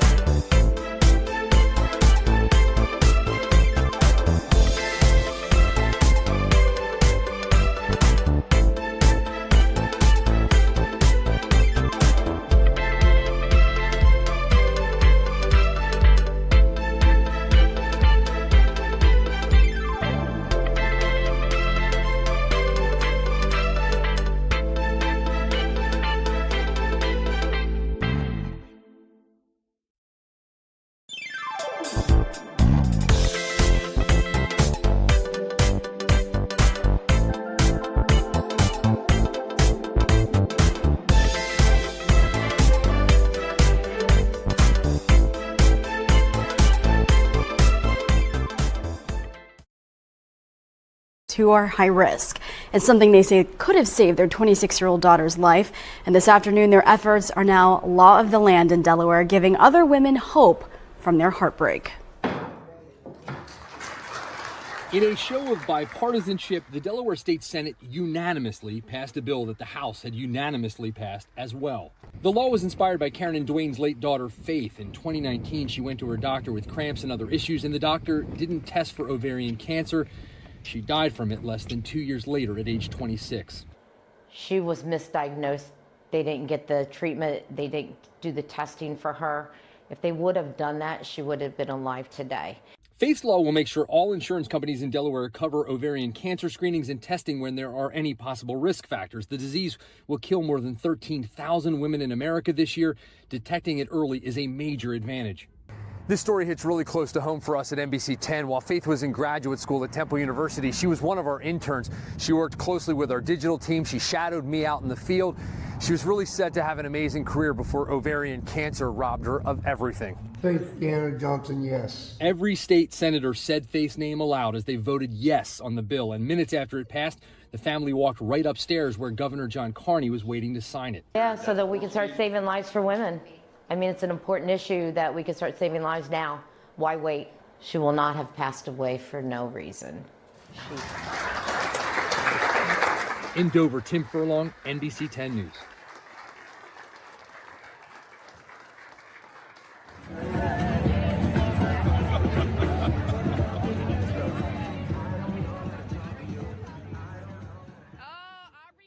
Hello, and thank you for your donation to the Faith Deanna Johnson Foundation, where our mission is to save the lives of women from ovarian cancer.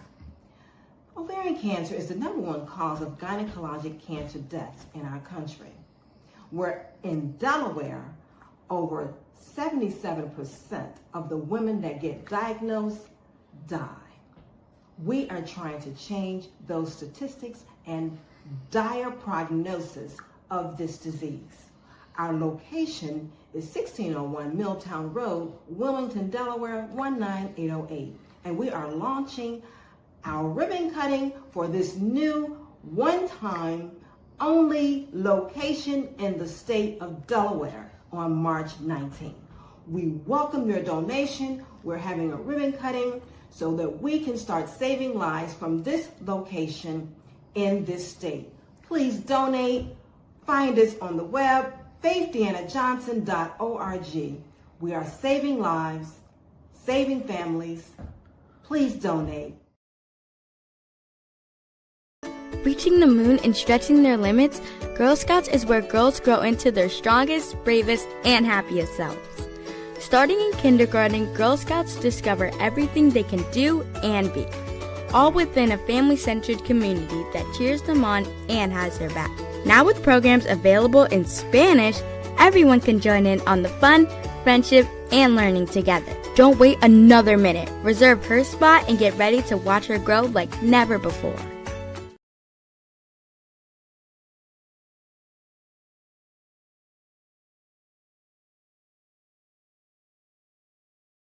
Representing the Dover Art League. Now, the mission of the Dover Art League is a non-profit organization dedicated to providing opportunities for local artists of all ages and skill levels to explore, develop, and market their creations through events and educational programming.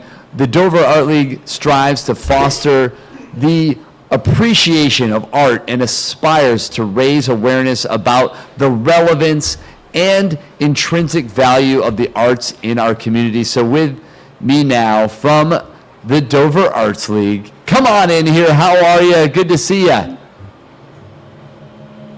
Oh, can you hear me? Hi, how are you? Oh, there you are. Awesome.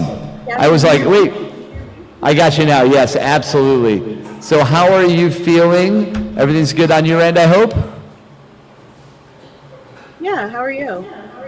I'm doing great. We're having fun, sharing the different nonprofit missions, giving you guys an opportunity to kind of showcase yourself, tell a little bit about what you're all about, introduce yourself. So please, if you could, say hi to everybody and tell them why they should support your organization. The Dover Art League right here. This is your time. Okay, thank you. I'm sorry for any issues. I think I was having lagging stuff on my end, but my name is Chelsea, and I'm the manager at the Dover Art League. You gave us a great intro, so thank you so much for that. But yeah, we have classes here. We are a place for local artists to sell their art, to be paid speakers. I'm currently sitting in our holding gallery, which is our upstairs gallery that is full of student art right now. And our main goal is to bring more arts to Kent County and make them accessible for everybody.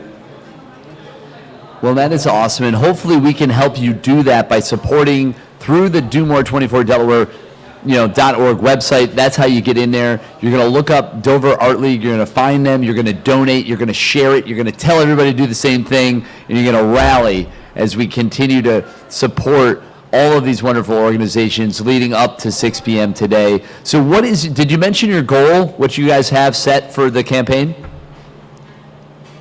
Yeah, we're trying to raise $5,000 this year.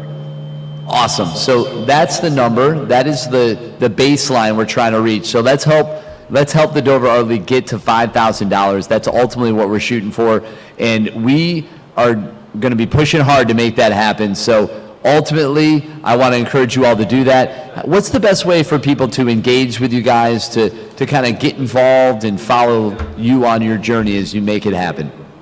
You can go to our website at thedoverartleague.com. We're also on Facebook, Instagram. Everything is the Dover Art League. That's where you'll find our classes. Spring classes are launching very soon. We have summer camps available. If you want to teach, if you want to sell art, if you want to become a member, we are pottery studio. I mean, we love a visit in person. If you're not in Dover, you can find us anywhere online at the Dover Art League. Yeah, no, that's wonderful. And I think the arts are so important. We need to make sure we support the arts. A life without art would absolutely be miserable. I'm just going to throw it out there. And we need to make sure we continue to support the arts in every which way possible. So I encourage you all to go on and go to DoMore24Delaware.org and consider making a donation. Do it now. Support the Dover Arts League. I want you to get on there and do it. And make sure you tell people that we're all getting on here and we're rallying to make it happen. They've got their goal. They told you about it. We're going to help them get there. That's the goal for us. And, Chelsea, I appreciate you coming on. Really, it's great to talk to you. It's great to have you on. And just keep creating. Yeah, help us bring more color to downtown Dover with the art for everybody. I love that. Well, you know what? Art is for everybody, and we should continue to share it, continue to make it, continue to inspire it along the way and into the future. So thank you so much for sharing that. We, big fans of what you guys are doing. So get on and support the Dover Art League right there at DoMore24Delaware.org. And I think we do have another video that we're going to queue up, correct? So we're going to get that going. So thank you so much, Chelsea, for coming on. We appreciate you. And with that, we're going to queue up this next video, and we're going to keep things rolling on our Do More 24 Delaware broadcast. Stay tuned, stay awesome. We'll see you in a minute. Hi, I'm Lee April, president of the board of Coastal Concerts. There's something truly special about experiencing live classical music right here in our community. That moment when the lights dim, the first notes fill the room, and you're transported. That's the magic we work to bring to Delaware. But here's the truth. That magic doesn't happen by accident. It takes support. It takes your support. I'm reaching out today because we're participating in Do More 24, a statewide 24-hour giving event running from 6 p.m. on March 5th through 6 p.m. on March 6th. This is our 6th year taking part, and frankly, we need you now more than ever. Foundation funding is shrinking, grants are getting smaller, and local investments are leaving our state. So when I say your gift matters, I mean it truly makes the difference between thriving and just surviving. Think about what we'd lose without Coastal Concerts. No world-class performances in our own backyard, no educational outreach inspiring young musicians, no shared moments where our community comes together through the power of music. That's not the future I want for Sussex County. Is that the future you want? Here's the great news. We have a goal of $20,000, and every donation made between now and the close of Do More 24 on March 6 is eligible for matching funds. Your gift goes even further. So I'm asking you to do two simple things. First, head over to our website at coastalconcerts.org and learn more about Do More 24. You'll see where you can donate and also information about what your gift does to help us. Second, save the date for March 5 to 6 to participate in the Do More 24 and share the information with your friends and family. Tell them why live classical music matters to you, and tell them what Coastal Concerts has meant in your life. Together, we can keep the music playing. Together, we can inspire the next generation of music lovers. And together, we ensure that extraordinary performances remain part of what makes our community special. Thank you for everything you've done for Coastal Concerts. I hope, I know, we can count on you again. Let's make this year our best year yet. All right. We are back ultimately here at the Chancery Market, and we're going to keep this thing going. We have Lori Stittler from Child Inc. in the waiting room here, ready to come on, and I'm excited to have a moment to talk to her. Hey, how are you, Lori? Good to see you. Hi, how are you this morning? I'm feeling great. You know, there's no way it's as late as it is already. I really don't feel like we've been going as long as we have, and that's partly because I'm inspired and energized by all of the wonderful mission stories and in the nonprofits as part of this campaign. So I'm excited to have you on, and let's talk about what's going on with you guys.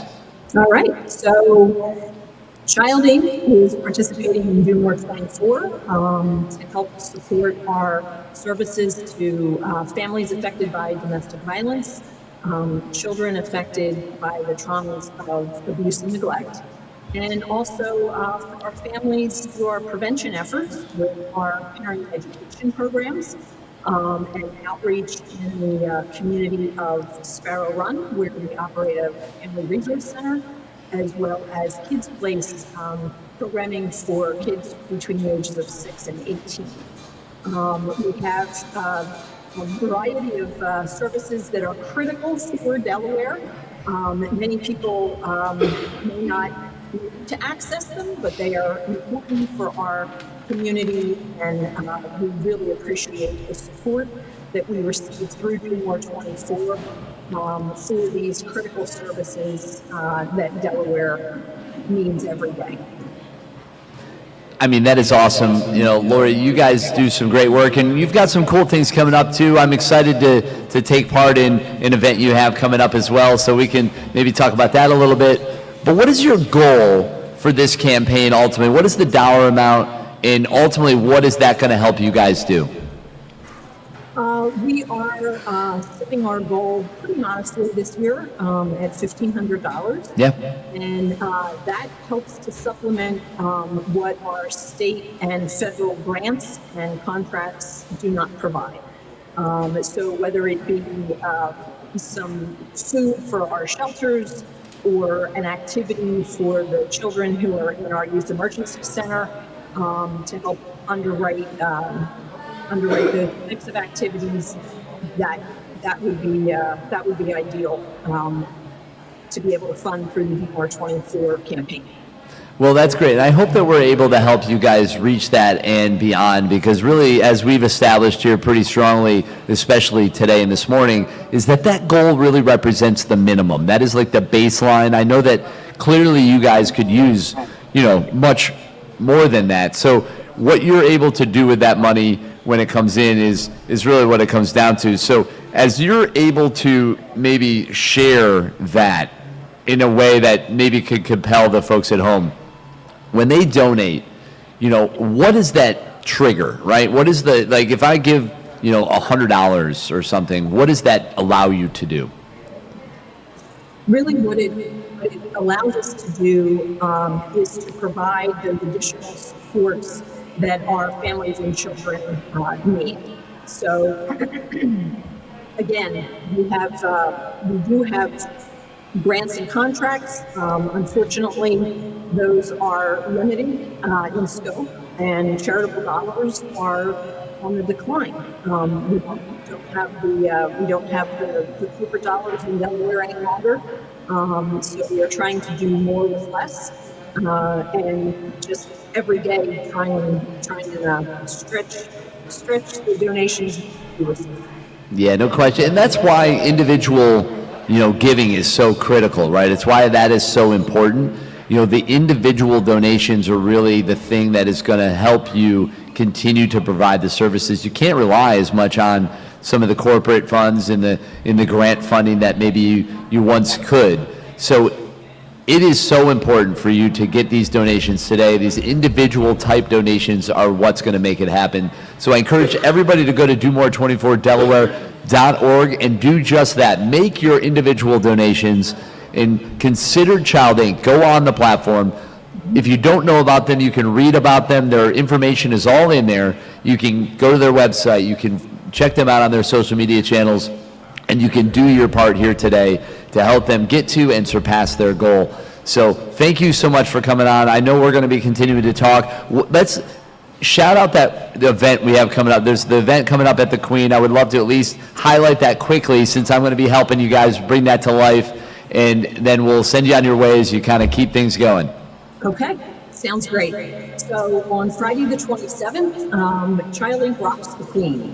We have an event featuring the Spin Doctors in person. We have heavy hors d'oeuvres by Jamestown Catering, which is a great local caterer, as well as an open bar. And we have wonderful auction items, including signed memorabilia from George Thorogood and the Hooters and the Spin Doctors, as well as some other really unique items.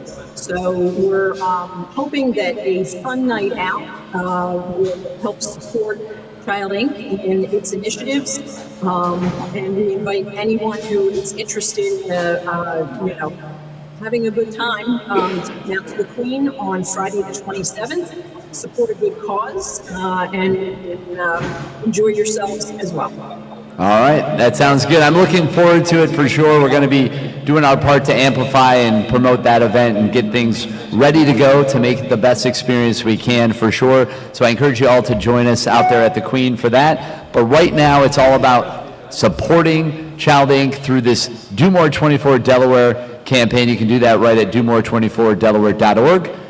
Lori, thank you so much for coming on. It's great to see you, and I look forward to seeing you here real soon. Make sure to go on and support Child Inc. Thanks so much. Absolutely. All right. So we are rocking and rolling. We're going to keep this going. We do have some video content we're going to play real quick. We're going to get something going here as we continue this broadcast. So stay tuned. Do not go anywhere. We have a lot coming up, and we have some awards to announce as well in a little bit. So don't go anywhere. This is Delaware's largest giving day. We are live from the Chancery Market in Wilmington, Delaware. Stay awesome. Stay tuned. I'll see you in a minute.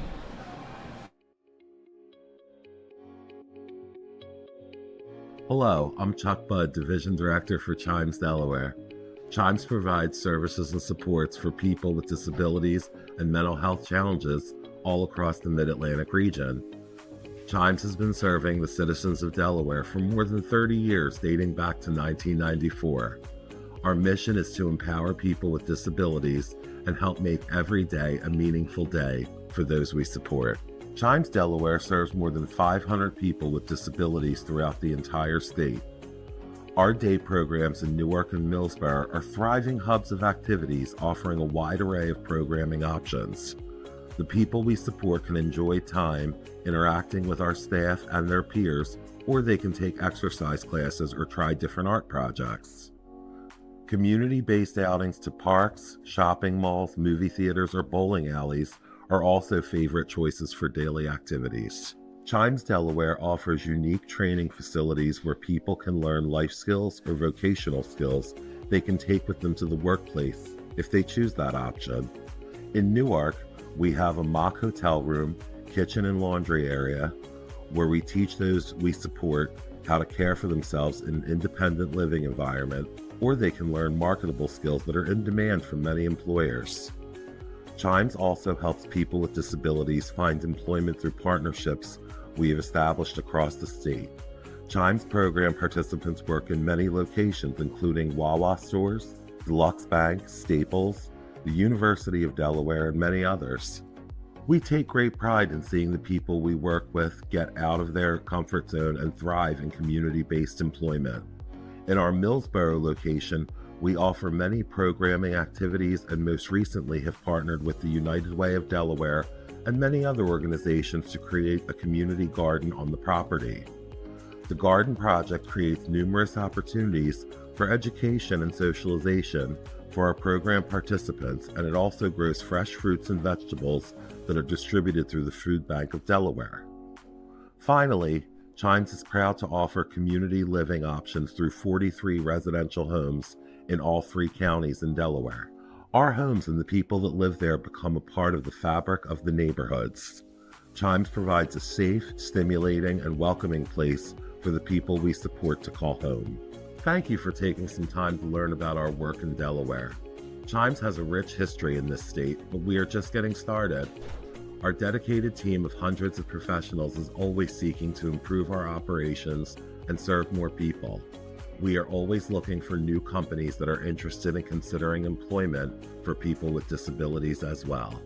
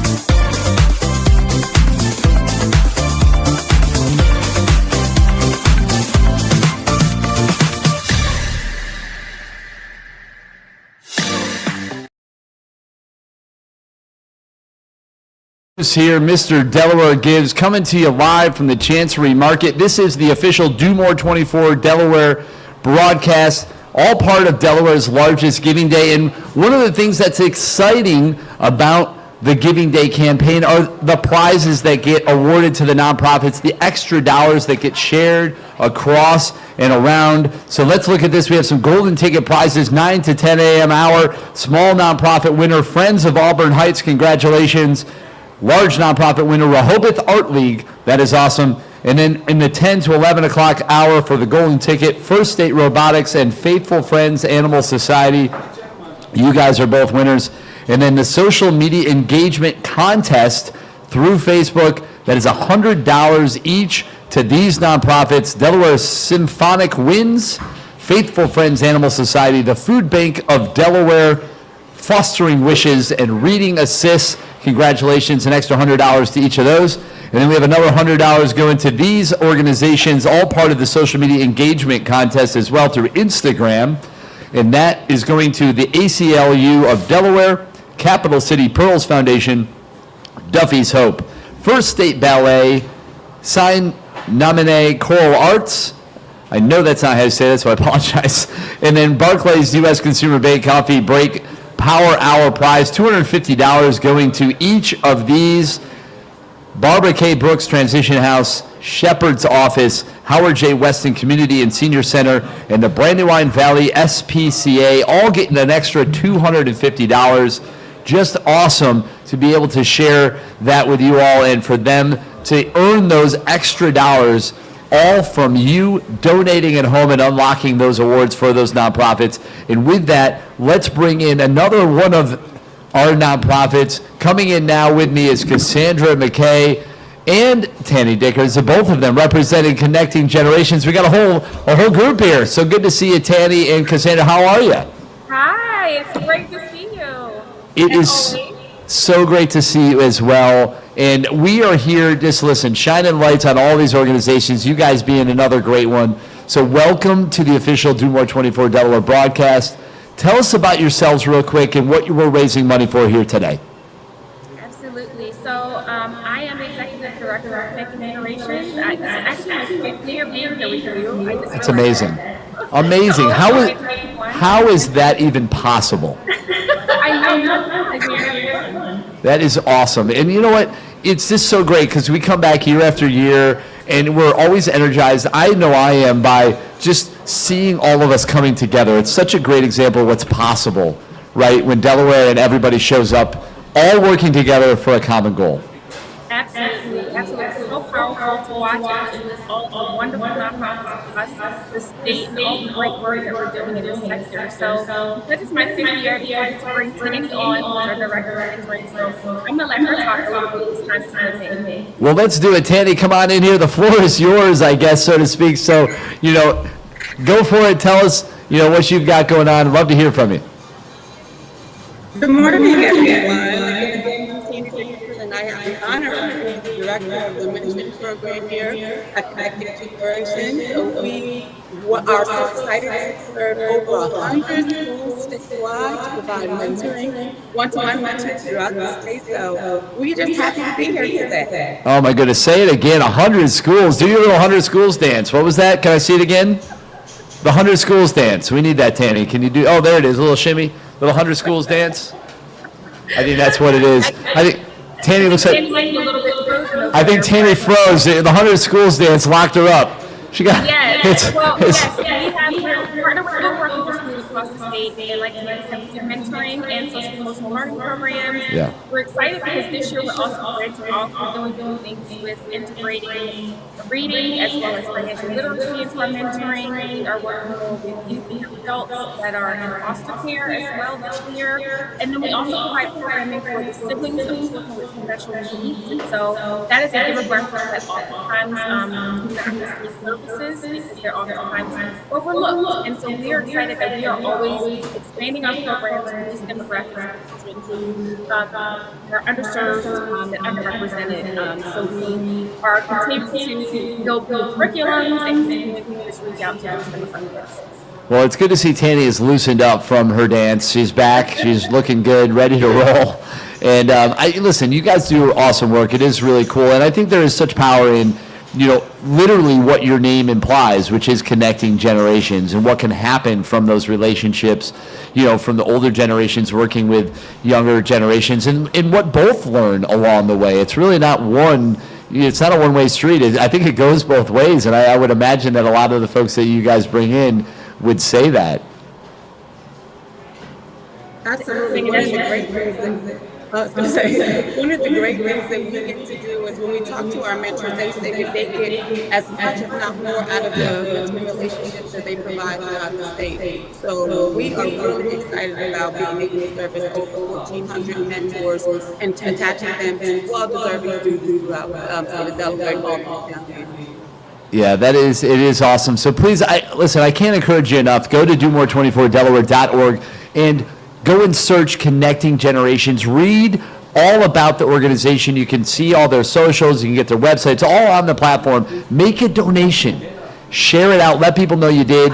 And then let's blast this thing out as we all keep rocking and rolling all the way to 6 o'clock to the end of this Giving Day campaign. So I want to make sure we all do that. So go right now, go to domore24delaware.org and donate. What is ultimately, did you tell me your goal, what the number was? I forget now. I'm just trying to say we had a little thing going. So I heard it, but what is that number? So our number is 8,000. That's right. Yes, we'd like to reinvigorate our faith education division, which provides social emotional learning workshops for students, so that will help us build curriculum and expand our services to schools across the state.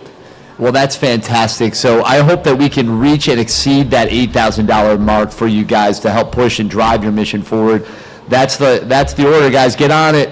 Go to domore24delaware.org and do that. Support Connecting Generations. That is a beautiful thing. Worthy cause for sure. You guys, thank you so much for coming on. Good luck the rest of the way. We're going to be rooting for you.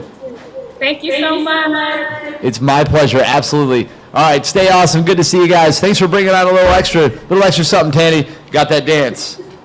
All right. That is awesome. All right, so we are rocking and rolling. We've got, a few folks in the building. I don't know who's ready over there. Are we good? All right. Oh, yes, Mayor John Carney in the building. This is our, do we have a walk-in song? What do we got? We got some kind of music? We can clean up the area for one.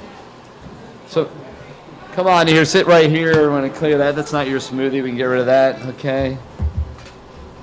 Somebody else's smoothie. Yeah, that's, it's been a lot of hours. It looks pretty good. A lot of hours at the desk. We're hanging in there, though. How are you, sir? Always a pleasure. It's good to see you. Thanks for what you're doing today. It is absolutely my pleasure. Big day, really important. It's wildly important, right, as we continue, and we can scooch that in a little if you want. Yeah. I can also slide this to you. There you go. That'll work. Might help.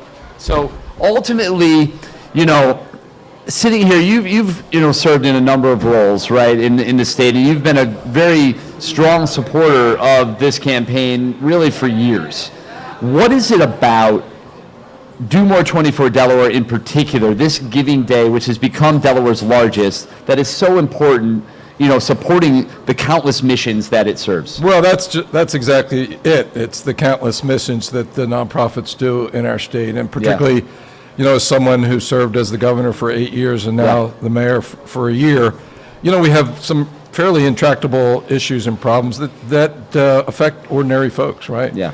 And so you have the government does a lot of that work, right. And we collect revenue from businesses and taxpayers to support that work. But the actual work is most often done by nonprofit agencies, right? Yeah. On contract to the state of Delaware. So that partnership is incredibly important. And it really is, helping ordinary folk, on a day-to-day basis. In the city, people ask me all the time, what's the difference between, being governor and being mayor? When you're the mayor, people want to talk to you, and they want to talk about the snow that wasn't plowed. It's very specific. It's very specific. I have this thing right here.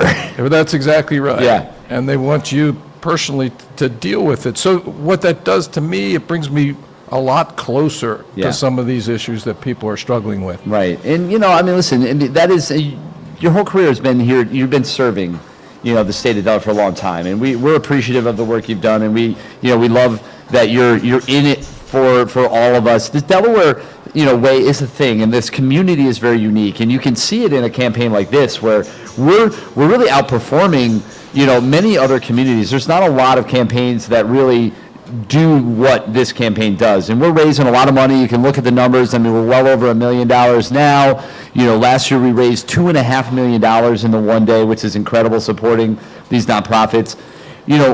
Talk a little bit about why it's so important. The individual giving, I think, is so critical, because as much as the government wants to be able to, just sort of write the checks and support all of these missions, it's just not set up, and it's not possible. No, and the work that the nonprofit agencies do is so critically important, but often folks don't think about it on a day-to-day basis, right? And so having days like this where you're getting hyper-focused on the need for these resources, I think is really important, number one. And number two, it does bring out the best in people, right? And I really, Governor Markell used to have a great expression that he used, that Delaware is a state of neighbors. Yeah, that's a good one.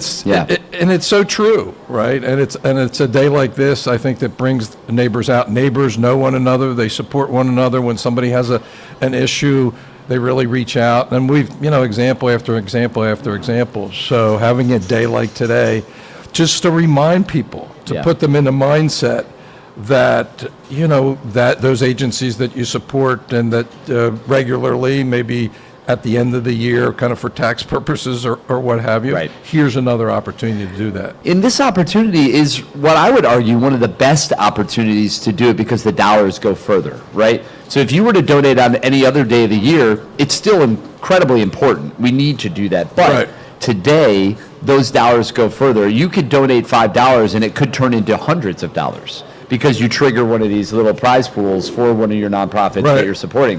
That's a unique opportunity. You're not going to do that most days, if any other day of the year. So we like to get return on our investment. It's a really good ROI, is what I would say. And I think, I know that supporting nonprofit agencies, there's a great return on that, 100%. right? Sure. The overhead generally is lower. They are kind of on the street, in the weeds, helping people. Yeah.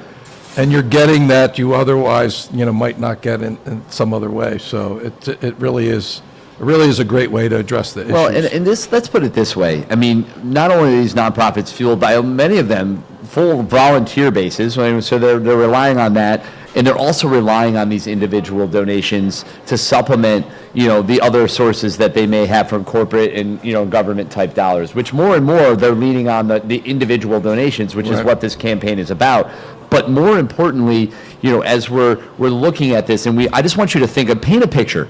Imagine a world without them. What does that look like?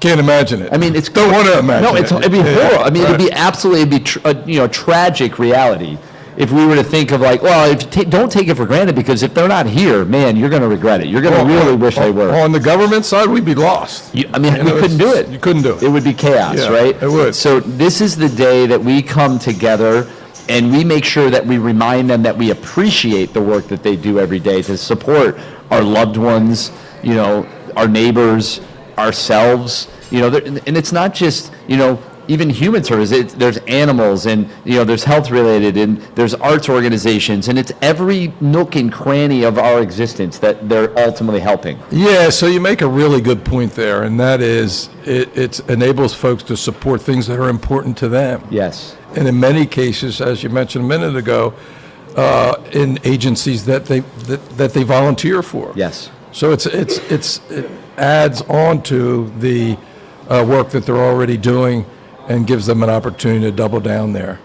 I mean, I think it's great, and again, we appreciate you coming here, because it shows that it's a campaign, and this is a day that matters, right?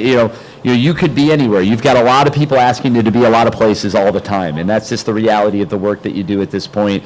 And for you to take the time to make sure you show up here today is just a good reminder that it does matter, and that maybe if you're watching this at home, if you needed a nudge, which I hope maybe we've been giving you plenty, to get onto the campaign, but not only to don't just donate, share. And that is the thing too. If you just simply put the links in your social feeds and you tell others to do the same, that is what's really going to move the needle in these next few hours as we get out here. So what would you tell the folks, again, at home that are listening? Why is it so critical that we act now and we don't wait? Well, this is a day where you do it, number one. It's a day where we try to get your attention. It's a day where you can support the things that are meaningful to you.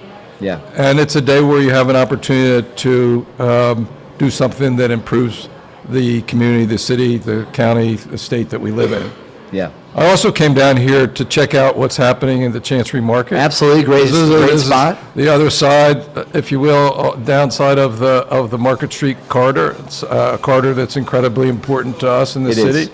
People that work in this building contribute to our city, and we're looking at opportunities to kind of develop all over the city, and it enables us to do and partner with some of the agencies that we're supporting today, and that folks are supporting. And it doesn't matter if your agencies here in the city of Wilmington. There are obviously plenty of agencies that work in Newcastle County. I see the Newcastle County executive up. He might be in the hot seat in a minute, but there are lots of agencies across our state that do tremendous work for the people of Delaware. Yeah, no, it's been great, making our home here for the broadcast right here at the Chancery Market, which is where we're broadcasting live from. We will be here for the entirety of the campaign, so if you want to pop by, you can check out, these food vendors. We can get out here, support some local businesses by coming to the market, and that is important. We need to be getting out. We need to support in so many ways. And today, this is where we're at. This is the central hub of the campaign. We just really want to say thank you for all the work you've done. I know that you've been a really big supporter of Spur Impact in the work they do, the United Way of Delaware, in so many of the initiatives throughout the state, and now, primarily the city of Wilmington. It's a beautiful place that we're in here. Wilmington is kind of perfectly nestled in the middle of the East Coast corridor, and I think that is a really beautiful asset that we have, and we got to find ways to leverage that more. And well, we have this great celebration of the nation's 250th anniversary coming up this year. It's going to be really exciting. Lots of cool things happening here in Wilmington and across the state. So we're really looking forward to it. We also have the World Cup coming. Met with love that. one of the groups that are going to be staying here in Wilmington. So it's going to be a really, really exciting year. And today, obviously, is an opportunity to help so many of those agencies that do great work here in our city and our state. The 250. So do you have to talk all day? Do you have to? It's just 24 hours. Just 24 hours. It's just 24 hours. No problem. You just keep going. You're going to be tired by the end of that. I tell you, there's a really good nap in my future. I will be sleeping well tonight. That is for sure. Real quick before I let you go, about that 250 celebration, it is going to be an amazing celebration. So you're allowed to brag on that. I think the city is coming together in a really amazing way. It's going to be unique and in a lot of ways historic celebration for our area coming up here. Absolutely, we have a lot of shared history to focus on. We're gonna try to do that. We've got lots of really interesting events. A big 4th of July fireworks on the riverfront with assistance from the county and the state. So we'll be all pulling together, working together to have just a great celebration.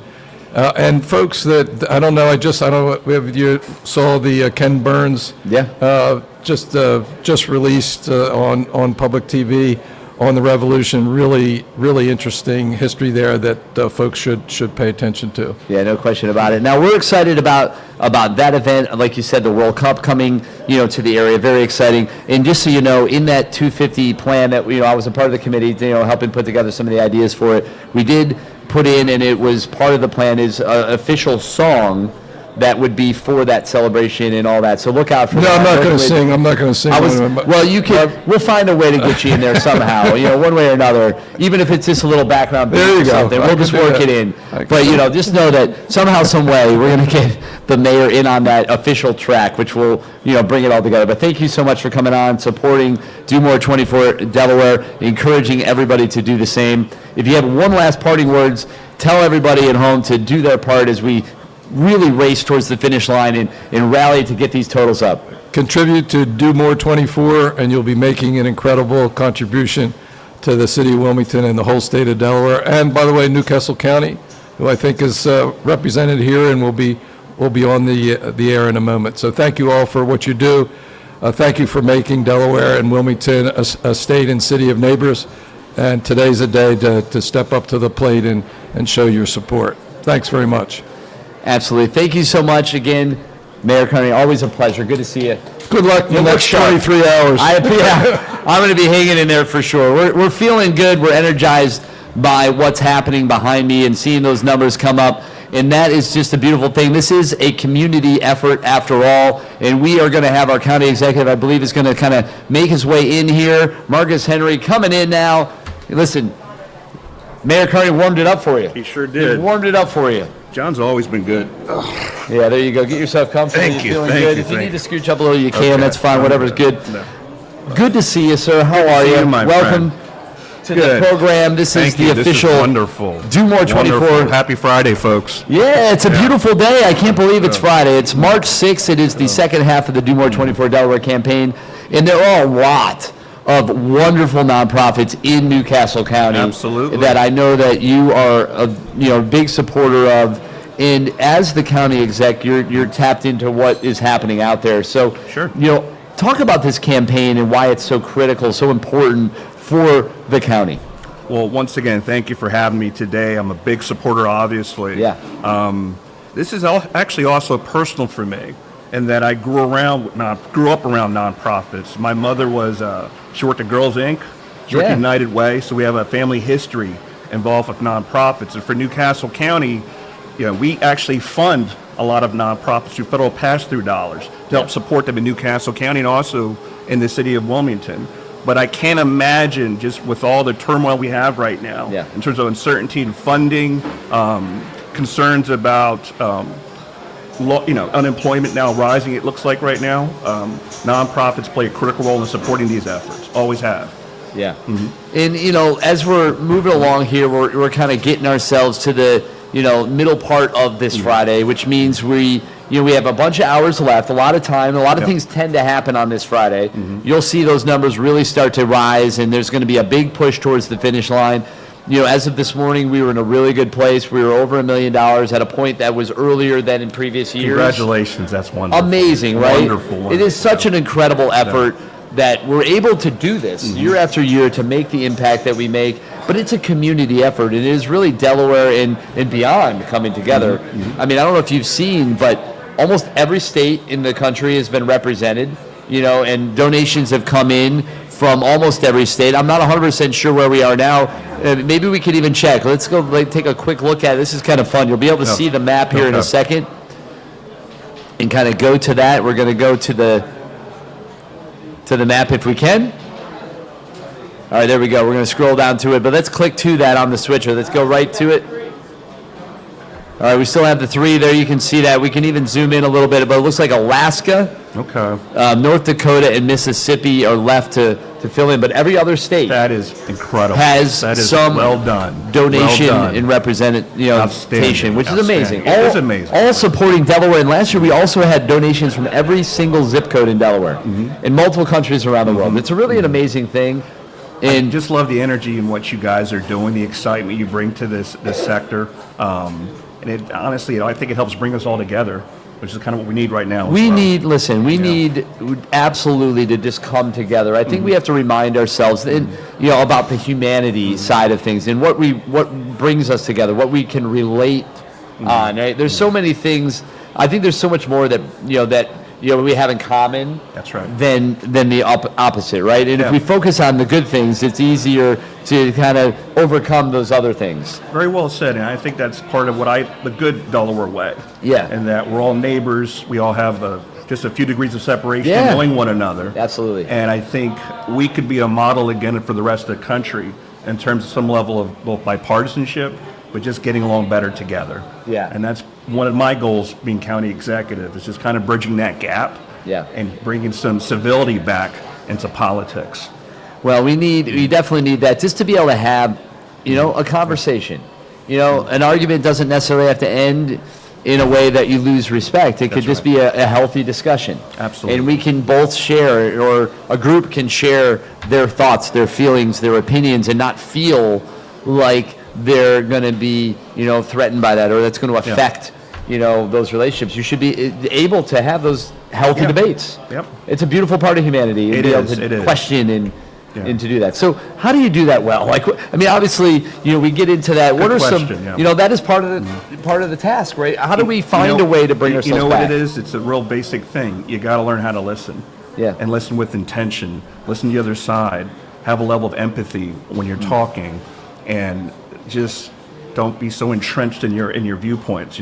Sometimes you might learn something you didn't know just by listening a little bit closer. Yeah. I think at the end of the day, the one thing I know is that I don't know, much, right? So I just go into that.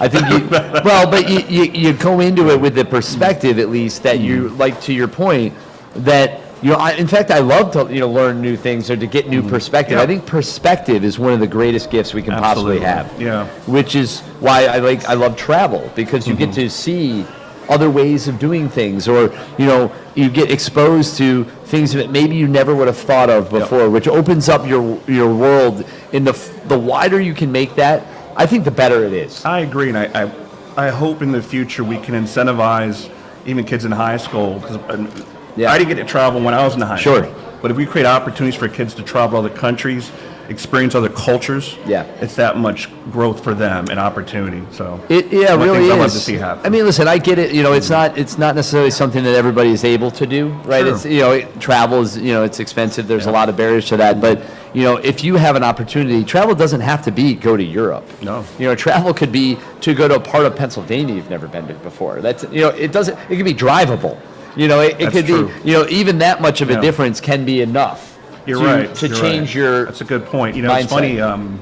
We're a small state. Yeah. But I have known of folks that have barely ever left the state of Delaware. Yeah. And which is something. Yeah, it is. We have so much around us to offer. With New York and Baltimore and D.C. and all these opportunities. Well, in Newcastle County, I think specifically, and the whole state of Delaware does have a unique opportunity because we are so uniquely positioned. We are. Geographically. We are. And that is a major asset. Yep. The fact that we are just 45 minutes to Philadelphia, an hour to Baltimore, 2 hours to New York, 2 hours to D.C., 5 hours to Boston, 5 hours to Richmond. And guess who's in the middle? Nobody else. Nobody else. Just That's us. Very accessible, too. And if you go a little further north, you're further away from those. If you go a little further south, you're further away from those. There's only one location that has center point access to all of them. That's right. And it's northern Delaware. It's Delaware in general. We need to get you involved in our marketing campaign. Listen, that'd be wonderful. I am happy to help with that. It's Maybe we should talk about for real. that. Absolutely. I would love to. And I'm involved a bit, as you may or may not know, in the film side of things. We have a feature film that we put out recently called The Conspiracist, which was shot mostly in Delaware. It's out on Amazon. It's on some of the other platforms. I'll watch it tonight. I hope you do. Tonight? Yeah, please. It's out there. Please do. It's fun. It's a comedy mockumentary. I think you'll enjoy it. I'm sure I will. And there's elements of humanity in there. In the film, just I'll share it with you. They're looking to put on the first ever all-inclusive conspiracy theory convention, and it is about that world and the characters that are involved in it. And it has a ton of heart. It's funny. And you're going to see a lot of Delaware locations. So I'm going to watch it. You're gonna love. I'm going to be a critic too. So Please do. I'll get back to you. And I'll tell I you love what it. I'm in. I'll take it. I watch take it. a lot of movies. I have no life. Yeah, no, well, I think that is just not true. Your life is dedicated to serving public service. this county, and that is a beautiful one at that. So I would champion you for that. Thank so you, sir. I appreciate it. I work very hard. I know you do, and I think you deserve a little break just like everybody does, true, but we appreciate your dedication ultimately, appreciate that. which is partly why you're here today. So as we are looking at that and we're thinking about the strength that our location provides in Newcastle County, what is it you're so proud of and you are looking forward to? What does the future from Newcastle County look like when you see a day like today? Yeah. When you see this kind of effort, what does that do for you? I want to see, and we work towards it, all the time with Newcastle County government. I want to see more connectivity between our local governments. I'm good friends with Mayor John Carney. He's done a stupendous job in running the affairs of the city of Wilmington.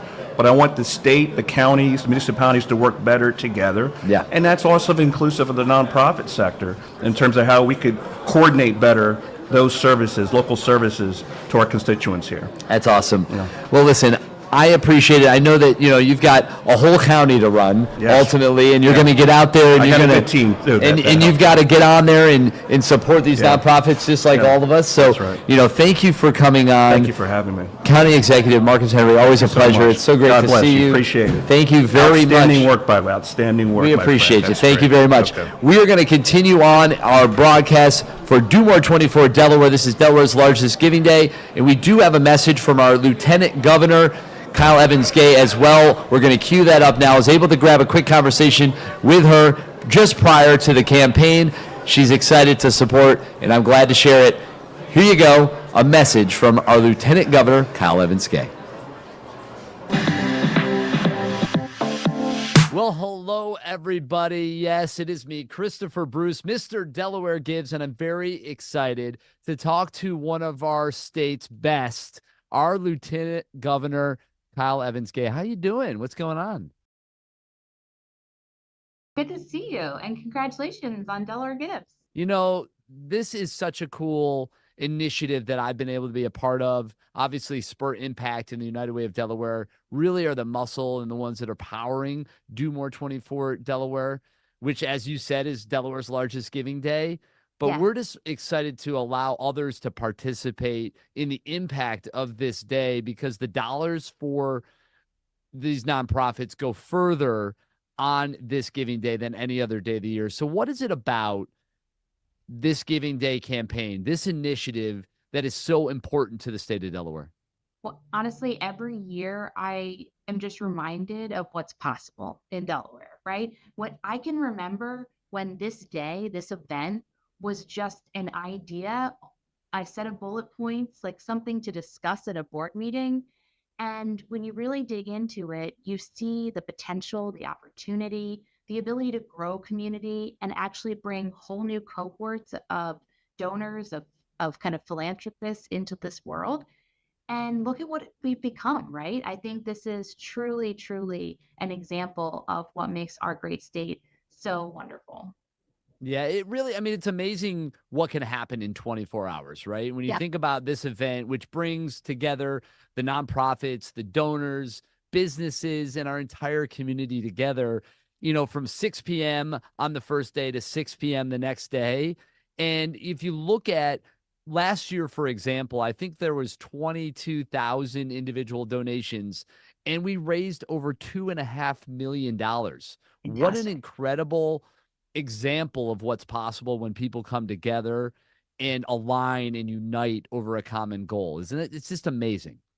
And there isn't a person in Delaware who isn't affected by the work that we do today. Whether you're a donor, someone who's benefited from the work of one of our great nonprofits, board members, kids who are, helping out and like saving their pennies because they want to give back to organizations that have made such a big difference for their families.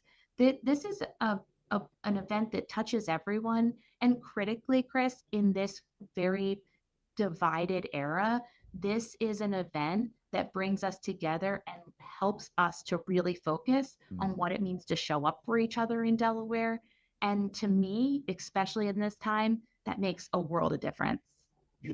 Yeah, it really is important for us to all show up, right? And last year, and I think in previous years, every single zip code in Delaware was represented in those donations, which how cool is that? And almost all 50 states were a part of this campaign. Countless countries from around the world all contributing and giving to this campaign.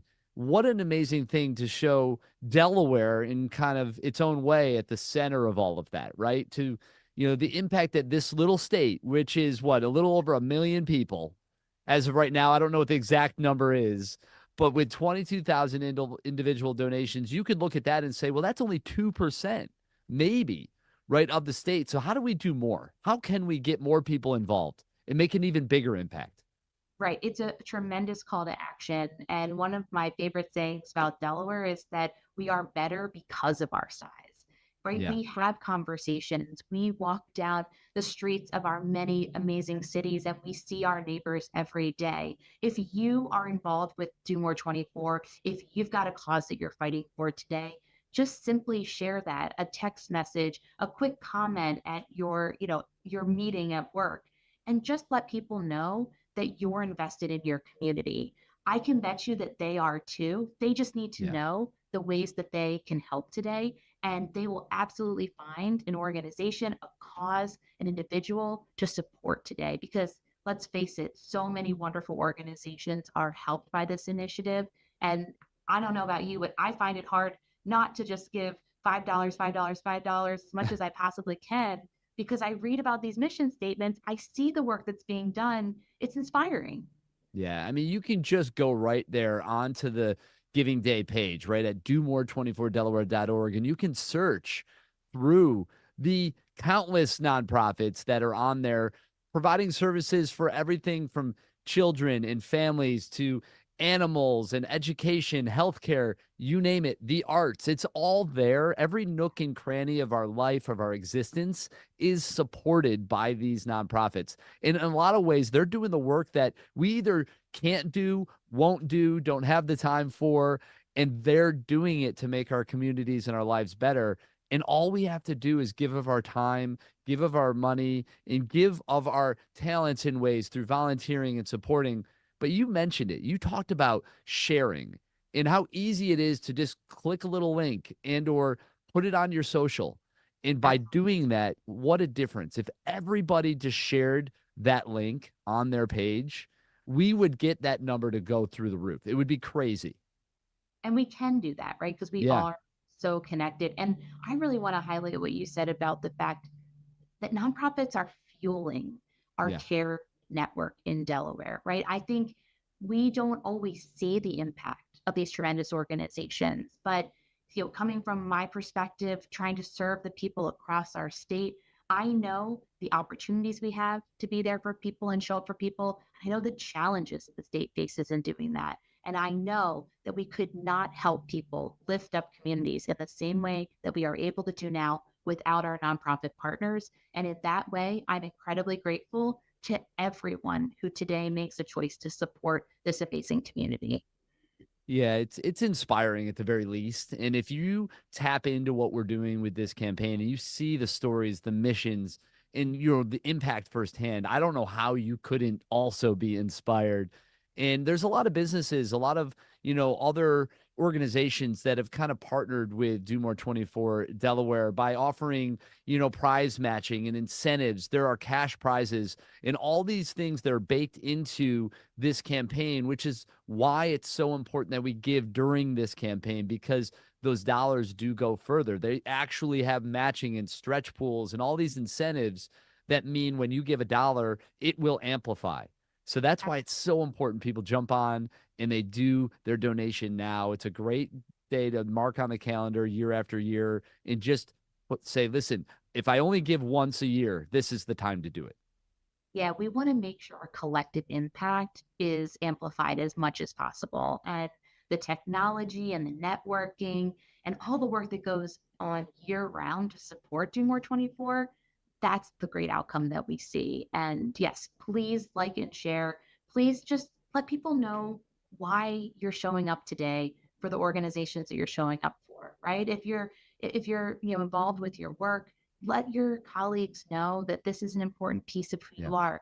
I like to talk about this with our young leaders in particular. We are not just what we do for work. We are not just who we are at home. We are not just who we are in the community. We are just an amazing amalgam of all of those things. And share those pieces of your life, share those passions that you have with people who you might not always say, I'm really interested in supporting this organization. These are conversation starters. You never know kind of the unity that you could find with folks across our state if you don't just start the conversation. Yeah, sometimes it's as simple as that, right? Just engage, just say hi, just start the conversation. And that conversation can lead to, who knows what, right? So all we do to start this conversation, if you're watching, is to go to domore24delaware.org, Find a nonprofit that means something to you, and you can even set up your own personal fundraising page. I don't know if you knew that that was available, but it is, and it's simple. It's already set up for you. A couple clicks and you're up and running, and you can share your own personal page to all your friends, your family, your coworkers, and you can encourage them to support. Maybe if you have a company, get your team to all set up pages for nonprofits that mean something to them and make it a competition. Have fun with this. That's what it's all about. How did you know that my workplace was so competitive, Chris? I'm just saying, throw it out there, you get it done.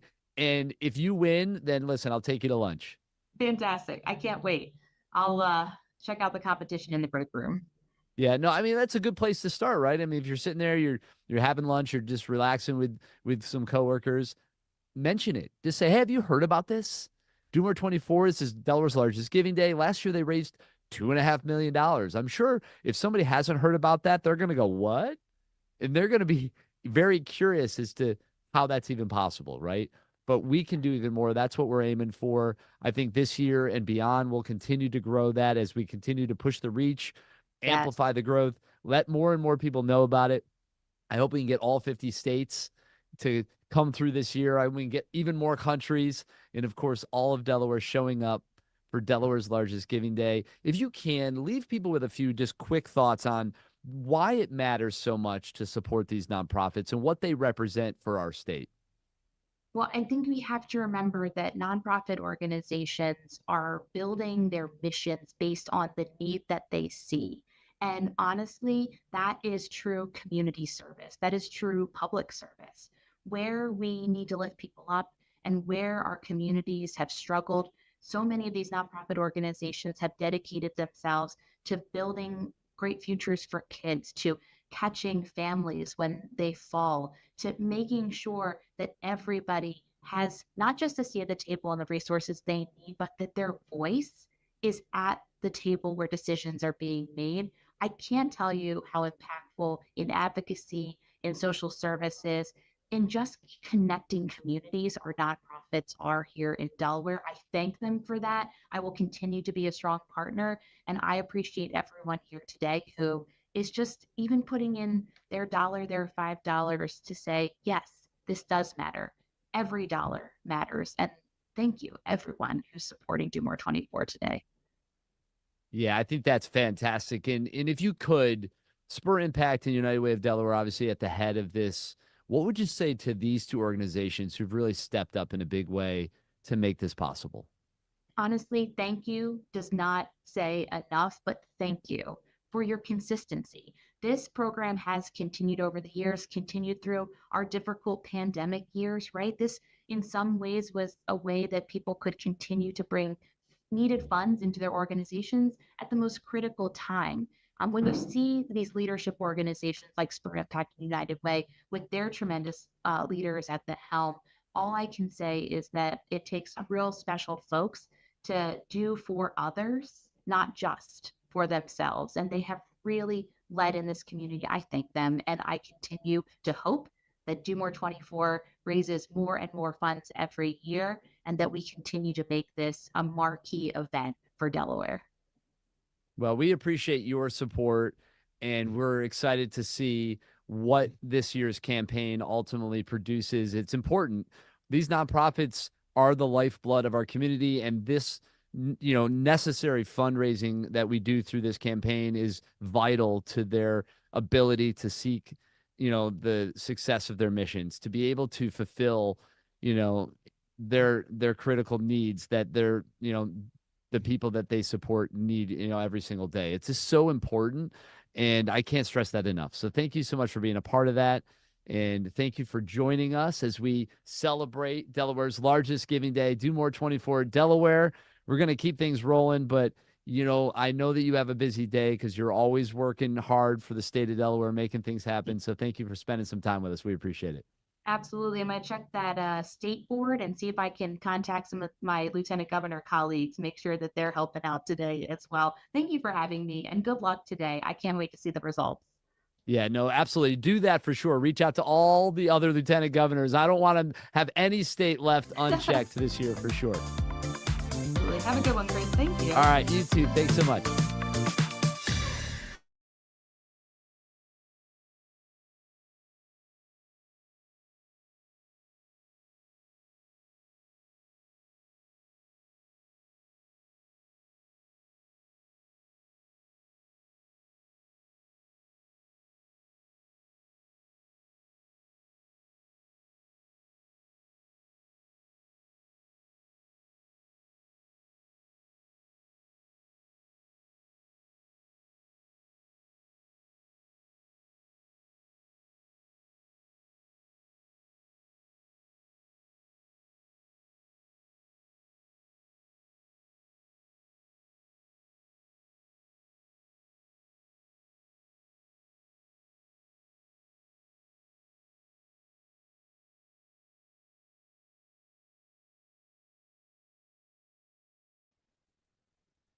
Good evening, everyone, and welcome to our special fundraising live stream.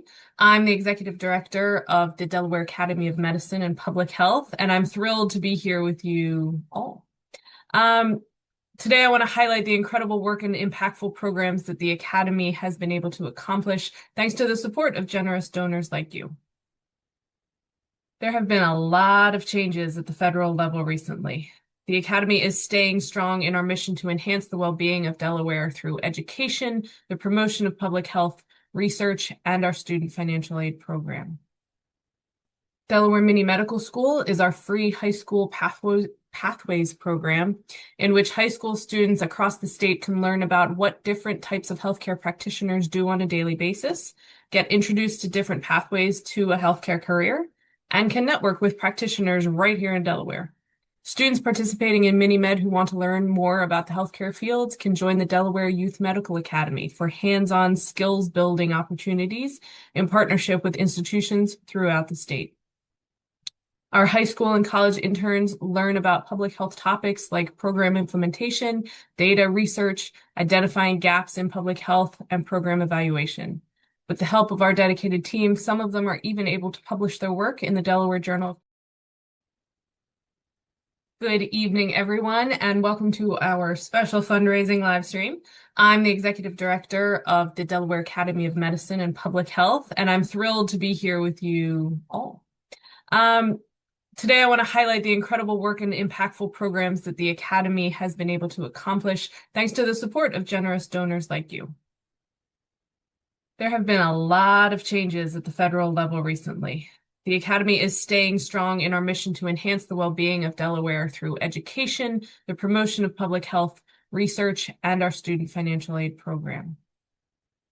Delaware Mini Medical School is our free high school pathways program in which high school students across the state can learn about what different types of healthcare practitioners do on a daily basis, get introduced to different pathways to a healthcare career, and can network with practitioners right here in Delaware.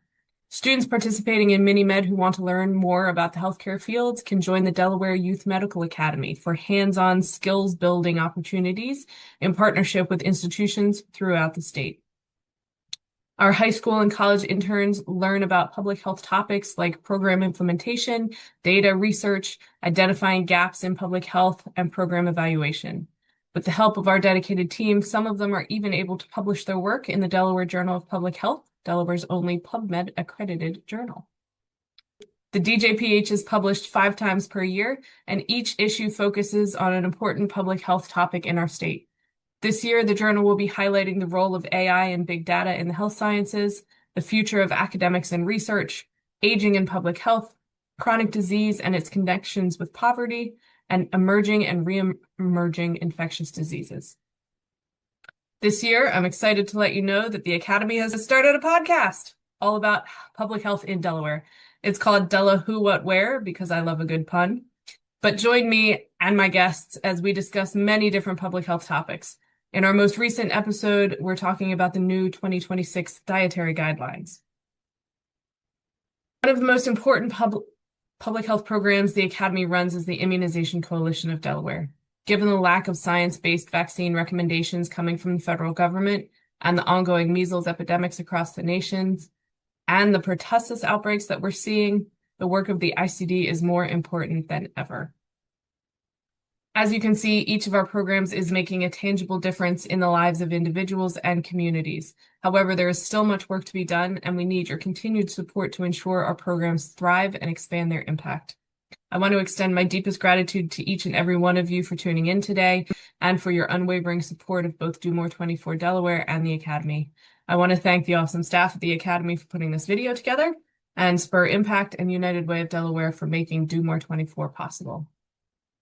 Please visit our dashboard at Do More 24 or scan the QR code seen on the screen to make a secure online donation. Every contribution, no matter how big or small, helps us to further our mission and to support our programs. We hope many of you join us as members and take advantage of our opportunities to expand your public health expertise and interest through Academy newsletters and publications, networking and professional development, and sponsored events. Or you can just listen to the podcast. Thank you again for joining us, and let's continue to work together towards a brighter future for all Delawareans. All right, so we are now in the Good Vibes Only Lounge. I'm sitting here with Kate Baker Frawley from the Grand Opera House, holding it down in your purple T-shirt, looking good. Repping the Grand. How are you? With the fun coach, Mark Duncan himself. Hey, fun coach. Just lounging out here in the Good Vibes Only Lounge. Yeah, let's lounge it out. Yeah, we're lounging. You know, this is what you do on the Friday. You start to ease into it. Listen, we've raised some good money so far, but there's a lot of work to do. Absolutely. We still have, about 6 hours, a little less than 6 hours to go, which is where a lot of the action happens. It really does. When things start to really get down to it. Pick it Everybody up. starts hitting those calls. You're getting on, sending the messages, the texts, all the stuff. You guys talk about the Grand Opera House and what you guys represent, which is a number of spaces ultimately, and you have a goal. We're just talking about it. Yep. And what is it?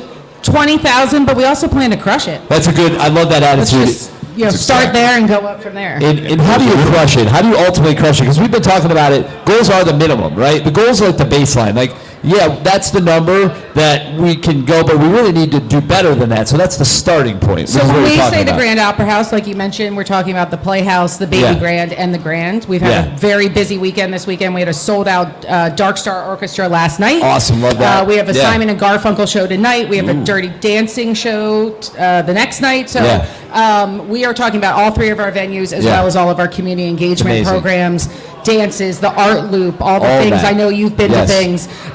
So how do we get to our goal? With our awesome, awesome donors. That's you we're talking to. Right there. Our corporate donors, our individual donors. Yeah. We've been sending out videos. Our staff is awesome. They've been, making videos and sending them out. So we, reach out to those that believe in the arts and the community and bringing them together. That is, listen, that is wonderful.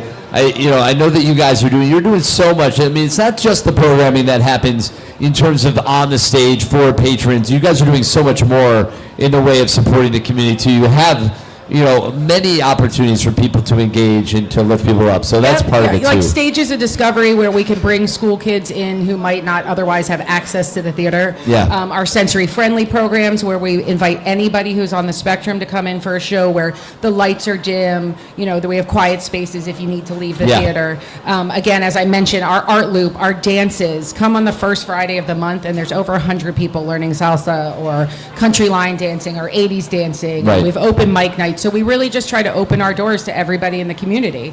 Yeah. We try to program shows that everyone's going to like. So we have some great comedy coming up, a couple Broadway shows coming up. So, we just want everyone to know the Grand is for you. You're welcome. Come hang out with us. We also do rentals.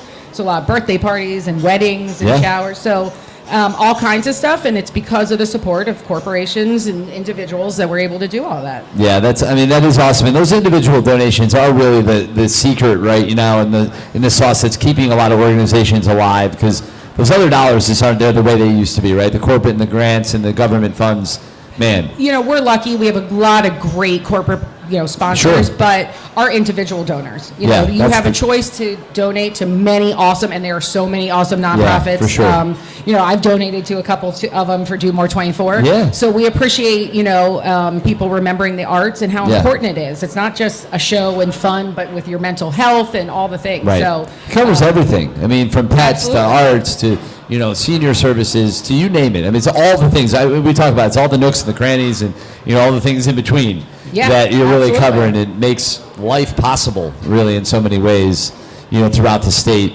And the nonprofit community is that. I was talking to the mayor just a little bit ago about, imagine what it would be like if they weren't here. Yeah, we kind of noticed that during COVID. It's scary. It was how the effect of the closing of the arts and those buildings on Market Street during COVID, the effects on the restaurants, and everything. So we all help each other, support each other, and the arts, I would say, plays a huge role in that. It gives us, it's so much of it that, the part of our life that's worth living, I think, is in a lot of ways contributed to the arts. Again, imagine life without art, without music, without, movies and TV and plays and musicals and all these things that entertain us and keep us sane. Yeah, and allow us to escape for a minute. That's right now things are so dark and heavy. Man. Being able to just escape for a couple hours is a huge. Those trips, they're worth it. Yeah, and the local access to this is what is absolutely amazing. you don't have to leave the state, you know, and in our case, you don't have to leave the county, right, to be able to experience the offerings that you have. I'm keeping an eye on a couple of shows. Yeah, that are world-class coming up. stuff, too. I mean, this isn't just like anything thrown up on a stage. I mean, you have, top-tier, world-class acts coming through, and you just have to, pay attention. You'll be amazed what you see coming through. Yeah, not everyone can get to New York for a Broadway show, so we have, Book of Mormons coming up. That we have a few seats left. Yeah. Kinky Boots, The Music Man, and we're going to announce our next season soon. Man. So, that's exciting. There's Broadway here in Wilmington. Right here. Again, there's comedians, there's cover bands, there's all kinds of things. So just take a look. It's always changing. That's one thing that's new is we used to program for a full year. Yeah. Now, post-COVID, things are different.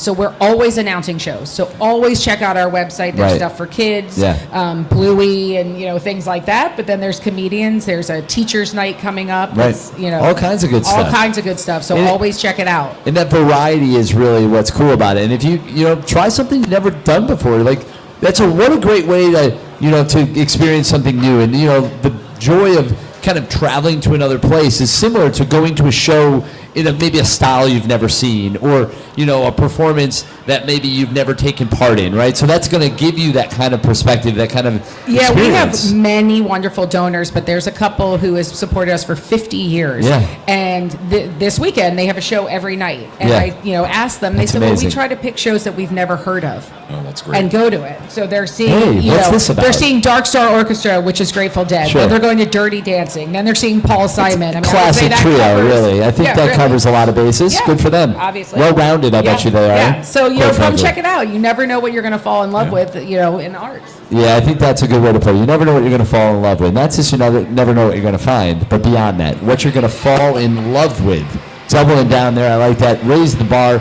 So get on and support the grant. You can find them. We're going to get them through. We're going to crush that goal as we talked about. You can do that right at domore24delaware.org. That's how you do it. It's that simple.